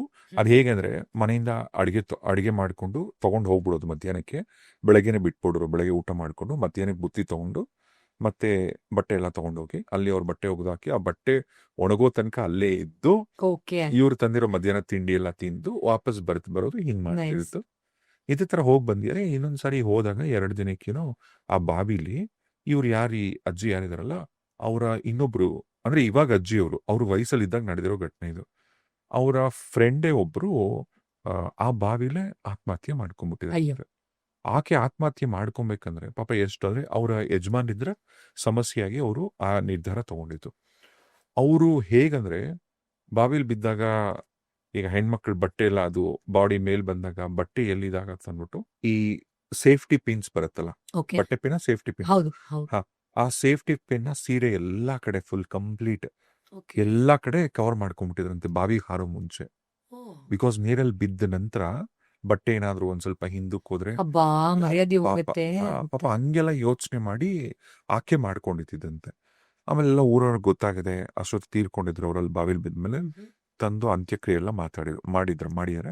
ಅದಾಗಿನ 15 ದಿನಕ್ಕೆ ಇದೇ ಈ ಲೇಡಿ ಯಾರಿದ್ದಾರೆ ಅವರು ಅವ್ರ ಫ್ರೆಂಡ್ಸ್ ಎಲ್ಲ ಅದೇ ಬಾವಿಗೆ ಹೋಗಿದ್ದಾರೆ ಬಟ್ಟೆ ಹೋಗಿ ಅವಾಗ ಮಾತಾಡ್ತಿದ್ರಂತೆ. ಹಂಗೆ ಇದೇ ಬಾವಿಲೆಲ್ಲ ಅವಳು ಸತ್ತೋಗಿದ್ದು, ಹಿಂಗೆಲ್ಲ ಮಾಡ್ಕೊಂಡು ಅವಳು ನೋಡು ಸಾಯೋ ಮುಂಚೆ ಪಿನ್ಗಳೆಲ್ಲ ಹಾಕೊಂಡು ಸತ್ತೋಗಿದ್ಲು, ಬಿಕಾಸ್ ಬಟ್ಟೆ ಕಾಣಿಸ್ಬಿಡುತ್ತೆ, ಹಂಗೆ ಹಿಂಗೆ ಅಂತೆಲ್ಲ ಗೇಲಿ ಮಾಡ್ಕೊಂಡ್ ಬಂದಿದ್ದಾರೆ. ಆಯ್ತಾ, ಇವರು ಒಂದು 4-5 ಜನ ಫ್ರೆಂಡ್ಸ್ ಹೋಗಿ ಬಂದಿರೋದು. ಎಕ್ಸಾಕ್ಟ್ಲಿ 15 ದಿನಕ್ಕೆ ಯಾರೋ ಅವರೊಬ್ರು ಸಂಬಂಧಿಕರ ಮೈ ಮೇಲೆ ಇದೇ ಸ್ಪಿರಿಟ್ ಬಂದಿತ್ತಂತ. ಈ ಸ್ಪಿರಿಟ್ ಬಂದು ಇವ್ರು ಇಷ್ಟು ಜನರ ಹೆಸರು ಹೇಳಿದ್ದಾರೆ. ನನ್ ಸತಿದ್ 15 ದಿನಕ್ಕೆ ಇವ್ರ 5 ಜನ ಬಾವಿ ಹತ್ರ ಬಂದಿದ್ರು, ನಾನ್ ಹೇಗ್ ಸತ್ತೆ ಅಂತ ಗೇಲಿ ಮಾಡಿದ್ರು. ಅಂದ್ರೆ ಆ ವ್ಯಕ್ತಿ ಗೊತ್ತೇ ಇಲ್ಲ ಇವರೆಲ್ಲ ಹೋಗಿದ್ದಾರೆ ಅಂತ, ಅಲ್ಲಿ ಹೋಗಿ ಗೇಲಿ ಮಾಡಿದ್ದಾರೆ ಅಂತ. ಇವ್ರಿಗೂ ಅಲ್ಲ, Yes. ಅಲ್ಲಿರೋ Yes. ಆ ವ್ಯಕ್ತಿಗೆ ಐಡಿಯಾನೇ ಇಲ್ಲ. ವ್ಯಕ್ತಿಗೆ ಇವ್ರ 5 ಜನ ಗೊತ್ತಿಲ್ಲ. Exactly. That's ಅವ್ರು when ಯಾರೋ we get ಸಂಬಂಧಿಕರ shocked. ಮೇಲೆ ಹೌದು. ಬಂದು ಇವ್ರ 5 ಜನ ಬಂದಿದ್ದು, ಅದ್ರಲ್ಲಿ ಮಾತಾಡ್ದು. ಇವಳು ಹಿಂಗ್ ಹೇಳಿದ್ಲು, ಹಾ. ಇವಳು ಹಂಗೆ ಹೇಳಿದ್ಲು, ಅವಳು ಪಿನ್ ಹಾಕೊಂಡಿದ್ಲು ಅಂತ ಗೇಲಿ ಮಾಡಿದ್ಲು ಅಂತೆಲ್ಲ. ಬಾ ನೋಡಿದ್ರ ಆಯ್ತಾ, ಅವತ್ತು ಅವ್ರು ಹೇಳಿದಾಗ ನನ್ಗೆ ಓಕೆ, ಇದು ಹೌದು. ನನ್ ಕಣ್ಣರೇ ನಾನು ನೋಡಿಲ್ಲ ಇಲ್ಲ, ಬಟ್ ಇವ್ರು Yeah. ಈ ಅಜ್ಜಿ ಹೇಳ್ ಎಕ್ಸಾಕ್ಟ್ಲಿ ಈ ತರ ಫ್ಯಾಕ್ಟ್ಸ್ ಅಂದ್ರೆ ಇವ್ರು ಗೊತ್ತೇ ಇರ್ಲಿಲ್ಲ ಅವ್ರು ಅದನ್ನ ಹೇಳಿದ್ರು ಅಂದಾಗ ಆಗ ನಮ್ಗೆ ಅದೊಂಥರ ಮಿಸ್ಟೀರಿಯಸ್ ಅನ್ಸುತ್ತೆ ಕಂಪ್ಲೀಟ್ಲಿ ಸರ್. ಹೌದು, ಈ ಥರದ್ದು ಸುಮಾರು ಎಕ್ಸ್ಪೀರಿಯನ್ಸಸ್ ತುಂಬಾ ಜನಕ್ಕೆ ಆಗಿರುತ್ತೆ ಸರ್. ಅದನ್ನ ನಾವು ತುಂಬಾ ಜಾಸ್ತಿ ಪ್ರೊಸೆಸ್ ಮಾಡ್ಕೊಳಕ್ ಹೋಗ್ಬಾರ್ದು. ಆದ್ರೆ ಈ ಥರದೊಂದು ಎನರ್ಜಿ ಇದೆ, ನಾವು ಅದರಿಂದ ನಮ್ಮನ್ನ ನಾವು ಸೇಫ್ ಗಾರ್ಡ್ ಮಾಡ್ಕೊಳ್ಳೋದು ಮತ್ತೆ ನಾವು ನಾಳೆ ದಿನ ಆಗ್ಬಾರ್ದು ಅನ್ನೋದನ್ನ ಎರಡು ಕಲಿಬೇಕು. ಮತ್ತೆ ಈ ನೆಗೆಟಿವ್ ಎನರ್ಜಿಸ್ ಎಷ್ಟು ತೊಂದರೆ ಕೊಡತ್ತೆ ಕೊಡಲ್ಲ ಅನ್ನೋದ್ರ ಬಗ್ಗೆ ಇವಾಗ ಹೌದು. ನೀವು ಹೇಳ್ಬೇಕು. Yes. ಅದಕ್ಕೆ ಮುಂಚೆ Yeah. ನಾನು ಚಿಕ್ಕಮಂಗ್ಳೂರಿಗೆ ಈಗ ಒಂದು ಮದ್ವೆಗೆ ಹೋಗಿದ್ದೆ ಇತ್ತೀಚೆಗೆ. ಓಕೆ ಅಲ್ಲಿ ನಮ್ಮ ಸಂಬಂಧಿಕರೊಬ್ಬರು ಓಕೆ ಮನೇಲೇನೆ ಅವ್ರ Right. ಮದ್ವೆ ಇದ್ದಿತ್ತು. ಆಲ್ದೂರು ಅಂತ ಚಿಕ್ಕಮಂಗ್ಳೂರಿಂದ ಆಚೆ, ಓಕೆ ಅಲ್ಲಿ ಹತ್ರ ಅವ್ರ ಎಸ್ಟೇಟ್ ಅಲ್ಲಿ ಅವ್ರ ಮನೆ ಇರೋದು. ಅವ್ರ ಮದ್ವೆ ಎಲ್ಲ ಮುಗಿಸ್ಕೊಂಡು ನೆಕ್ಸ್ಟ್ 2 days ಅಲ್ಲಿ ಸ್ಟೇ ಮಾಡಿದ್ವಿ. ಅಲ್ಲಿ ಒಂದು ಮಲ್ಲಂದೂರು ಅಂತ ಒಂದು ಊರಿದೆ. ಹ್ಮ್. ಅಲ್ಲಿ ಒಂದು ಒಳ್ಳೆ ಕೆಫೆ ಇದೆ. ಆ ಕೆಫೆ ಹತ್ರ ಹೋಗಿ ಕಾಫಿ ಕುಡಿದು ಸಾಯಂಕಾಲ ಆ ಮಲ್ಲಂದೂರಲ್ಲಿ ಒಂದು ಗುಡ್ಡ ಇದೆ. ಆ ಗುಡ್ಡದ ಹತ್ರ ಎಲ್ಲ ಇದ್ದು ಟೈಮ್ ಸ್ಪೆಂಡ್ ಮಾಡಿ ಸಾಯಂಕಾಲ 6:30ಗೆ ಕತ್ಲಾಗಿ ಹೋಗುತ್ತೆ ಬೇಗ ಚಳಿಗಾಲದಲ್ಲಿ. ವಾಪಸ್ ಬರ್ತಿರ್ಬೇಕಂದ್ರೆ ಫುಲ್ ಕತ್ಲಾಗಿ ಹೋಗಿದೆ. ನಾನು ಈಗ ಡ್ರೈವ್ ಮಾಡ್ತಿದ್ರಲ್ಲ ಅವರು ನನ್ನ ಕಸಿನ್ ಅವ್ರಿಗೆ ಕೇಳಿದೆ, ನಿಮಗೆ ಭಯ ಆಗಲ್ಲ ನಿಮಗೆ ಈ ಕತ್ಲಲ್ಲಿ ಈ ಎಸ್ಟೇಟ್ಗಳಲ್ಲಿ ದೊಡ್ಡ ದೊಡ್ಡ ಮರಗಳು, ಜನ ಹೆದರಿಕೆ, ಜನ ಓಡಾಡೋದು ಕಮ್ಮಿ, ಇಲ್ಲಿ ರಾತ್ರಿ ಹೊತ್ತೆಲ್ಲ ನಡ್ಕೊಂಡ್ ಬರ್ತೀರಾ ನೀವು ಹೆಂಗೆ ಅಂತ ಅಂದ್ಬಿಟ್ಟು. ದೇವಭೂತ ಏನು ಕಾಣಿಸಲ್ಲ ನಿಮಗೆ ಹತ್ತದ ಅಂತ ಅವ್ರೊಂದು ಒಳ್ಳೆ ಪ್ರಶ್ನೆ ಕೇಳಿದ್ರು. ನಾನು ಆ್ಯಕ್ಚುಲಿ ಅವತ್ತಿಂದ ಅದ್ರ ಬಗ್ಗೆ ನಾನು ನಿಜ ನಿಮ್ಮ ಹತ್ರ ಕೇಳಬೇಕು ಅಂತಾನೆ ಇತ್ತು. ಅವ್ರು ಎಷ್ಟು ಸಖತ್ತ ಕೇಳಿದಂದ್ರೆ, ಎಲ್ಲಾದ್ರೂ ಒಂದು ಎಕ್ಸಾಂಪಲ್ ಹೇಳಿ ನೀವು, ಯಾವ್ದಾದ್ರು ಒಂದು ದೆವ್ವ ಒಬ್ಬ ಮನುಷ್ಯನಿಗೆ ಅಡ್ಡ ಬಂದು ಅದೇನೋ ಮುಖಾಮುಖಿ ಆಗಿ ಆ ಮನುಷ್ಯನ ಪ್ರಾಣ ಹೋಗಿರೋದು ಯಾವ್ದಾದ್ರು ಒಂದು ಎಕ್ಸಾಂಪಲ್ ಇದೆಯಾ ಅಂತ. ಪ್ರಾಣ ಹೋಗಲ್ವಲ್ಲ ಅನ್ನೋದು. ಮತ್ತೆ ಆಮೇಲೆ ಅವ್ರು ಹೇಳಿದ್ರು ಅದಕ್ಕೆ ಇಲ್ಲಕ್ಕ ನಂಗೆ ಗೊತ್ತಿಲ್ಲ ಅಂತ. ಅವರಂದ್ರು ಆಕ್ಚುಲಿ ಇನ್ನೊಬ್ಬ ಮನುಷ್ಯ ಬಂದ್ರೆ ಮನುಷ್ಯ ಭಯ ಪಡಬೇಕು, ಈ ದೆವ್ವ ಭೂತಗಳು ಬಂದ್ರೆ ನಿಜವಾಗ್ಲೂ ಏನು ಮಾಡಲ್ಲ ಅವು. That's how his mind is prepared. ಇವ್ರ ಮೈಂಡ್ ಅಲ್ಲ, ಬಟ್ ಎಲ್ಲರೂ ಹಂಗ್ ಪ್ರಿಪೇರ್ ಆಗ್ಬೇಕು ಅಂತಿಲ್ಲ. Absolutely. ಓಕೆ ಈಗ ಎಲ್ಲರೂ ನೀವ್ ಅಷ್ಟೇ ಧೈರ್ಯದಲ್ಲಿ ಇರ್ತಾರೆ. ಓಕೆ ಈಗ ನೀವ್ ಹೇಳಿ, ಈಗ ಇಷ್ಟಕ್ಕೂ ಈ ನೆಗೆಟಿವ್ಸ್ ಅಂತೆಲ್ಲ ಏನ್ ಮಾತಾಡ್ತೀವಲ್ಲ, ನೆಗೆಟಿವ್ ಎನರ್ಜೀಸ್, ಇದು ತೊಂದರೆ ಕೊಡುತ್ತಾ? ಕೊಟ್ರೆ ಯಾರಿಗ್ ಕೊಡುತ್ತೆ? ಸರ್, ಇವಾಗ ಗೋಸ್ಟ್ಲಿ ಎನರ್ಜಿ ಆಂಗಲ್ ಅಲ್ಲೇ ನೋಡಿದಾಗ ಅದು ಯಾಕೆ ಹಾಗಾಯ್ತು ಅಂತ ನಾವು ನೋಡಿದಾಗ ಪ್ರೈಮರಿ ರೀಸನ್ ಅನ್ಪ್ರೊಸೆಸ್ಡ್ ಇಮೋಷನ್ಸ್ ಇರುತ್ತೆ. ಅಂದ್ರೆ ಆಗ್ಲೇ ನಾನು ಹೇಳಿದಾಗೆ ತುಂಬಾ ಈಗೋ, ಐಡೆಂಟಿಟಿ ಬಗ್ಗೆ ಅಟ್ಯಾಚ್ಮೆಂಟು, ಅಥವಾ ಫುಲ್ಫಿಲ್ ಆಗದೆ ಇರೋ ಡಿಸೈರ್ಸ್ ಇರಬಹುದು, ಅಥವಾ ತುಂಬಾ ಇಮೋಷನ್ಸ್ ನ ಮ್ಯಾನೇಜ್ ಮಾಡದೆ ತುಂಬಾ ಕೋಪ, ಅಗ್ರೆಷನ್ನು, ಸೇಡು, ಸಿಟ್ಟು, ದ್ವೇಷ, ಫರ್ಗಿವ್ ಮಾಡಕ್ ಆಗದೆ ಇರೋದು, ಈ ತರದೆಲ್ಲ ಅನ್ಪ್ರೊಸೆಸ್ಡ್ ಇಮೋಷನ್ಸ್ ಇಂದ ಅಥವಾ ಅಜ್ಞಾನದಿಂದ, ಅಂದ್ರೆ ನಾನು ಬೆಳಕು ಕಡೆ ಹೋಗ್ಬೇಕು ಅನ್ನೋ ಜ್ಞಾನನೇ ಇಲ್ಲದೆ ನನ್ನ ದೇಹದಲ್ಲೇ ಇರಬೇಕು, ನನ್ನ ದೇಹದ ಜೊತೆಲೇ ಇರಬೇಕು ಅಂತ ಅಲ್ಲೇ ಉಳ್ಕೊಳ್ಳೋದ್ರಿಂದ ಆಗುತ್ತಲ್ವಾ. ಈ ತರ ಪರಿಸ್ಥಿತಿಯಲ್ಲಿ ಅದು ಒನ್ ಆಫ್ ದ ಎಕ್ಸಾಂಪಲ್ಸ್ ನಾನು ಹೇಳ್ತಾ ಆಗಿರೋದ್ರಿಂದ, ಈ ಕಡೆ ಇರೋರು ಯಾರಾದ್ರೂ ಆ ಥರದನ್ನ ಅಟ್ರಾಕ್ಟ್ ಮಾಡ್ತಾರೆ ಅಂದ್ರೆ ಅಂಥವ್ರೇ ಆಗಿರ್ತಾರೆ. ಅಂದ್ರೆ ತನ್ನ ಒಳಗಡೆ ವಿಪರೀತವಾದ ಭಾವನಾತ್ಮಕ ಒತ್ತಡ, ಭಯ, ಹಿಂಸೆ, ಕಿರಿಕಿರಿ ಇರೋರಾಗಿರ್ಬೋದು. ಟ್ರಾಮಾ, ಯಾಕಂದ್ರೆ ಟ್ರಾಮಾ ಆದಾಗ ಲಾಸ್ಟ್ ಟೈಮ್ ನಾವು ಅವರ ಬಗ್ಗೆ ಮಾತಾಡಿದಾಗ ನಾನು ಹೇಳಿದಾಗೆ ನಮ್ಮ ಸುತ್ತ ಒಂದು ಬೆಳಕಿನ ಏನು ಆ ಪದರ ಇರುತ್ತೆ, ಅದು ಛಿದ್ರ ಆಗೋಗುತ್ತೆ ಆ ಗಾಬರಿಯಲ್ಲಿ. ಅದು ಟೇರ್ ಆದಾಗ ಹೇಗೆ ಒಂದು ಟ್ಯಾಂಕಲ್ಲಿ ನಾವು ಅದನ್ನ ಕಟ್ ಮಾಡಿದ್ರೆ ಅಥವಾ ತೂತ್ ಮಾಡಿದ್ರೆ ಲೀಕ್ ಆಗುತ್ತೋ, ಆ ಥರ ಬೇರೆ ನೆಗೆಟಿವ್ ಎನರ್ಜೀಸ್ ಕೂಡ ಬಂದು ಸೇರ್ಕೊಳ್ಳೋಕೆ ತುಂಬಾ ಜಾಗ ಕೊಟ್ಟ ಹಾಗೆ ಆ ಟ್ರಾಮಾಗೆ. ಸೊ ಆಗ್ಲೂ ಕೂಡ ಅಟ್ರಾಕ್ಟ್ ಮಾಡುವಂತ ಸಂಗತಿಗಳಿರುತ್ತೆ. ಇನ್ನು ಓವರ್ ಆಲ್ ಎಕ್ಸ್ಪೀರಿಯನ್ಸ್ ಅಲ್ಲೇನೆ ಯಾವಾಗ್ಲೂ ಮನೇಲಿ ಅದೇ ಬಗ್ಗೆ ಮಾತಾಡ್ತಿರ್ತಾರೆ. ನೀವ್ ಏನನ್ನ ನೋಡ್ತಿರೋ ಅದನ್ನೇ ನೀವು ಅಟ್ರಾಕ್ಟ್ ಮಾಡ್ತೀರಾ ಅನ್ನೋಗೆ, you get what you seek. ಮನೇಲಿ ಅದೇ ತರದ ಕಾನ್ವರ್ಸೇಷನ್ಸ್ ಆಗ್ತಾ ಇರುತ್ತೆ, ಅದೇ ತರದ ಎನರ್ಜಿ ಬಗ್ಗೆ ಭಯ ಪಡಿಸ್ತಾ ಇರ್ತಾರೆ ಅಂದ್ರೆ ನಿಮ್ ಮನಸ್ಸು ಅದನ್ನೇ ನೋಡೋದಕ್ಕೆ ಟ್ಯೂನ್ ಆಗೋಗಿರುತ್ತೆ. ಸೊ ಅವಾಗ ಅದೇ ತರದ ಎನರ್ಜಿಸ್ನ ಅಟ್ರಾಕ್ಟ್ ಮಾಡಕ್ ಶುರು ಮಾಡುತ್ತೆ. ಸೊ ಕನ್ಸಿಡರಿಂಗ್ ದಿಸ್, ಇದಕ್ಕೆ ಸಂಬಂಧಪಟ್ಟ ಅನುಭವಗಳೇ ಆಗುತ್ತೆ. ಅಂದ್ರೆ ಭಯ ಆಗೋದಿರಬಹುದು, ಸಡನ್ ಆಗಿ ಹೆವಿನೆಸ್ ಇರಬಹುದು, ನಿದ್ರೆಯಲ್ಲಿ ತುಂಬಾ ವಿಚಿತ್ರವಾದ ಅನುಭವಗಳಾಗೋ ತರ ಇರಬಹುದು, ಅಥವಾ ಹೊರಗಡೆಯಿಂದ ಯಾರೋ ಮುಟ್ಟೋ ತರ, ಕೂಗೋ ತರ, ಫೀಲ್ ಮಾಡೋ ತರ ಇರಬಹುದು, ಅಥವಾ ನನ್ನ ಜೀವನ ಏನಿದೆ ಅದು ಯಾವ ಪಥದಲ್ಲಿ ಹೋಗ್ಬೇಕು ಅದಕ್ಕೆ ವಿರುದ್ಧವಾಗಿ ಅಥವಾ ವಿಚಿತ್ರವಾಗಿ ಬೇರೆ ವಿಭಿನ್ನವಾಗಿ ಟ್ರ್ಯಾಕ್ ಹೋಗ್ತಾ ಇದೆ ಅನ್ನೋದು. ಅಂದ್ರೆ ನಾನು ಏನೋ ಮಾಡ್ಬೇಕು ಅಂತಿದ್ದೆ, ನನ್ನ ಟೇಸ್ಟ್ ಬೇರೆ ತರ ಆಗ್ಬಿಡ್ತಿದೆ, ನಾನು ಈ ತರದ್ದು ಇಷ್ಟಪಡ್ತಾ ಇದ್ದೀನಿ, ಈ ನಡುವೆ ನಾನು ಬೇರೆ ತರ ಇಷ್ಟಪಡ್ತಾ ಇದ್ದೀನಿ, ನಾನು ಈ ತರ ಮಾತಾಡ್ತಾನೆ ಇರಲಿಲ್ಲ, ಈ ನಡುವೆ ಈ ತರ ಮಾಡ್ತಾ ಇದ್ದೀನಿ, ಈ ತರ ವಿಪರೀತ ಡಿವಿಯೇಷನ್ ಆಗಕ್ಕೆ ಶುರುವಾಗುತ್ತೆ. ನಿಗೂಢ ಕಾಯಿಲೆಗಳು ಇದಂತೂ primary. I think as a healer ಇದನ್ನ ನಾನು ಒಪ್ಕೊಳ್ಳೇಬೇಕು. ತುಂಬಾ ನಿಗೂಢವಾದ ಸಮಸ್ಯೆಗಳು, ನಾಟ್ ಫಾರ್ ಎವ್ರಿಬಡಿ. ನಾನು ಆಗ್ಲೇ ಹೇಳಿದಾಗೆ ತುಂಬಾ ಕಾರಣಗಳು ಇಮೋಷನ್ಸ್ ಮತ್ತು ಸೈಕಾಲಜಿಯಿಂದ ಆಗಿರುತ್ತೆ. ಆದ್ರೆ ಸುಮಾರು ಮಿಸ್ಟೀರಿಯಸ್ ಕಾಯಿಲೆಗಳು ಇದು ಆ ಪೊಸೆಷನ್ ಆದ್ಮೇಲೆ ಅದರ ಸಿಂಪ್ಟಮ್ಸ್ಗಳು ರೆಪ್ಲಿಕೇಟ್ ಆಗೋ ತರ ಆಗುತ್ತೆ. ಮತ್ತು ಕೆಲವು ಸತಿ ಅವ್ರ ಇಂಟ್ಯೂಷನ್ ಭಯಂಕರವಾಗಿ ಜಾಸ್ತಿ ಆಗ್ಬಿಡುತ್ತೆ, ಈ ತರ ಇರ್ಬೋದಾ ಹೀಗ ಅಂತ. ಅಂಡ್ ಕೆಲವ್ರ ಮೇಲೆ ಕೆಲವು ಒಪಿನಿಯನ್ ಕೂಡ ಬೇರೆ ಯಾರ್ದೋ ಒಪಿನಿಯನ್ ಇಂಪೋಸ್ ಆಗೋ ತರನೂ ಆಗುತ್ತೆ. ಅಂಡ್ ಮೆಂಟಲಿ ಬೇಸಿಕಲಿ ಅವ್ರು ತುಂಬಾ ವಿಚಿತ್ರವಾಗಿ ಡಿಪ್ರೆಸ್ಡ್ ಮತ್ತು ವೀಕ್ ಆಗೋ ತರನೂ ಆಗ್ತಾರೆ. ಇದು ತುಂಬಾ ನಾವು ಸಿನಿಮಾದಲ್ಲಿ ನೋಡೋ ತರ ಏನೋ ಪ್ರೊಸೆಸ್ ಆಗಿ ವಿಪರೀತವಾಗಿ ಆಡೋ ತರನೇ ನಮ್ಗೆ ನೆಗೆಟಿವ್ ಎನರ್ಜಿ ಇನ್ಫ್ಲುಯೆನ್ಸ್ ಆಗ್ಬೇಕು ಅಂತ ಏನೂ ಅಲ್ಲ. ಈ ತರ ಸಟಲ್ ಆಗು ಕೂಡ ನಮ್ಮ ಒಳಗಡೆಯಿಂದ ಅದು ತಿಂತಾ ಇರಬಹುದು. ಮತ್ ಹೀಗಾಗಿದ್ರೆ ಈಗ ಎಷ್ಟೋ ಜನ ಸಾಯ್ತಿರ್ತಾರೆ. ಈಗ ನೀವು ಒಂದು ನಿಮಿಷಕ್ಕೆ ಇಷ್ಟು ಜನ ಹುಟ್ತಾರೆ, ಇಷ್ಟು ಜನ ಸಾಯ್ತಾರೆ, ಇದೆಲ್ಲ ಗೊತ್ತಿಲ್ಲ. ಆದ್ರೆ ಈಗ ಒಂದು ಹಳ್ಳಿಲಿ ಫಾರ್ ಎಕ್ಸಾಂಪಲ್ ಉದಾಹರಣೆಗೆ ಒಂದು 100 ಜನ ಇದ್ರು ಅಂತ ತಿಳ್ಕೊಳ್ಳಿ. 100 ಜನ, ಒಂದಷ್ಟು ಜನ ಇದ್ರು, ಒಂದಷ್ಟು ಜನ ಸತ್ತು. ಆದ್ರೆ ಅದರಲ್ಲಿ ಯಾರೋ ಒಬ್ರು ಇಬ್ರು ಒಂದು 3-4 ಜನ ಮಾತ್ರ ಯಾಕೆ ದೆವ್ವ ತರ ಕಾಣಿಸೋದು? ಯಾಕೆಂದ್ರೆ ಅವ್ರಿಗೆ ಪ್ರಾಬ್ಲಿ ಅನ್ಫುಲ್ಫಿಲ್ಡ್ ಡಿಸೈರ್ಸ್ ಇರಬಹುದು, ಯಾರಾಗ್ತಾರೆ? ಈ ತರ ಅವ್ರಿಗೆ ಅರ್ಧಂಬರ್ಧ ಆಯ್ತು, ನನ್ನ ಕನಸು ಪೂರೈಸಿಲ್ಲ ಅಂತಿರ್ಬಹುದು, ವಿಪರೀತ ಟ್ರಾಮಾ ಅಥವಾ ಶಾಕ್ ಅಲ್ಲಿ ಸತ್ತಿರೋರು ಇರ್ಬಹುದು, ನಾನು ಸತ್ತಿದ್ದೀನಿ ಅನ್ನೋ ರಿಯಲೈಸೇಷನ್ ಆಗದೆ ನಾನು ಇನ್ನೂ ಬದುಕಿದ್ದೀನೋ ಅನ್ನೋದು ಇರಬಹುದು. Number 1 reason emotions. ನಂಗೆ ಇವ್ರು ತುಂಬಾ ಇಷ್ಟ, ನಂಗೆ ಇವರೇ ಬೇಕು ಅನ್ನೋ ಅಟ್ಯಾಚ್ಮೆಂಟ್ ಇರಬಹುದು. ಅಥವಾ ಅಲ್ಲಿರೋರು ಕೂಡ, ಅದಕ್ಕೆ ನಾನು ಹೇಳ್ತಾ ಇರ್ತೀನಿ, ಯಾರಾದ್ರೂ ತೀರ್ಕೊಂಡಾಗ ದುಃಖ ಆಗುತ್ತೆ, ಹೌದು, ಆದ್ರೆ ಇಮೋಷನಲಿ ವಿಪರೀತವಾಗಿ ನೀನ್ ಯಾಕೆ ಬಿಟ್ಟೋದೆ ಅಂತ ಅವ್ರಿಗೆ ಪೀಡಿಸ್ಬೇಡಿ, ದೇಹ ಬಿಟ್ಟೋಗಿರೋರ್ಗೆ. ಯಾಕಂದ್ರೆ ನೀವು ಅವ್ರ ಎನರ್ಜಿಯನ್ನ ಹಾಗೆ ಹೆವಿ ಮಾಡಿ ಅವ್ರಿಗೆ ಬಿಟ್ಟೋಗಿದ್ದೆ ತಪ್ಪು ಅಂತ ಹೇಳಿ ಅವ್ರೆಲ್ಲಾದ್ರೂ ಪಾಪ ಇನ್ನೇನು ಆ ಪ್ರಾಸೆಸ್ ಅಲ್ಲಿ ಇದ್ರೂ ಅವ್ರಿಗೆ ಉಳ್ಕೊಳ್ಳೋ ತರ ಆಗೋಗುತ್ತೆ.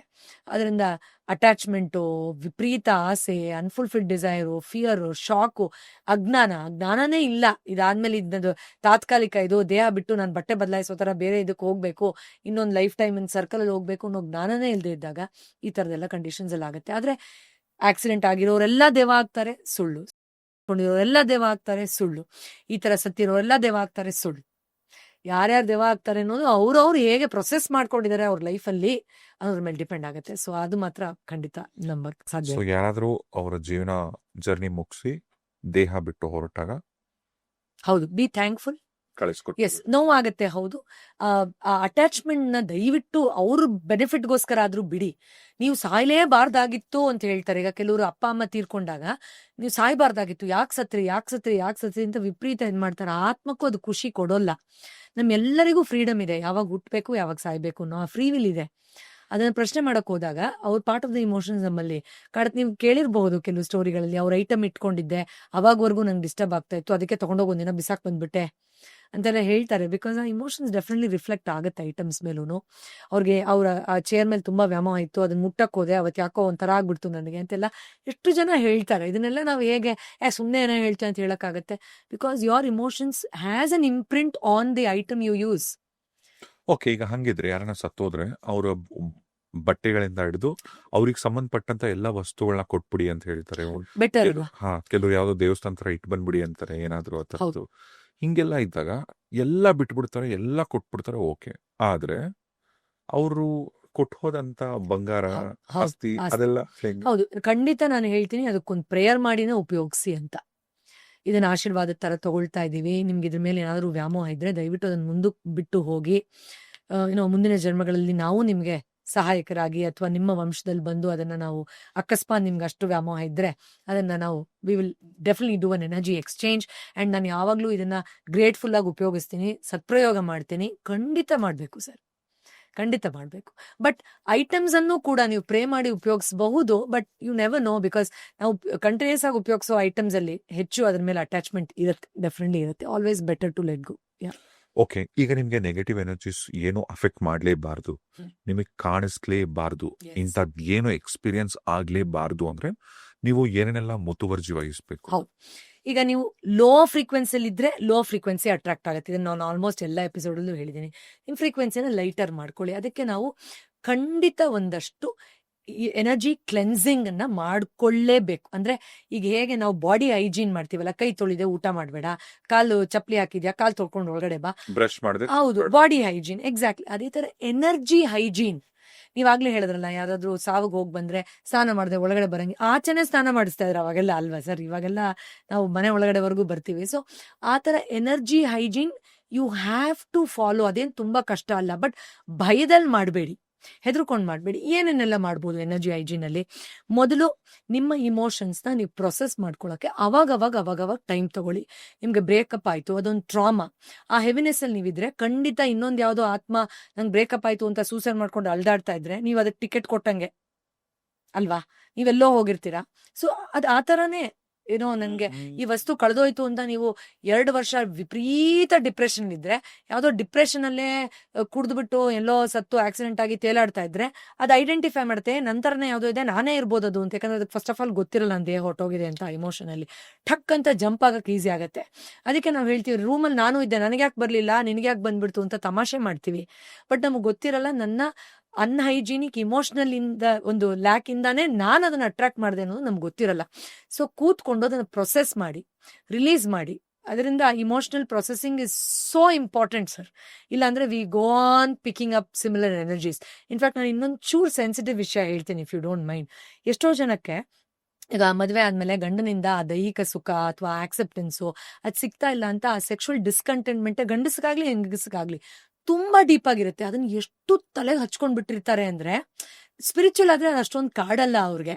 ಯಾಕಂದ್ರೆ ಈ ಸುಖಕ್ಕಿಂತ ಬೇಜಾನ್ ಸುಖ ಇದೆ, ಹೋಗಿ ಕಣ್ಮುಚ್ಕೊಂಡ್ರೆ ಸಿಗುತ್ತೆ ಅನ್ನೋದು ಗೊತ್ತಿರುತ್ತೆ. ಬಟ್ ಅವರು ಅಲ್ಲೇ ಅಷ್ಟಕ್ಕೆ ಸೀಮಿತ ಆಗಿರ್ತಾರೆ. ಇದೊಂದೇ ಅಲ್ಟಿಮೇಟ್ ಸುಖ, ಈ ಸುಖ ಬಿಟ್ರೆ ಏನೂ ಇಲ್ಲ, ಸಿಗ್ತಾ ಇಲ್ಲ ಅಂತ ಒಳ್ಳೆ ರಾಕ್ಷಸ ಏನೋ ಹುಡ್ಕೋತಾರ. ಅದು ಆ ಡಿಸ್ಪ್ರೆಷನ್ ಇದ್ದಾಗ ಏನಾಗುತ್ತೆ, ಆ ಒಂದು ಮದ ಮತ್ಸರ ಇದೆಲ್ಲ ಲಸ್ಟು ಈ ತರದೆಲ್ಲ ಹೆವಿ ಇಮೋಷನ್ಸ್ ಇಂದ ತೀರ್ಕೊಂಡಿರೋ ಒಂದು ಆತ್ಮ ಇವ್ರ ಜೊತೆಯಲ್ಲಿ, ಯು ವಾಂಟ್ ಬಿಲೀವ್, ಎಷ್ಟೋ ಜನ ಅದನ್ನ ಹೇಳ್ತಾರೆ, ರಾತ್ರಿ ಬಂದು ನನ್ನ ಜೊತೆಯಲ್ಲಿ ಅದು ಸೆಕ್ಷುವಲ್ ಇಂಟಿಮೆಸಿ ಇದು ಮಾಡ್ದಂಗ ಆಯ್ತು ಅಂತೆಲ್ಲ. ನಾನ್ ಆತರ ಎಲ್ಲ ಯೋಚನೆ ಮಾಡಿ ಮಲ್ಕೊಂಡಿಲ್ಲ ಮೇಡಮ್ ಅಂತಾರೆ. ಬಟ್ ಸ್ವಲ್ಪ ಒಳಗಡೆ ಹೋದ್ರೆ ನನ್ನ ಗಂಡ ನನ್ನ ಜೊತೆಲಿ ಚೂರು ಚೆನ್ನಾಗೇ ಇಲ್ಲ, ನನ್ನ ಹೆಂಡತಿ ಕಾಪರೇಟೇ ಮಾಡ್ತಲ್ಲ, ನಂಗೆ ಹುಚ್ಚಿಡ್ದಂಗೆ ಆಗ್ಬಿಟ್ಟಿದೆ, ಮದುವೆ ಆದೆ ಬಟ್ ನಂಗೆ ಸುಖನೇ ಇಲ್ಲ ಅಂತ. ಯಾವ ಹೆಣ್ಮಕ್ಳು ನೋಡಿದ್ರು ನಂಗೆ ಆತರ ಇಮೋಷನ್ ಬಂದು ಅಯ್ಯೋ ತಪ್ಪು ಅನ್ಸುತ್ತೆ ಅಂತೆಲ್ಲ ಚೂರು ಒಳಗಡೆ ಹೋದಾಗ ಆಸ್ ಎ ಥೆರಪಿಸ್ಟ್ ನಾವು ಅವ್ರ ಹತ್ರ ಮಾತಾಡ್ತಾ ಇದೆಲ್ಲ ಆಚೆ ಬರೋದನ್ನ ನಾನು ಎಷ್ಟೋ ಕೇಸಸ್ ಅಲ್ಲಿ ನೋಡಿದೀನಿ. ಅವರೇ ಅಟ್ರಾಕ್ಟ್ ಮಾಡಿರ್ತಾರೆ. ಅಬ್ಸಲ್ಯೂಟ್ಲಿ. ಅಥವಾ ಒಂದು ಟ್ರಾಮಾ ಆಗೋಗಿರುತ್ತೆ, ಫಿಸಿಕಲ್ ಟ್ರಾಮಾ ಮಗುಗೆ. ಸೊ ಅದನ್ನ ತುಂಬಾ ಹೇಟ್ ಮಾಡ್ತಾ ಇರ್ತೆ ದಿನಾಗ್ಲೂ. ಚೀ ನನ್ನ ಇಲ್ಲಿ ಮುಟ್ಬಿಟ್ಟ ಅವನು, ನನ್ನ ಇಲ್ಲಿ ಮುಟ್ಬಿಟ್ಟ, ಅಯ್ಯೋ ಇಲ್ಲಿ ಮುಟ್ಬಿಟ್ಟ ಅಂತ ಅದನ್ನೇ ರಬ್ ಮಾಡಿ ಮಾಡಿ ಮಾಡಿ ಮಾಡಿ ಈಗ ಅದೇ ತರದ ಟ್ರಾಮಾ ಇರೋ ಫ್ರೀಕ್ವೆನ್ಸಿನೇ ತಾನೇ ನೀವು ಅಟ್ರಾಕ್ಟ್ ಮಾಡ್ತೀರಾ. ಸೊ ಅದಕ್ಕೆ ಇಮೋಷನಲ್ ಪ್ರೊಸೆಸಿಂಗ್ ಎಷ್ಟು ಇಂಪಾರ್ಟೆಂಟ್ ಗೊತ್ತಾ ಸರ್ ಅದು. ಕ್ಲೆನ್ಸ್ ಮಾಡಿ. ಎಸ್, ನೀವು ಬರೀ ಆರಾ ಕ್ಲೆನ್ಸ್ ಮಾಡೋದು, ತಾಯ್ತಾ ಕಟ್ಕೊಳ್ಳೋದು ಇನ್ನೊಂದಲ್ಲ. ಇಮೋಷನ್ಸ್ ನೀವು ಹೈಜಿನಿಕ್ ಆಗಿ ಇಟ್ಕೊಳ್ಳಿ. ಆಗ ಅನ್ಹೈಜಿನಿಕ್ ಇಮೋಷನ್ಸ್ ಇಂದ ತೀರ್ಕೊಂಡಿರೋ ಈ ತರದ ನೆಗೆಟಿವ್ ಎನರ್ಜೀಸ್ ನಿಮ್ಗೆ ಅಟ್ರಾಕ್ಟ್ ಆಗಲ್ಲ ಅಲ್ವಾ. ನ್ಯಾಚುರಲಿ ಅದು ಫ್ರೀಕ್ವೆನ್ಸಿ ಸಿಂಪಲ್ ಸೈನ್ಸ್ ರೈಟ್. ಒಂದಾದ್ರೆ, ಎರಡನೇದು ನಮ್ಮ ಮನೆಗೆ ಗೇಟ್ ಹಾಕ್ತಿವಿ, ಬಾಗಿಲು ಬೀಗ ಹಾಕಿ ಮಲ್ಕೊಳ್ತೀವಿ, ನಿಮ್ಮ ಆರನ್ ಯಾರು ಲಾಕ್ ಮಾಡ್ತಾರೆ? Absolutely sir. ನಮ್ಮ ಎನರ್ಜಿ ಬೌಂಡ್ರಿ ಹಾಕೊಳ್ಳೇಬೇಕು. ಅಂಡ್ ಈಗ ನಾವು ಪೌರಾಣಿಕ ಕಥೆಗಳಲ್ಲಿ ಕೇಳ್ತೀವಲ್ವಾ, ಕೃಷ್ಣ ಜ್ಞಾನ ಬೆಳಕ್ ಬಂದಾಗ ಎಷ್ಟೋ ರಾಕ್ಷಸರು ಈ ಬೆಳಕು ಜಾಸ್ತಿ ಆಗ್ಬಾರ್ದು ಅಂತ ಅಟ್ಯಾಕ್ ಮಾಡಕ್ ಶುರು ಮಾಡಿದ್ರು. ಬುದ್ಧ ಜ್ಞಾನೋದಯ ಪಡೆಯಕ್ ಶುರು ಮಾಡಿದಾಗ ಅವನ ಒಳಗಡೆನೆ ಇರೋ ಮಾರ ನೀನ್ ಎನ್ಲೈಟನ್ ಆಗ್ಬಾರ್ದು ಅಂತ ಡಿಸ್ಟರ್ಬ್ ಮಾಡ್ತಾ ಇದ್ದ. ಅಂದ್ರೆ ಏನ್ ಹೇಳಿ, ಬೆಳಕೆಲ್ಲೆಲ್ಲಿ ಹೆಚ್ಚಾಗ್ತಾ ಇತ್ತೋ ಕತ್ಲೆ ಬೆಳಕನ್ನ ಹೆಚ್ಚಾಗಕ್ ಬಿಡ್ತಾ ಇರ್ಲಿಲ್ಲ. ಅಮೃತ ಪಡಿಬೇಕು ಅಂದಾಗ, ಸಮೃದ್ಧ ಮಂಥನ ಮಾಡಿದಾಗ ರಾಕ್ಷಸರೇ ನಿಮಗ್ ಸಿಗ್ಬಾರ್ದು, ಕೊಡ್ರಿ ನಮಗೂ ಬೇಕು ಅಂತ. There was always a clash between the elements of light and elements of darkness. ಇದು ಹಿಸ್ಟ್ರಿಲಿ ನಾವು ಕೇಳ್ತಾನೆ ಬಂದಿದೀವಿ. ಈಗ ನೀವು ಉದ್ಧಾರ ಆಗ್ತೀನಿ, ನಾನು ಚೆನ್ನಾಗಾಗ್ತೀನಿ, ಹ್ಯಾಪಿ ಆಗಿರ್ತೀನಿ, ಜಾಯಸ್ ಆಗಿರ್ತೀನಿ, ಬೆಳಕು ಹೆಚ್ಚು ಮಾಡ್ತೀನಿ ಅಂದ್ರೆ, do you think they will not be resistance? Forget about subtle level. Astral level ಏನಿದೆ ಬಿಟ್ಬಿಡಿ. ಸುಮ್ನೆ ನಾನು ಮೊನ್ನೆ ನಿಮ್ಗೆ ಹೇಳ್ತಾ ಇದ್ದೇನೆ, ನೀವು ಖುಷಿಯಾಗಿದ್ರೆ ಪಕ್ಕದವ್ರು ಯಾಕೆ ಯಾವಾಗ್ಲೂ ಸ್ಮೈಲ್ ಮಾಡ್ತಿದ್ಯಾ, ತಲೆಗೆಟ್ಟಿದ್ಯಾ ಅಂತ ಹೊರಗಡೆ ಇರೋರೆ ನಮ್ಮ ಬೆಳಕನ್ನ ರೆಸಿಸ್ಟ್ ಮಾಡ್ತಾ ಇರ್ತಾರೆ ಅಲ್ವಾ. ನೀನ್ ಅದಂಗೆ ನಾವೆಲ್ಲ ಇಷ್ಟೊಂದು ದುಗ್ತಾ ಇದೀವಿ, ನೀನ್ ಹೆಂಗ್ ನೆಮ್ಮದಿಯಾಗಿರ್ತೀಯ ಅಂತ ಮನೇಲಿರೋರು ಫಿಸಿಕಲ್ ಲೆವೆಲಲ್ಲೇ ಜಗಳಕ್ಕೆ ಬರ್ತಾರೆ. ಅಂತದ್ದಿರ್ಬೇಕಾದ್ರೆ ಎನರ್ಜಿ ಲೆವೆಲ್ ಅಲ್ಲಿ ಇರಲ್ವಾ? ಇದ್ದೇ ಇರುತ್ತೆ. ನಿಮ್ ಬೆಳಕನ್ನ ಅದು ಮ್ಯಾನಿಪುಲೇಟ್ ಮಾಡೋ ತರದ ಇಂಟೆನ್ಷನ್ ಇರೋ ಎನರ್ಜೀಸ್ ಇರುತ್ತೆ. ಸೊ ನೀವು ಆ ಗೇಟ್ ಹೇಗೆ ಹಾಕೊಳ್ತಿರೋ, ಪರ್ಸನ್ ಹೇಗೆ ಜಿಪ್ ಮಾಡಿ ಇಟ್ಕೊಳ್ತಿರೋ, ಲಾಕ್ ಮಾಡ್ತಿರೋ, ಬಚ್ಚಿಟ್ಕೊಳ್ತಿರೋ ಡೈರಿನ, ಆ ತರ ನಿಮ್ ತುಂಬಾ ಈಸಿ. ನಿಮ್ ಎನರ್ಜಿಗೆ ಒಂದು ಬೌಂಡ್ರಿ ಹಾಕೊಳ್ಳಿ. ಹೇಗದು?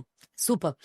ಸೊ ಯಾವ ಪ್ರಾಸೆಸ್ ಅಲ್ಲಿ ಬೇಕಾದ್ರೂ ಅದನ್ನ ಮಾಡಬಹುದು. ಬಟ್ ತುಂಬಾ ಪಾಪ್ಯುಲರ್, ಐ ಥಿಂಕ್ ನಾನು ಹಿಂದೆ ಹೇಳಿದೀನಿ, salt water bath. I think I have told about that. But ಅಲ್ಲಿ ಇಂಟೆನ್ಷನ್ ತುಂಬಾ ಮುಖ್ಯ. So last time probably salt water bath ಹೇಳಿರೋದ್ರಿಂದ ನಾನು ನಿಮ್ಗೆ ಸ್ಮಡ್ಜಿಂಗ್ ಬಗ್ಗೆ ಹೇಳ್ಕೊಡ್ತೀನಿ. ಸ್ಮಡ್ಜಿಂಗ್ ಅನ್ನ ಯಾವುದೇ ಸಂಪ್ರದಾಯ ನೀವು ತಗೊಳ್ಳಿ, ಯಾವುದೇ ದೇಶಕ್ಕೆ ಹೋಗಿ ಇವತ್ತಿಗೂ ಫಾಲೋ ಮಾಡ್ತಾರೆ. ಸ್ಮಡ್ಜಿಂಗ್ ಅಂದ್ರೆ ಏನು ಅಂದ್ರೆ, ಟಿಪಿಕಲ್ ನಮ್ ಕಡೆ ಎಲ್ಲ ಧೂಪ ಹಾಕ್ತಾರಲ್ಲ ಆ ತರ. ನೀವೊಂದು ಆರ್ಗ್ಯಾನಿಕ್ ಆಗಿರೋದು ತಗೊಳ್ಳಿ. ಈಗೆಲ್ಲ ಬೆರಣಿಯನ್ನೇ ಒಣಗಿಸಿ ಡ್ರೈ ಮಾಡಿ ಅದನ್ನೇ ಯೂಸ್ ಮಾಡ್ತಾರೆ, ಆಗ ಕೆಮಿಕಲ್ಸ್ ಇರಲ್ಲ. ಅದನ್ನಾದ್ರೂ ತಗೊಳ್ಳಿ. ಇಲ್ಲಾಂದ್ರೆ ಈಗ ಎಷ್ಟು ಚೆನ್ನಾಗೆಲ್ಲ ಬಂದಿದೆ ಅಂದ್ರೆ, ಇವಾಗ ದೇವಸ್ಥಾನದಲ್ಲಿ ಎಕ್ಸಾಕ್ಟ್ಲಿ ದೇವಸ್ಥಾನದಲ್ಲಿ ಒಣಗಿರೋ ಹೂವಿಂದ ಎಷ್ಟು ಆರ್ಗ್ಯಾನಿಕ್ ಅದು, ದೇವರ ಮೈ ಮೇಲೆ ಹಾಕಿರ್ತಾರೆ, ಇನ್ನೂ ಒಂಥರ ಗುಡ್ ಫೀಲಿಂಗ್. ಸೊ ಅದನ್ನ ನೀವು ನಿಧಾನವಾಗಿ ನಿಮ್ ದೇಹದ ಸುತ್ತ ನಿಧಾನವಾಗಿ, ಫಾರ್ ಎಕ್ಸಾಂಪಲ್ ಇದೆ ಅನ್ಕೊಳ್ಳೋಣ, ಧೂಪದ ಸ್ಟಿಕ್, ನಿಧಾನವಾಗಿ ಹಿಂಗ್ ರನ್ ಮಾಡ್ಬೇಕು. ಮೊದಲು ಒಂದ್ಸತಿ ರನ್ ಮಾಡ್ತಾ ಸ್ನಾನ ಮಾಡಿದ್ಮೇಲೆ ಮಾಡಿದ್ರೆ ತುಂಬಾ ಒಳ್ಳೇದು. ನಿಮ್ಮ ಆರ ಅವಾಗ ಇನ್ನೂ ಓಪನ್ ಆಗಿರುತ್ತೆ, ಸಟಲ್ ಆಗಿರುತ್ತೆ. ಮಾಡ್ತಾ ಮೊದಲನೇ ರೌಂಡ್ ಮಾಡ್ಬೇಕಾದ್ರೆ ನನ್ನಲ್ಲಿ ಏನೇನು ನಕಾರಾತ್ಮಕ ಅಂಶಗಳಿದೆಯೋ ನನಗೆ ಗೊತ್ತಿಲ್ಲದೆ ನಾನು ಯಾವ್ದ್ಯಾವ್ದು ಕೆಟ್ಟ ಶಕ್ತಿಯನ್ನ ಅಟ್ರಾಕ್ಟ್ ಮಾಡ್ತಿದ್ದೀನೋ ಅಥವಾ ಮಾಡಿದೀನೋ ಅದನ್ನ ನನ್ನಿಂದ ನಾನು ಬೇರ್ಪಡೆ ಮಾಡ್ಕೊಳ್ಳೋದಕ್ಕೋಸ್ಕರ ಇದನ್ನ ಮಾಡ್ತಾ ಇದ್ದೀನಿ. ಏನೇನಿರ್ಬಹುದು? ಭಯ, ಅಸಮಾಧಾನ, ಅನಾರೋಗ್ಯದ ಭಯ ಅಲ್ವಾ, ಬೇಜಾರು, ಹೀಯಾಳ್ಸೋದು, ಈ ತರ ನಾನು ಯಾವ್ದಾವ್ದನ್ನ ನೆಗೆಟಿವ್ ಇಮೋಷನ್ಸ್ ನ ಪ್ರೊಸೆಸ್ ಮಾಡದೆ ಇಟ್ಕೊಂಡಿದ್ರೆ ಅದು ರಿಲೀಸ್ ಮಾಡ್ತಾ ಇದೀನಿ ಅಂತ 1-2 ಸತಿ ಮಾಡ್ಕೊಳ್ಳಿ, clockwise anticlockwise. ಆಮೇಲೆ ನನ್ನ ಎಲ್ಲ ಅನುಭವಗಳನ್ನು ನಾನು ಉತ್ತಮ ರೀತಿಯಲ್ಲೇ ನೋಡಲು ಇಚ್ಛಿಸುತ್ತೇನೆ. ಅದರ ವಿರುದ್ಧ ಇರೋದನ್ನೆಲ್ಲ ನಾನು ಬಿಡ್ತಾ ಇದ್ದೀನಿ ಅಂತ ಅನ್ಕೊಳ್ಳೋದು. ಯಾಕಂದ್ರೆ ನಾನು ಹೇಳೋದನ್ನ ಬಿಟ್ಟು ಹೇಳದೇ ಇರೋದನ್ನು ನಾನು ಅಟ್ರಾಕ್ಟ್ ಮಾಡಿರ್ಬೋದು. ಅಂದ್ರೆ ಏನೋ ಒಬ್ರು ಅಂದಿರೋದು, ಅಂದೇ ಇರೋದು, ಏನೇನ್ ಇದೆಯೋ ಎಕ್ಸ್ಪೀರಿಯನ್ಸ್, ಗೊತ್ತಿಲ್ಲದೆ ತಗೊಂಡಿರೋದು, ಗೊತ್ತಿದ್ದು ತಗೊಂಡಿರೋದು, ಇದೆಲ್ಲ ಬೆಳಕಿನ ಕಡೆಗೆ ಹೋಗ್ಬೇಕು. ಬೆಳಕಿನ ಕಡೆಗೆ ಹೋಗದೆ ಇರೋದು ಏನೇನಿದೆಯೋ ಯಾವುದು ನನಗೆ ಬೇಡ ಅಂತ ಇಂಡೈರೆಕ್ಟ್ ಆಗಿ ನೀವು ಬೌಂಡ್ರಿ ಹಾಕೊಳ್ತಾ ಇದ್ದೀರಾ. ಆ ತರ ಅನ್ಕೊಂಡು 1-2 ಸತಿ ಮಾಡ್ಕೊಳ್ಳಿ. I release anything that is not in alignment with my highest experience. So ಯಾವ್ದು ಅಲೈನ್ಮೆಂಟ್ ಇಲ್ವೋ ಅದನ್ನೆಲ್ಲ ಬಿಡ್ತಾ ಇದೀನಿ ಅಂತ ಇಂಡೈರೆಕ್ಟ್ ಆಗಿ ಹೇಳ್ತಾ ಇದೀನಿ. ಈ ತರ ಮಾಡ್ಕೊಳ್ಳೋದ್ರಿಂದ ಏನಾಗುತ್ತೆ, ಆ ಬೌಂಡ್ರಿ ಆಟೋಮೆಟಿಕ್ ಆಗಿ ಸೆಟ್ ಆಗುತ್ತೆ. ಈಗ ಯಾರ ಹತ್ರನೋ ಹೋದ್ರಿ, ಏನೋ ಕೆಟ್ಟದ್ ನಿಮ್ ಬಗ್ಗೆ ಫೀಲ್ ಮಾಡಿದ್ರು, ನಿಮ್ ಹೊರಗಡೆ ಹೇಳ್ತಿರ್ತಾರೆ ನೀನ್ ಚೆನ್ನಾಗಾಗು ಅಂತ, ಒಳಗಡೆ ನೀನ್ ಹಾಳಾಗೋಗು ಅಂತ ಅನ್ಕೋತಾ ಇರಬಹುದು. ಯು ನೆವರ್ ನೋ ಅಲ್ವಾ. ಸೊ ಗೊತ್ತಾಗುತ್ತೆ ಅಟ್ರಾಕ್ಟ್ ಮಾಡೋದನ್ನ ರಿಲೀಸ್ ಮಾಡಕ್ಕೆ ಹೆಲ್ಪ್ ಆಗುತ್ತೆ. ಇನ್ನು ವೆರಿ ವೆರಿ ವೆರಿ ಇಂಪಾರ್ಟೆಂಟ್, ನಿಮ್ಮ ಆಂಗ್ಸೈಟಿನ ನೀವು ಯಾವಾಗ್ಲೂ ಚೆಕ್ ಮಾಡ್ತಾ ಇರಿ. ಅಂದ್ರೆ ತುಂಬಾ ಉದ್ವೇಗ, ತುಂಬಾ ಭಯದಲ್ಲಿರೋರು, ಇನ್ಫ್ಯಾಕ್ಟ್ ನಾನು ಇದನ್ನ ಹೇಳಲೇಬೇಕು, ನೆಗೆಟಿವ್ ಎನರ್ಜೀಸು ಥ್ರೈವ್ ಆಗೋದು ಅಂದ್ರೆ ಬದುಕಿರೋದು ನೀವ್ ಎಮಿಟ್ ಮಾಡೋ ಫಿಯರ್ ಇಂದಾನೆ. ಅದ್ರ ಊಟ ನಿಮ್ ಭಯಾನೇ. ಅದಕ್ಕೆ ಭಯ ಪಡ್ಬೇಡ ಸುಮ್ನೇರು, ಭಯ ಪಡ್ಬೇಡ ಸುಮ್ನೇರು ಅಂತೀವಲ್ಲ, ಏನಾದ್ರು ಗುಡುಗುಡು ಸೌಂಡ್ ಆಗಲ್ಲ ಅಂದ್ರೆ ಭಯ ಪಟ್ಟಷ್ಟು ನಿನಗೆ ಅದು ಜಾಸ್ತಿ ಅನುಭವ ಆಗುತ್ತೆ ಅಂತ ಹೇಳ್ತೀವಿ. ಅಥವಾ ನೀನ್ ಭಯ ಪಟ್ಟಷ್ಟು ಅದು ಈಸಿಯಾಗಿ ಬಂದು ಸೇರ್ಕೊಳ್ಳಕ್ಕೆ ಈಸಿ ಆಗುತ್ತೆ ಅಂತ ಹೇಳ್ತೀವಿ. ಬಟ್ ಆ ಭಯನ ನಿಯಂತ್ರಣ ಮಾಡೋ, ಆಂಗ್ಸೈಟಿಯನ್ನ ಕಂಟ್ರೋಲ್ ಮಾಡೋ ಮೆಂಟಲ್ ಕ್ಲಾರಿಟಿ ಯಾರು ಕೊಡ್ತಾರೆ? ನಿಮ್ಮ ಮೈಂಡನ್ನ ನೀವು ಆರೋಗ್ಯಕರವಾಗಿ ಇಟ್ಕೊಳ್ಳೋಕೆ ಆಂಗ್ಸೈಟಿ, ಪ್ಯಾನಿಕ್ಕು, ಸ್ಟ್ರೆಸ್ಸು, ನೆಗೆಟಿವ್ ಥಾಟ್ಸು ಇದನ್ನೆಲ್ಲ ನಿಯಂತ್ರಣಕ್ಕೆ ಇಟ್ಕೊಳ್ಳೋಕೆ ಬೇಕಾಗೋ ಟ್ರೈನಿಂಗ್ ಆಗಲಿ ಅಥವಾ ಈ ಥರದ ವಿಡಿಯೋಸ್ಗಳನ್ನು ನೋಡಿ ಅದನ್ನ ಅರ್ಥ ಮಾಡ್ಕೊಳ್ಳೋದಾಗ್ಲಿ, ನಿಮ್ಮದೇ ಮೆಂಟಲ್ ಪವರ್ನ ಜಾಸ್ತಿ ಮಾಡ್ಕೊಳ್ಳೋದಾಗ್ಲಿ ಖಂಡಿತ ಮಾಡಬೇಕು. It is extremely important. Okay, so ನಿಮ್ಮ ಮನೆ ಆಗಲಿ, ನೀವಿರೋ ಜಾಗ ಆಗಲಿ ಅಥವಾ ನಿಮ್ಮ ಅವರಾಗಲಿ ಇಂಟೆನ್ಷನ್ ಸೆಟ್ ಮಾಡ್ಕೊಳ್ಳಿ. This space is only for love. ಇವಾಗ ಫಾರ್ ಎಕ್ಸಾಂಪಲ್ ನಾವು ಒಂದು ಸ್ಟುಡಿಯೋ ಇದು ಮಾಡ್ತಿದೀವಿ, ಈ ಸ್ಟುಡಿಯೋಲಿ ಜ್ಞಾನ ಮಾತ್ರ ಉದ್ಭವ ಅಥವಾ ಹೆಚ್ಚಾಗತ್ತೆ, ಬೇರೆ ಯಾವುದಕ್ಕೂ ಇಲ್ಲಿ ಜಾಗ ಇಲ್ಲ. ನೀವು ಇಂಟೆನ್ಷನ್ ಸೆಟ್ ಮಾಡಿದ್ರೆ ಏನಾಗುತ್ತೆ, ಅದು ಹೈ ಫ್ರೀಕ್ವೆನ್ಸಿಲಿ ಆಲ್ರೆಡಿ ಫ್ರೀಸ್ ಆಗಿದೆ. ಇಲ್ಲಿ ಯಾರೋ ಒಬ್ರು ಬರ್ತಾರೆ ಅಂತ ಇಟ್ಕೊಳ್ಳೋಣ, ಏನ್ ಇವ್ರು ಹಿಂಗೆಲ್ಲ ಮಾಡ್ತಾ ಇದಾರೆ ಹಾಗೆ ಹೀಗೆ ಅಂತ, ಆ ಎನರ್ಜಿ ಖಂಡಿತ ನಿಮಗೆ ಮ್ಯಾಚ್ ಆಗಲ್ಲ. ಸೊ ಅದು ಅಲ್ಲೇ ಫಿಲ್ಟರ್ ಆಗೋಯ್ತು. ಚಪ್ಪಲಿ ಬಿಟ್ಟು ಬರೋ ತರ ಅವ್ರ ಇಂಟೆನ್ಷನ್ ಅಲ್ಲೇ ಫಿಲ್ಟರ್ ಔಟ್ ಆಗುತ್ತೆ. ಬಿಕಾಸ್ ನೀವು ಆಲ್ರೆಡಿ ಸ್ಥಾಪನೆ ಮಾಡ್ಬಿಟ್ಟಿದ್ದೀರಾ. ಅಂದ್ರೆ ನಿಮ್ ಹೆಸರೇನು ಅಂತ ನಿಮಗೆ ಪಕ್ಕಾ ಕ್ಲಿಯರ್ ಇದ್ರೆ, ನಾನು ರಾಜೇಶ್ ಅನ್ನೋದು ಬಿಟ್ಟು ನಾನು ಬೇರೆ ಏನೇ ಕರೆದ್ರು ನೀವು ತಿರುಗಿ ನೋಡೋದಿಲ್ಲ ಅಲ್ವಾ. ನೀವು ಮುಂದೆ ಹೋಗ್ತಾ ಇರ್ತೀರಾ, ಸುರೇಶ್ ಸುರೇಶ್ ಅಂತ ಕರೆದ್ರೆ ನೀವು ತಿರುಗಿ ನೋಡಲ್ಲ. ನಾನು ನಿಮ್ಮ ಹೆಸರು ಹೇಳಿದ್ರೆ ಓ ನನ್ನೇ ಕರಿತಿದಾರ ಯಾರು ಅಂತ ತಿರುಗಿ ನೋಡ್ತೀರಾ ಅಲ್ವಾ. ಅದೇ ತರ ನಿಮ್ಮ ಇಂಟೆನ್ಷನ್ಗೆ ಸೂಟ್ ಆಗೋದನ್ನ ಮಾತ್ರ ನೀವು ರಿಸೀವ್ ಮಾಡ್ತೀರಾ. That is very important. So energy hygiene is extremely important. ಆಗ ನೋಡಿ ಸರ್, ಭೂಮಿಲಿ ಒಳ್ಳೆ ಎನರ್ಜಿ, ಕೆಟ್ಟ ಎನರ್ಜಿ, ಲೈಟು, ಡಾರ್ಕ್ನೆಸ್ ಎಲ್ಲ ಇದೆ. ನಮ್ಗೆ ಏನ್ ಬೇಕು ಅನ್ನೋದನ್ನ ಪಡ್ಕೊಳ್ಳೋದು ಅಥವಾ ಜಾಸ್ತಿ ಮಾಡ್ಕೊಳ್ಳೋದು ನಮ್ಮ ಕೈ. ಈಗ ನೀವು ಕಪ್ ಹೇಳಿದ್ರಲ್ಲ, ಧೂಪ ಕಪ್ಸ್, ಅದು ಮಾಮೂಲಿ ಇದು ಯಾವ್ದ್ರಲ್ಲಿ ಅದು ಬೇಕು? ಬೆಂಕಿಲಿ ಮಾಮೂಲಿ ಧೂಪ. ಅದೇ ಹಾಗೆ ಧೂಪ ತರ ಮನೆ ಇದು ಯೂಸ್ ಆದ್ಮೇಲೆ ನನಗೆ ಮನೇಲಿ ಇರೋದಕ್ಕೂ ಕ್ಲೆನ್ಸ್ ಆಗ್ತಾ ಇದೆ ಅನ್ಕೊಂಡು ಬಿಟ್ಬಿಟ್ರೆ ಆಯ್ತು. ಅಲ್ಲ, ಅದನ್ನ ಅದಾದ್ಮೇಲೆ discard ಹಚ್ಚಿ ಮಾಡಿ. ಬಿಟ್ಬಿಡ್ಬೇಕಲ್ಲಿ. ಬಿಟ್ಬಿಡಿ ಅಷ್ಟೇ. Okay, yes, okay. ಇದಕ್ಕೆ ನಮ್ಗೆ ಸೇಜ್ ಅಂತ ಸಿಗತ್ತೆ, ನಾನು ಹೇಳ್ದಾಗೆ ಬೆರಣಿ ಒಣಗಿಸಿರೋದು ಅದು ಸಿಗತ್ತೆ. ನಮ್ ಕಡೆ ಎಲ್ಲ ಸಾಂಬ್ರಾಣಿ ಹಾಕಕ್ಕೆ ಆರ್ಗ್ಯಾನಿಕ್, ಈಗ ಸ್ವಲ್ಪ ಸಾಂಬ್ರಾಣಿ. ಕೆಮಿಕಲ್ ಮಿಕ್ಸ್ ಮಾಡ್ತಾರೆ. ನಾರ್ಮಲ್ ನಮ್ ತೆಂಗಿನಕಾಯಿ ಚಿಪ್ ಇದೆಯಲ್ಲ, ಅದನ್ನೇ ಸ್ಟವ್ ಮೇಲೆ ಇಟ್ರೆ ಚೆನ್ನಾಗಿ ಕೆಂಡ ಆಗುತ್ತೆ. ಅದ್ರ ಮೇಲೆ ಸ್ವಲ್ಪ ಸಾಂಬ್ರಾಣಿ ಮಾಡ್ಬೋದು. ಬಿಳಿ ಸಾಸಿವೆ ಸಿಗತ್ತೆ, ಅದು ಅಷ್ಟೇ. ನಾವು ಹೇಳ್ತೀವಿ ಯೂಶಲಿ ದೃಷ್ಟಿ ಆಗ್ಲಿ ಅದೆಲ್ಲ ತೆಗಿಯಕ್ಕೆ ಹೆಲ್ಪ್ ಆಗತ್ತೆ ಅಂತ. ಆರ್ಗ್ಯಾನಿಕ್ ಆಗಿ ಯೂಸ್ ಮಾಡಿ ಆದಷ್ಟು. ಕೆಮಿಕಲ್ಸ್ ಈಗ ನಾವು ಅದು ನಮಗೆ ನಮ್ಮ ಬಾಡಿ ಸುತ್ತ ಅದು ದೃಷ್ಟಿ ತೆಗೆದು ಅದನ್ನ ಮತ್ತೆ ನಾವು ಅಲ್ಲೇ ಅಂಟಿಸ್ಬಿಟ್ಟು ಏನು ತೊಂದರೆ ಮನೆಯೊಳಗೆ ಇಟ್ಕೊಬೋದಾ? ಇಡ್ಬೋದು ಸರ್. ಕೆಲವರು ಆಚೆ ಇಡ್ತಾರೆ, ತೊಂದ್ರೆ ಇಲ್ಲ. ಅಂದ್ರೆ ಅದು ಜಾಗನೂ ಕ್ಲೆನ್ಸ್ ಮಾಡುತ್ತೆ. ಇಂಟೆನ್ಷನ್ ಹಂಗೆ ರಿಲೀಸ್ ಮಾಡಿ, ಮಿಕ್ಕಿದ್ದು ಧೂಪದ ಹೊಗೆಯಿಂದ ಮನೆ ಕೂಡ ಕ್ಲೆನ್ಸ್ ಆಗ್ತಾ ಇದೆ ಅಂತ ಅನ್ಕೊಳ್ಳಿ ಅಷ್ಟೇ. ಸೊ ಈ ತರ ಮಾಡಬಹುದು. ಇನ್ನು ರಿಚುವಲ್ಸ್ ಅಂತ ಪ್ರಾಕ್ಟೀಸ್ ಮಾಡಬೇಕು. That is very very important. ಅಂದ್ರೆ ಏನು, ನೀವಾಗ್ಲೇ ಹೇಳ್ದಾಗ ದಿನ ಹಲ್ಲುಚ್ತೀನಿ ಅಥವಾ ಹೊರಗಡೆಯಿಂದ ಬಂದಿರೋ ಬಟ್ಟೆಲ್ಲೇ ನಾನು ಮಲ್ಕೊಳ್ಳಲ್ಲ, ಬಟ್ಟೆ ಬದಲಾಯಿಸ್ಬಿಟ್ಟು ನಾನು ಮಲ್ಕೋತೀನಿ, ಈ ತರ ಮಾಡೋ ತರ ಒಂದಷ್ಟು ರಿಚುವಲ್ಸ್ ಪ್ರಾಕ್ಟೀಸ್ ಮಾಡಬೇಕು. ಅದ್ರಲ್ಲಿ ತುಂಬಾ ತುಂಬಾ ತುಂಬಾ important breath work. Breath yes, ಯಾಕೆಂದ್ರೆ ಹೌದು, ಇವಾಗ ನಾವು ಇನ್ವೆಸ್ಟಿಗೇಟ್ ಮಾಡ್ಬೇಕಾದ್ರೆ ಸರ್, ಪ್ಯಾರಾನಾರ್ಮಲ್ ಇನ್ವೆಸ್ಟಿಗೇಷನ್ ಯಾಕೆ ಬಂತು ಇದು ಅಂತ ಕೇಳಿದಾಗ, ನಾನು ಏನೋ ಮಾಡ್ತಾ ಇದ್ದ, ಯಾವುದೋ ಜ್ಞಾನದಲ್ಲಿ ಇದ್ದ, ಮೈ ಮೇಲೆ ಪ್ರಜ್ಞೆನೇ ಇರ್ಲಿಲ್ವಾ ಅಂತ ಹೇಳ್ತಾರೆ ಅವರೇ ಆ ಸುಪ್ತ ಮನಸ್ಸಿನ ಸ್ಥಿತಿಯಲ್ಲಿ. ಅಂದ್ರೆ ಈಗ ಕುಡ್ದೋರು, ಮತ್ತಲ್ಲಿರೋರು, ಎಲ್ಲೋ ಮುಳುಗೋಗಿರೋರ್ಗೆ ಅಯ್ಯೋ ತುಂಬಾ ನೆಗೆಟಿವಿಟಿ ಇದೆ ಅಂತ ನಾವು ಯೂಶಲಿ ಹೇಳ್ತೀವಿ. ಯಾಕಂದ್ರೆ ಅವರ ಅರಿವು ಅವ್ರ ಬಾಡಿ ಮೇಲೆ ಇರಲ್ಲ. ಈಗ ನಿಮ್ ಮನೆ ಬಾಗ್ಲ ಹಾಕಿಲ್ಲ ಅಂದ್ರೆ ನ್ಯಾಚುರಲಿ ಇಟ್ಸ್ ಅನ್ ಇನ್ವಿಟೇಷನ್, ಯಾರು ಬೇಕಾದ್ರೂ ಬರ್ಬೋದಪ್ಪ, ಬಂದ್ ತಗೊಂಡು ಹೋಗ್ಬೋದ್ರಪ್ಪ ಅಂತ ಇನ್ವಿಟೇಷನ್ ಅಲ್ವಾ ಅದು. ಅದೇ ತರ ಸೊ ಒಂದು ಭಾಗದ ಅರಿವು ನನ್ ಸಟಲ್ ಬಾಡಿ ಒಳಗಡೆ ಬೇರೆದು ಬರಂಗಿಲ್ಲ ಅನ್ನೋದು ಒಂದು ಭಾಗದ ಅರಿವು ನಾವು ಮಾತಾಡ್ತಾ ಇದ್ರು ಇರ್ಬೇಕಲ್ಲಿ. ಆ ಅರಿವು ಬರಕ್ಕೆ ಪೂರ್ವ ತಯಾರಿ ಆಗ್ಬೇಕು. ಅದು ಅರಿವು ತುಂಬಿರುವ ಜಾಗೃತ ಉಸಿರಾಟದ ಕ್ರಿಯೆನ ಮಾಡೋದ್ರ ಮೂಲಕ ನಾವು ಡೆವಲಪ್ ಮಾಡ್ಕೊಳ್ಬಹುದು. ಅಂದ್ರೆ ನಾವೆಲ್ಲರೂ ಅಟ್ಲೀಸ್ಟ್ ಆಕ್ಚುಲಿ ನಿಜ ಹೇಳ್ಬೇಕು ಅಂದ್ರೆ ನಮ್ಗೆ ಏಜ್ ಎಷ್ಟೋ ಅಷ್ಟು ನಿಮಿಷ ಮಾಡ್ಬೇಕಿದನ್ನ, ಬಟ್ ಅಟ್ಲೀಸ್ಟ್ ಒಂದ್ 5 ನಿಮಿಷ ಆದ್ರೂ ಜಾಗೃತವಾದ ಉಸಿರಾಟವನ್ನ ಆಡೋದನ್ನ ಪ್ರಯತ್ನ ಮಾಡ್ಬೇಕು. ಹೇಗೆ? ಆರಾಮಾಗಿ ಇದೇ ತರ ಒಂದು ಕಂಫರ್ಟಬಲ್ ಜಾಗದಲ್ಲಿ ಕೂತ್ಕೊಳ್ಳಿ, ಕೈ ಲಾಕ್ ಮಾಡ್ಕೊಳ್ಳಿ, ಇಲ್ಲಾಂದ್ರೆ ಧ್ಯಾನ ಮುದ್ರೆಯಲ್ಲಿ ಇಟ್ಕೊಂಡು ನಿಮ್ಮ ಸಹಜವಾದ ಉಸಿರಾಟವನ್ನ ಗಮನಿಸಿ. ಈಗ ಏನಾಯ್ತು, ನಿಮ್ ಆರಾಗೆ, ನಿಮ್ ಸಟಲ್ ಬಾಡಿಗೆ, ನಿಮ್ ಮೈಂಡ್ಗೆ ಅವೇರ್ಫುಲ್ ಲಿವಿಂಗ್ ಏನು ಅಂತ ಗೊತ್ತಾಯ್ತು. ಈಗ ಯಾವ್ದೋ ಇವಾಗ ಬರ್ತಾ ಇದೆ ಎಂಟರ್ ಆಗಕ್ಕೆ, ಈಗ ಎಲ್ಲೋ ಹೋಗಿದ್ದೀರಾ, ನೀವು ಶಾಕಲ್ಲಿ ಇದ್ದೀರಾ, ಎಲ್ಲರೂ ಶಾಕಲ್ಲಿ ಇದ್ದಾರೆ. ಸೊ ಏನೋ ನಿಮ್ಗೆ ಗೊತ್ತಿಲ್ಲದೆ ಅಟ್ರಾಕ್ಟ್ ಮಾಡೋ ಸ್ಥಿತಿಲಿ ಇದ್ರೆ ಒಂದ್ ಅರಿವು hello hello you not allowed inside ಅನ್ನೋದು ಟಕ್ ಅಂತ ಓಪನ್ ಆಗತ್ತಾ? ಅಂದ್ರೆ ಯಾರೋ ಬಂದ ತಕ್ಷಣ ನಾವು ಬಾಗ್ಲ ಹಾಕೋತಾರ, ಏನೋ ಬಂತು, ಈ ಕಡೆ ಬಾ ಅಂತ ಎದ್ದು ಟಕ್ ಅಂತ ಅಲರ್ಟ್ ಆಗಿ ಇದ್ ಮಾಡೋ ತರ ನಿಮ್ ಆರಾನೇ ನಿಮ್ಮನ್ನ ನಿಮ್ಗೆ ಗೊತ್ತಿಲ್ಲದೆ ಸಬ್ ಕಾನ್ಶಿಯಸ್ಲಿ ಕಾಪಾಡ್ಕೊಳತ್ತೆ. That awareful breath work is very important. ಇನ್ನೊಂದು ತುಂಬಾ ಸೂಪರ್ ಮೆಥಡ್ ಹೇಳ್ಕೊಡ್ತೀನಿ, ಯಾಕಂದ್ರೆ ನಿಮ್ ಆರಾ ಎಷ್ಟು ಬ್ರೈಟ್ ಆಗಿರುತ್ತೋ, ಎಷ್ಟು ವೈಬ್ರೆಂಟ್ ಆಗಿರುತ್ತೋ, ಅಷ್ಟು ನೆಗೆಟಿವಿಟಿಗೆ ನಿಮ್ಮ ಹತ್ರ ಬರೋದಕ್ಕೆ ಅದಕ್ಕೆ ಗೋಚರನೇ ಆಗಲ್ಲ. ಸನ್ಲೈಟ್ ಎಷ್ಟು ಫ್ರೀಯಾಗಿ ಸಿಗತ್ತೆ ಅಲ್ವಾ? ಬೆಳಗ್ಗೆ ಅರ್ಲಿ ಮಾರ್ನಿಂಗ್ ಅಥವಾ ಸಂಜೆ ಸೂರ್ಯ ಮುಳುಗೋ ಟೈಮಲ್ಲಿ ಮಠ ಮಧ್ಯಾಹ್ನ ಮಾಡಕ್ ಹೋಗ್ಬೇಡಿ. ಟೆರೆಸ್ ಮೇಲೆ ಅಥವಾ ಬಾಲ್ಕನಿಲಿ ಕೂತ್ಕೊಳ್ಳಿ. ಸೂರ್ಯನ ಪ್ರಕಾಶಮಾನವಾದ ಬೆಳಕು ನನ್ನ ನೆತ್ತಿಯ ಮೂಲಕ ದೇಹನೆಲ್ಲ ಆವರಿಸ್ತಾ ಇದೆ, ಕೆಟ್ಟದೆಲ್ಲ ಸುಟ್ಟೋಗ್ತಾ ಇದೆ ಅದರಲ್ಲಿ ಅಂತ ಅನ್ಕೊಂಡು ಆ ವೈಬ್ರೆಂಟ್ ಎನರ್ಜಿ ಅಣುವಲ್ಲೂ ಗೋಲ್ಡನ್ ಲೈಟ್ ತರ ಹೊಳಿತಾ ಇದೆ. ಯಾಕಂದ್ರೆ ಗೋಲ್ಡನ್ ಎನರ್ಜಿ ಇದೆಯಲ್ಲ ಅವರಲ್ಲಿ, ಅದು ಹೈಯೆಸ್ಟ್ ಫ್ರೀಕ್ವೆನ್ಸಿ. ಯಾರಾದ್ರೂ ಡಿವೈನ್ ಪೀಪಲ್ ಇದ್ರೆ ಅವರಲ್ಲಿ ಗೋಲ್ಡನ್ ಅವರ ಯಾವಾಗ್ಲೂ ರಿಫ್ಲೆಕ್ಟ್ ಆಗುತ್ತೆ. ಆಮೇಲೆ ಆ ಗೋಲ್ಡನ್ ಎಫ್ಲುಯೆನ್ಸ್ ಏನಿದೆ, ಆ ಒಂದು ಪೂರ್ತಿ ಆ ರೇಡಿಯಂಟ್ ಎನರ್ಜಿ, ಅದು ನಿಮ್ಮ ಆರನ್ನ ಸೆಕ್ಯೂರ್ ಮಾಡೋದ್ರ ಜೊತೆಯಲ್ಲಿ ಅದೇ ತರದ ಆಧ್ಯಾತ್ಮಿಕ ಎನರ್ಜಿ ಇರೋರ ಜೊತೆಯಲ್ಲಿ ಹೋಗೋಕೆ ಒಂದು ದಾರಿಯನ್ನು ಮಾಡ್ಕೊಡುತ್ತೆ, ಸ್ಪಿರಿಚುಲಿ ಗ್ರೋ ಆಗೋಕ್ಕೂ ಸಹಾಯ ಮಾಡುತ್ತೆ. ಆ ಗೋಲ್ಡನ್ ಲೈಟ್ ಅನ್ನ ಸೂರ್ಯನಿಂದ ನಾವು ತುಂಬಾ ಆಳವಾಗಿ ನೋಡ್ಬೋದು, ಅದನ್ನ ನಾವು ಖಂಡಿತ ಮಾಡಬಹುದು. ಆದ್ರಿಂದ ನಾವು ಧ್ಯಾನ ಮಾಡೋದು ಮತ್ತು ತುಂಬಾ ತುಂಬಾ ತುಂಬಾ ಇಂಪಾರ್ಟೆಂಟ್, ಬಾಡಿ ಜೊತೆ ಕಮ್ಯುನಿಕೇಟ್ ಮಾಡು. ಹಾಯ್ ಕೈ, ಇವತ್ತು ಹೇಗಿದ್ಯಾ, ಎಷ್ಟೊಂದು ಸಹಾಯ ಮಾಡಿದ್ಯಾ ನನಗೆ ಇಷ್ಟು ವರ್ಷದಿಂದ, I love you so much ಅಂತ ಹೇಳೋದು. ಒಂದಿನ ಮೂಗನ್ನ ಮಾತಾಡ್ಸೋದು ನಮಗೆ ವಿಚಿತ್ರ ಅನ್ನಿಸ್ಬೋದು, ಆದ್ರೆ ಪ್ರಜ್ಞಾಪೂರ್ವಕವಾಗಿ ಬಾಡಿನ ನೋಡ್ಕೊಂಡಾಗ ಬಾಡಿಯಲ್ಲೇ ಇರುವ ಆ ಚೈತನ್ಯ ನನ್ನ ಬಾಡಿ ಒಳಗಡೆ ಇಲ್ದೇ ಇರೋ ಓನರ್ ಯಾರಾದ್ರೂ ಬಂದ್ರೆ ಏನ್ ಹೇಳುತ್ತೆ? ಈಗ ನಿಮ್ ಮಗನ್ನ ಬೇರೆ ಯಾರಾದ್ರೂ ಕರ್ಕೊಂಡು ಹೋಗಕ್ ಹೋಗ್ಲಿ ಸ್ಕೂಲಿಂದ, ಏನ್ ಹೇಳ್ತಾನೆ? ಯಾರಂಕಲ್ ನೀವು ಸ್ಟ್ರೇಂಜರ್ ಜೊತೆ ಎಲ್ಲ ಬರ್ಬೇಡ ನಮ್ಮಮ್ಮ ಹೇಳಿದಾರ ಅಂತ ಹೇಳ್ತಾನೋ ಇಲ್ವೋ ಅಲ್ವಾ? Because we would have train the child. ಇಲ್ಲ ಅವ್ನು ಯಾರು ಬಂದ್ರು ಅವ್ರ ಜೊತೆಲಿ ಹೋಗ್ತಾನೆ, ಯಾರ ಜೊತೆಲಿ ಹೋಗ್ಬೇಡ ಕಣೋ, ಯಾರು ಬಂದ್ರು ಬಾಗಿಲು ತೆಗಿಬೇಡ ಕಣೋ. Are we doing it to the body? ಇಲ್ಲ. ಸೊ ಒಂದಿನ ಲಿವರ್ಗೆ ಹೇಳಿ, ಥ್ಯಾಂಕ್ ಯು ಲಿವರ್, ಎಷ್ಟೆಲ್ಲ ಮಾಡ್ತಾ ಇದ್ಯಾ ನೀನ್ ನಂಗೆ. ಒಂದಿನ ಕಿಡ್ನಿ ಹತ್ರ ಮಾತಾಡಿಸಿ, ಒಂದಿನ ಬಚ್ಚಲ ಮನೇಲಿ ನೇಕೆಡ್ ಆಗಿದ್ದಾಗ ಇಡೀ ಬಾಡಿಗೆ ಹೇಳಿ, I love you so much, thank you so much, ನೀನು ಎಷ್ಟು ಕಷ್ಟಪಟ್ಟು ನನ್ನನ್ನ ಇಷ್ಟೆಲ್ಲ ಕಾಪಾಡಿದ್ಯಾ ಅಂತ. ಒಂದಿನ ಕಾಲು ಏಟಾಗಿರೋ ಆ ಬೆರಳಿಗೆ ಹೇಳಿ, ಏಟಾದ್ರೂ ಎಷ್ಟು ಚೆನ್ನಾಗಿ ನಂಗೆ ಹೆಲ್ಪ್ ಮಾಡ್ತಾ ಇದೆಯಾ ಅಂತ. So body communication is one of the strongest rituals actually. ಕೆಲವೊಂದ್ಸಾರಿ ಕೆಲವರು ಯಾವುದೋ ಇಂಟರ್ವ್ಯೂ ಎಲ್ಲ ನೋಡಿದ್ದುಂಟು, ಯಾವುದೋ ಒಂದು ಹೀರೋಯಿನ್ ಪ್ರತಿ ಸಾರಿ ಕನ್ನಡಿ ಮುಂದೆ ನಿಂತ್ಕೊಂಡಾಗ ಅವ್ರು ಹೇಳೋರಂತೆ, ಈ ಕಾಜೋಲ್ ಕಣ್ಣಿಗೇನೋ ಇದು ಹಚ್ಬೇಕಂದ್ರೆ ಏನೋ, ನನ್ನ ಕಣ್ಣು ಎಷ್ಟು ಚೆನ್ನಾಗಿದೆ, ನನ್ನ ಕಣ್ಣು ಎಷ್ಟು ಚೆನ್ನಾಗಿದೆ ಅಂತ ಅವ್ರಿಗೆ ಅವರೇ ಹೇಳ್ಕೊಳ್ಳೋರಂತೆ. ಎಸ್, ಆಮೇಲೆ ಅವ್ರನ್ನ ನೋಡಿದಂತ ತುಂಬಾ ಜನ ಡೈರೆಕ್ಟರ್ಸ್ ಹೇಳೋರಂತೆ, ಫಸ್ಟ್ ಥಿಂಗ್ ನಿನ್ ಕಣ್ಣು ಐ ಎಷ್ಟು think it's Madhuri Dixit sir. ನಿನ್ ಕಣ್ಣು ಎಷ್ಟು ಅದ್ಭುತವಾಗಿದೆ ಅಂತ.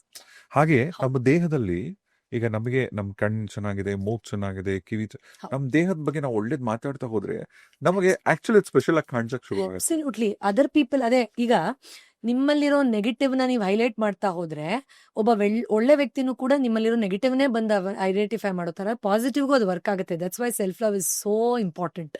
ಸೊ ಈ ಹೈಜೀನ್ ಮತ್ತು ಇದನ್ನ ಖಂಡಿತ ಫಾಲೋ ಮಾಡಬಹುದು. ಈಗ ನೀವು ಹೇಳ್ದಂಗೆ ಕರ್ಮ ರಿಟರ್ನ್ಸ್ ಅಂತ ಮಾಡಿದ್ದು ಮಾರಾಯ. ಈಗ ಫಾರ್ ಎಕ್ಸಾಂಪಲ್, ಈಗ ಉದಾಹರಣೆಗೆ ಒಬ್ಬ ವ್ಯಕ್ತಿ ಏನು ತಪ್ಪೇ ಮಾಡಿರಲ್ಲ, ಆದ್ರೂ ಸುಮ್ನೆ ಇವನ್ ಚೆನ್ನಾಗ್ ಆಗ್ತಿರೋದನ್ನ ನೋಡಿ ಬೇರೆಯವ್ರು ಸಹಿಸ್ಕೊಳಕ್ಕಾಗಲ್ಲ, ಅವ್ರಿಗೆ ದೃಷ್ಟಿ ಹಾಕೋದು, ಬೈಕೊಳ್ಳೋದು, ತೊಂದರೆ ಕೊಡೋದು ಮಾಡ್ತಾ ಇರ್ತಾರೆ. ಇಂಥ ಟೈಮಲ್ಲಿ ಅವ್ರಗಳಿಂದ ಪ್ರೊಟೆಕ್ಟ್ ಆಗ್ಬೇಕು ಅಂದ್ರೆ ಹೇಗೆ, ನಮ್ಮ ನಾವು ರಕ್ಷಣೆ ಮಾಡೋದು ಹೇಗೆ ಅಂತ ವಿಚಾರದಲ್ಲಿ. ಎಸ್, ಈಗ ನಮ್ಗೆ ಎಷ್ಟೋ ಜನಕ್ಕೆ ಅನುಭವಕ್ಕೆ ಬಂದಿರುತ್ತೆ. ತುಂಬಾ ಜನ ನಂಬಲ್ಲ ಇದನ್ನೆಲ್ಲ. ಅಂದ್ರೆ ಒಬ್ರು ಇನ್ನೊಬ್ರದ್ದು ಏನೋ ಕೆಟ್ಟ ಕ್ರಿಯೆ ಮಾಡಿ ಇನ್ನೊಬ್ರು ಲೈಫ್ ಹಾಳು ಮಾಡ್ಬೋದಾ ಅಥವಾ ಕೆಟ್ಟದಾಗ ಅನ್ಕೊಂಡು ಅದ್ ಇನ್ಫ್ಲುಯೆನ್ಸ್ ಮಾಡ್ಬೋದಾ ಅಂತ. ಬಟ್ ಐ ಆಮ್ ಶ್ಯೂರ್ ನಮ್ಗೆ ಎಷ್ಟೋ ಸತಿ ಅನುಭವಕ್ಕೆ ಬಂದಿರುತ್ತೆ. ಯಾರೋ ಬಂದು ಹೋದ್ಮೇಲೆ ಏನೋ ನೆಗೆಟಿವ್ ಅನ್ಸಿರೋದು, ಅವ್ರ ಜೊತೆ ಅಸೋಸಿಯೇಟ್ ಆದ್ಮೇಲೆ ನೆಗೆಟಿವ್ ಅನ್ಸೋದು, ಅವ್ರು ಬಂದ್ ಕೂತ್ರೇನೆ ನಮ್ಗೆ ಕೆಟ್ಟದ್ ಅನ್ಕೋತಾ ಇದಾರೆ ಇವ್ರ ಮನ್ಸಲ್ಲಿ ಅಂತ ಅನ್ಸೋದು. ಮತ್ತೆ ಚೆನ್ನಾಗಿ ನಾನು ರೆಪ್ರೆಸೆಂಟ್ ಮಾಡ್ಕೊಂಡ್ಮೇಲೆ ನಂಗೆ ಸೀರೀಸ್ ಆಫ್ ಕೆಟ್ಟದಾಗಿದ್ದು ಆ ಅನುಭವಕ್ಕೆ ಬಂದಾಗ ಹೌದು ಇದು ರಿಯಲ್ಲು, ನಮ್ಮನ್ನ ಸೇಫ್ ಗಾರ್ಡ್ ಮಾಡ್ಕೋಬೇಕು ಅಂತ ಅನ್ಸುತ್ತೆ. ಹಂಗಂತ ಬದುಕೋದನ್ನ ನಿಲ್ಸಕ್ಕಂತೂ ನಾವ್ ಆಗಲ್ಲ. We can't stop celebrating life because somebody is jealous of us. Because in the world 90% of them don't want you to grow ಅಲ್ವಾ? ಆ ಥರ ಇರಬೇಕಾದ್ರೆ ತುಂಬ ಸುಲಭವಾಗಿ ಒಂದು 2-3 ರೆಮಿಡಿ ಮಾಡಬಹುದು. ಒಂದು, ನಾನು ಆಗಲೇ ಹೇಳಿದ್ದು ಈ ಎನರ್ಜಿ ಕ್ಲೆನ್ಸಿಂಗು ಅಥವಾ ಹೈಜೀನ್ ಮೇಂಟೈನ್ ಮಾಡೋದೆಲ್ಲ ಮಾಡೋದ್ರ ಜೊತೆಯಲ್ಲಿ ಒಂದು ತುಂಬ ಬ್ಯೂಟಿಫುಲ್ ಪ್ರಾಸೆಸ್ ಏನು ನಾವು ಮಾಡ್ಕೋಬಹುದು ಅಂದರೆ, ಫಸ್ಟ್ ನಾನು ನನ್ನ ಫ್ಯೂಚರ್ ಬಗ್ಗೆ ಯೋಚನೆ ಮಾಡೋಕ್ಕಿಂತ ಮುಂಚೆನೆ ಯಾರೋ ಥಾಟ್ ಲೆವೆಲಲ್ಲಿ ಇವಳು ಮದುವೆನೇ ಆಗಬಾರ್ದು, ಕೊಬ್ಬು ಜಾಸ್ತಿ, ತುಂಬ ಚೆನ್ನಾಗಿದ್ದಾಳೆ ಅಂತ ಕೊಬ್ಬು, ಮದುವೆ ಆಗಬಾರ್ದು ಅಂತ ಅನ್ಕೊಳ್ತಾ ಇದ್ರೆ ನೀವು ಇನ್ನೂ ಅನ್ಕೊಂಡೇ ಇಲ್ಲ, ಇನ್ನೂ ಮದುವೆ ಬಗ್ಗೆ ಯೋಚನೆ ಮಾಡಿಲ್ಲ ನೀವು. ಈಗ ಅದು ಎನರ್ಜಿನೇ, ಇದು ಇಂಟೆನ್ಷನ್ನೇ, ಅದು ಇಂಟೆನ್ಷನ್ನೇ. ಯಾರ್ದು ಇಂಪ್ಲಿಮೆಂಟ್ ಆಗ್ಬೋದು? ಹೈ ಚಾನ್ಸಸ್ ದ್ಯಾಟ್ ಇವಳು ಮದುವೆ ಆಗಬಾರ್ದು ಅಂತ ಅನ್ಕೊಂಡ್ರೆ, ಯಾಕಂದ್ರೆ ನೀವು ಇನ್ನೂ ಅದ್ರ ಬಗ್ಗೆ ಪ್ರೋಗ್ರಾಮೇ ಮಾಡ್ಕೊಂಡಿಲ್ಲ. ಹಾಗಂತ ನಾವು ಇಡೀ ಲೈಫ್ದು ಯಾರೋ ಏನೋ ಅನ್ಕೊಂಡ್ಬಿಡ್ತಾರೆ ಅಂತ ಈಗಲೇ ಪ್ರೋಗ್ರಾಮ್ ಮಾಡ್ಕೊಳಕ್ ನಮ್ಗೆಲ್ಲ ಗೊತ್ತಾ? ಇಲ್ಲ. ಅದಕ್ಕೊಂದು ಅದ್ಭುತವಾದ ಟ್ರಿಕ್ ಇದೆ ಸ್ಪಿರಿಚುಯಾಲಿಟಿಲಿ, ಅದನ್ನ ನಾನು ಹೇಳ್ಕೊಡ್ತೀನಿ. ಇದಕ್ಕೆ ಸೋಹಂ ಮೆಡಿಟೇಷನ್ ಅಂತ ಕರಿತೀವಿ. ಅದು ನಾನು ಸೋಹಂ, ನಾವು ಉಸಿರಾಡ್ಬೇಕಾದ್ರೆ ಅದೇ ತರದ ಸೌಂಡ್ ಬರುತ್ತಲ್ವಾ? ಎಸ್, ಸೋಹಂ ಅಂದ್ರೆ ನಾನು ಯಾರು? ನಾನದು ಯಾರು? ನಾನು ಪ್ರೀತಿ, ನಾನು ದಯೆ, ನಾನು ಕರುಣೆ, ನಾನು ಬೆಳಕು, ನಾನು ಸಮೃದ್ಧಿ, ನಾನು ಏಳಿಗೆ, ನಾನು ಖುಷಿ, ನಾನು ಆನಂದ, ನಾನು ಎಲ್ಲದನ್ನೂ ಶಾಂತಿಯುತವಾಗಿ ಮಾಡುವವಳು ಅಥವಾ ಮಾಡುವವನು, ನಾನು ಎಲ್ಲರನ್ನೂ ಸುಲಭವಾಗಿ ಕ್ಷಮಿಸುವವನು, ನಾನು ಬಣ್ಣ, ನಾನು ಕ್ರಿಯಾಶೀಲತೆ, ನಾನು ಶಕ್ತಿ, ನಾನು ಸತತವಾಗಿ ಬೆಳೆಯುವವನು. ಈ ತರ ನೀವು ಎಲ್ಲ ಆಸ್ಪೆಕ್ಟ್ಸ್ ಅಲ್ಲೂ ನಾನು ಇದು ಅನ್ನೋದನ್ನ ತುಂಬಾ ಕ್ಲಿಯರ್ ಆಗಿ ದಿನದಲ್ಲಿ 2 ನಿಮಿಷ ಸೋಹಂ ಅಂದ್ರೆ ನೀವೇನ್ ಮಾಡಿ ಅಂದ್ರೆ, ಫಸ್ಟ್ ದೀರ್ಘವಾಗಿ ಉಸಿರಾಡಿ, ಆ ಉಸಿರಲ್ಲಿರೋ ಸೌಂಡ್ ಅನ್ನ ಗಮನಿಸಿ, ಸೋಹಂ ಅಂತ. ಆಮೇಲೆ ಮೈಂಡ್ ಅನ್ನ ಚಾಂಟಿಂಗ್ ತಗೊಂಡ್ ಬನ್ನಿ, ಸೋಹಂ ಅಂತ ಚಾಂಟಿಂಗ್ ತಗೊಂಡ್ ಬನ್ನಿ. ಅದನ್ನ ಒಂದು 15-20-21 ಸತಿ ಮಾಡಿದ ಮೇಲೆ ಈ ಗುಣಗಳನ್ನ ತಗೊಂಡ್ ಬನ್ನಿ. ನಾನು ಅದು, ನಾನೇನೋ, ನಾನಿದು, ನಾನದು. ಅದನ್ನೊಂದು 15 ನಿಮಿಷನೂ ಮಾಡ್ಬೋದು ನಾವು. ಈ ತರ ಹೇಳ್ತಾ ಹೋದ್ರೆ ಇನ್ಫೈನೈಟ್ ಅಲ್ವಾ ಗಾಡ್ ಕ್ವಾಲಿಟೀಸ್, ಅದಕ್ಕೆ ಸೀಮೆನೇ ಇಲ್ಲ. ಅಟ್ಲೀಸ್ಟ್ ಒಂದು 10-12 ಮಿನಿಟ್ಸ್ ಮಾಡಿದ್ರೆ, ನಾಳೆ ದಿನ ನಾನು ಬಂದ್ಬಿಟ್ಟು ಇವ್ನು ಹಾಳಾಗೋಗ್ಲಿ ಅಂತ ನಾನು ಹೇಳಿದ್ರೆ, ಆ ವ್ಯಕ್ತಿ ಏನ್ ಹೇಳ್ಕೊಂಡಿದ್ದಾನೆ ಆಲ್ರೆಡಿ? ನಾನು ಪ್ರಗತಿ, ನಾನು ಆನಂದ, ನಾನು ಐಶ್ವರ್ಯ. So it doesn't resonate. And ನಮ್ಮೆಲ್ಲರಿಗೂ ಭಗವಂತ ಒಂದು ಒಳ್ಳೇದೇನ್ ಮಾಡಿದಾನೆ ಅಂದ್ರೆ, we are the creators of our life. ಆ ಫ್ರೀ ವಿಲ್ ಎಲ್ಲರಿಗೂ ಯಥೇಚ್ಛವಾಗಿ ಕೊಟ್ಬಿಟ್ಟಿದ್ದಾನೆ. ಸೊ ನನ್ನ ಆ ಒಂದು ಡಿಕ್ಲರೇಷನ್ ವಿರುದ್ಧ ಇರೋದನ್ನ ನನಗೇ ಗೊತ್ತಿಲ್ಲದೆ ನನ್ನ ಸೂಪರ್ ಕಾನ್ಶಿಯಸ್, ನನ್ನ ಸಬ್ ಕಾನ್ಶಿಯಸ್, ನನ್ನ ಅನ್ಕಾನ್ಶಿಯಸ್ ಎಕ್ಸಿಟ್ ಮಾಡ್ಬಿಡುತ್ತೆ. ನಾವು ಅದನ್ನ ಮಾಡ್ಕೊಳ್ಳೋದೇ ಇಲ್ಲ ಅಲ್ವಾ? ನಮ್ಮ ನಿಜ ಪರಿಚಯ, ನನ್ನೊಂದು 4 ಸರ್ಟಿಫಿಕೇಟ್ ಬಿಟ್ರೆ ನಮ್ ನಿಜ ಪರಿಚಯ ಏನು, ನಾನು ಆಗ್ಲೇ ನಿಮ್ಗೆ ಕೇಳಿದಾಗ ನಮ್ಗೆ ಗೊತ್ತೇ ಇಲ್ಲ. ಹೌ ಸ್ಟುಪಿಡ್ ಇಟ್ ಇಸ್ ಅಲ್ವಾ ಸರ್? ಯಾ, ನನ್ನ ಪರಿಚಯ ಏನು ನಂಗೆ ಗೊತ್ತಾದ್ರೆ, ಇನ್ಫ್ಯಾಕ್ಟ್ ಎಷ್ಟು ಕಾನ್ಫಿಡೆನ್ಸ್ ಬರುತ್ತೆ ಅಂದ್ರೆ, ಜಗಳ ಆಡ್ಬೇಕು ಯಾರು ಬೈದ್ರು ಕೂಡ, ಹಾಗಾಗ್ಬಿಡ್ತೇ ಬಿಡೋ, ನೀನ್ ಇಂಥವ್ನು ಬಿಡೋ ಅಂತ ಯಾವಾಗಲೇ ನಾನು ಮಾಡಿರೋ ಧರ್ಮ ನನ್ನ ಕಾಯುತ್ತೆ ನಾವು ವಾಪಸ್ ಬೈತೀವ ಇಲ್ವಾ? ಬಿಕಾಸ್ ನಮಗೆ ಗೊತ್ತಿದೆ ನಾನು ಒಳ್ಳೇದನ್ನ ಮಾಡ್ತಾ ಇದ್ದೀನಿ, ಅದರಿಂದ ನಂಗೆ ಕೆಟ್ಟದಾಗಕ್ಕೆ ಸಾಧ್ಯ ಇಲ್ಲ ಅಂತ. ಅದನ್ನ ಇನ್ನೊಂಚೂರು ಒಳಗಡೆ ತಗೊಳ್ಳಿ ಎನರ್ಜಿ ಲೆವೆಲ್ ಅಲ್ಲಿ. ಆಗ, ಯಾಕಂದ್ರೆ ಯು ನೆವರ್ ನೋ ಸರ್, ಯಾರ್ಯಾರು ಏನೇನು ಅನ್ಕೋತ, ಇವ್ನ ಮನೆ ತಗೊಂಡಿದ್ದಾನೆ, ಇವ್ನ ಮನೆ ಹೆಂಗಾಗೋಗ್ಲಿ ಅಂತ ಯಾರು ಏನ್ ಅನ್ಕೊಳ್ತಾ ಇರ್ತಾರೋ ಯಾರಿಗ್ ಗೊತ್ತು. ಅದ್ರ ಬದಲು ನಾನು ಪ್ರಗತಿ, ನಾನು ಸೇಫ್ಟಿ, ನಾನು ಗ್ರೌಂಡೆಡ್ ಅಂತ ಅನ್ಕೊಂಡ್ರೆ ಅದ್ರ ವಿರುದ್ಧ ಇರೋದು ನಿಮ್ಮ ಎನರ್ಜಿ ವಲಯದಲ್ಲಿ ಬರೋದಿಲ್ಲ. And you keep becoming aligned to what you are declaring for yourself. So ನಾವು ದೃಷ್ಟಿಗೆ ಏನೇನೋ ಮಾಡ್ಕೊಳ್ತೀವಿ, ಹಾಗೆ ದೃಷ್ಟಿ ಆಗ್ಬಾರ್ದು, ಈಗ ದೃಷ್ಟಿ ಆಗ್ಬಾರ್ದು, ಇವ್ರು ಅನ್ಕೊಂಡಿದ್ದಾಗ ಆಗ್ಬಾರ್ದು ಅಂತ. ಬಟ್ ಎಷ್ಟೋ ಸತಿ ನಾವು ಭಯದಲ್ಲೇ ಅದನ್ನ ಮಾಡ್ಕೊಳ್ತಾ ಇರ್ತೀವಿ, ಅಥವಾ ಅದು ಸಾಕಾಗಲ್ವೇನೋ ಅಂತ ಅನ್ಕೊಳ್ತಾ ಇರ್ತೀವಿ. ಮಾಡ್ಕೊಂಡೆ ನಾನು, ಬಟ್ ಅವ್ರದ್ದು ದೃಷ್ಟಿ ತುಂಬಾ ಪವರ್ಫುಲ್ ಆಗಿತ್ತೇನೋ ಅಂತೆಲ್ಲ ಅನ್ಕೊಳ್ತೀವಿ. ಆ ಭಯ ಎಲ್ಲ ಇದ್ರಲ್ಲಿ ಕೊಚ್ಕೊಂಡು ಹೊರಟೋಗುತ್ತೆ. ಬಿಕಾಸ್ ನಿಮ್ದು ಅಲ್ಟಿಮೇಟ್ ರಿಯಾಲಿಟಿ ಜೊತೆ ಈ ವಿಷಯ ಅಲೈನ್ ಆಗುತ್ತೆ. ದೇವರಕ್ಕಿಂತ, ಸೃಷ್ಟಿಕ್ಕಿಂತ, ಭಗವಂತನ ಬೆಳಕಿಂತ ಯಾರ್ದೋ ಒಂದು ಥಾಟ್ ಸ್ಟ್ರಾಂಗ್ ಆಗಿರೋಕ್ಕೆ ಸಾಧ್ಯನೇ ಇಲ್ಲ. So you are really safe at that time. ಎಷ್ಟು ಅದ್ಭುತವಾಗಿ ಹೇಳಿದ್ರಿ. ಕರೆಕ್ಟ್ ಅಲ್ಲ? ಎಸ್, ಭಗವಂತನ ಕ್ರಿಯೇಚರ್ ಮುಂದೆ ಹೌದು, ಇದೆಲ್ಲ ಏನೂ ಅಲ್ಲ. Absolute. Thank you so much. Wonderful podcast. Thank you sir, thank you.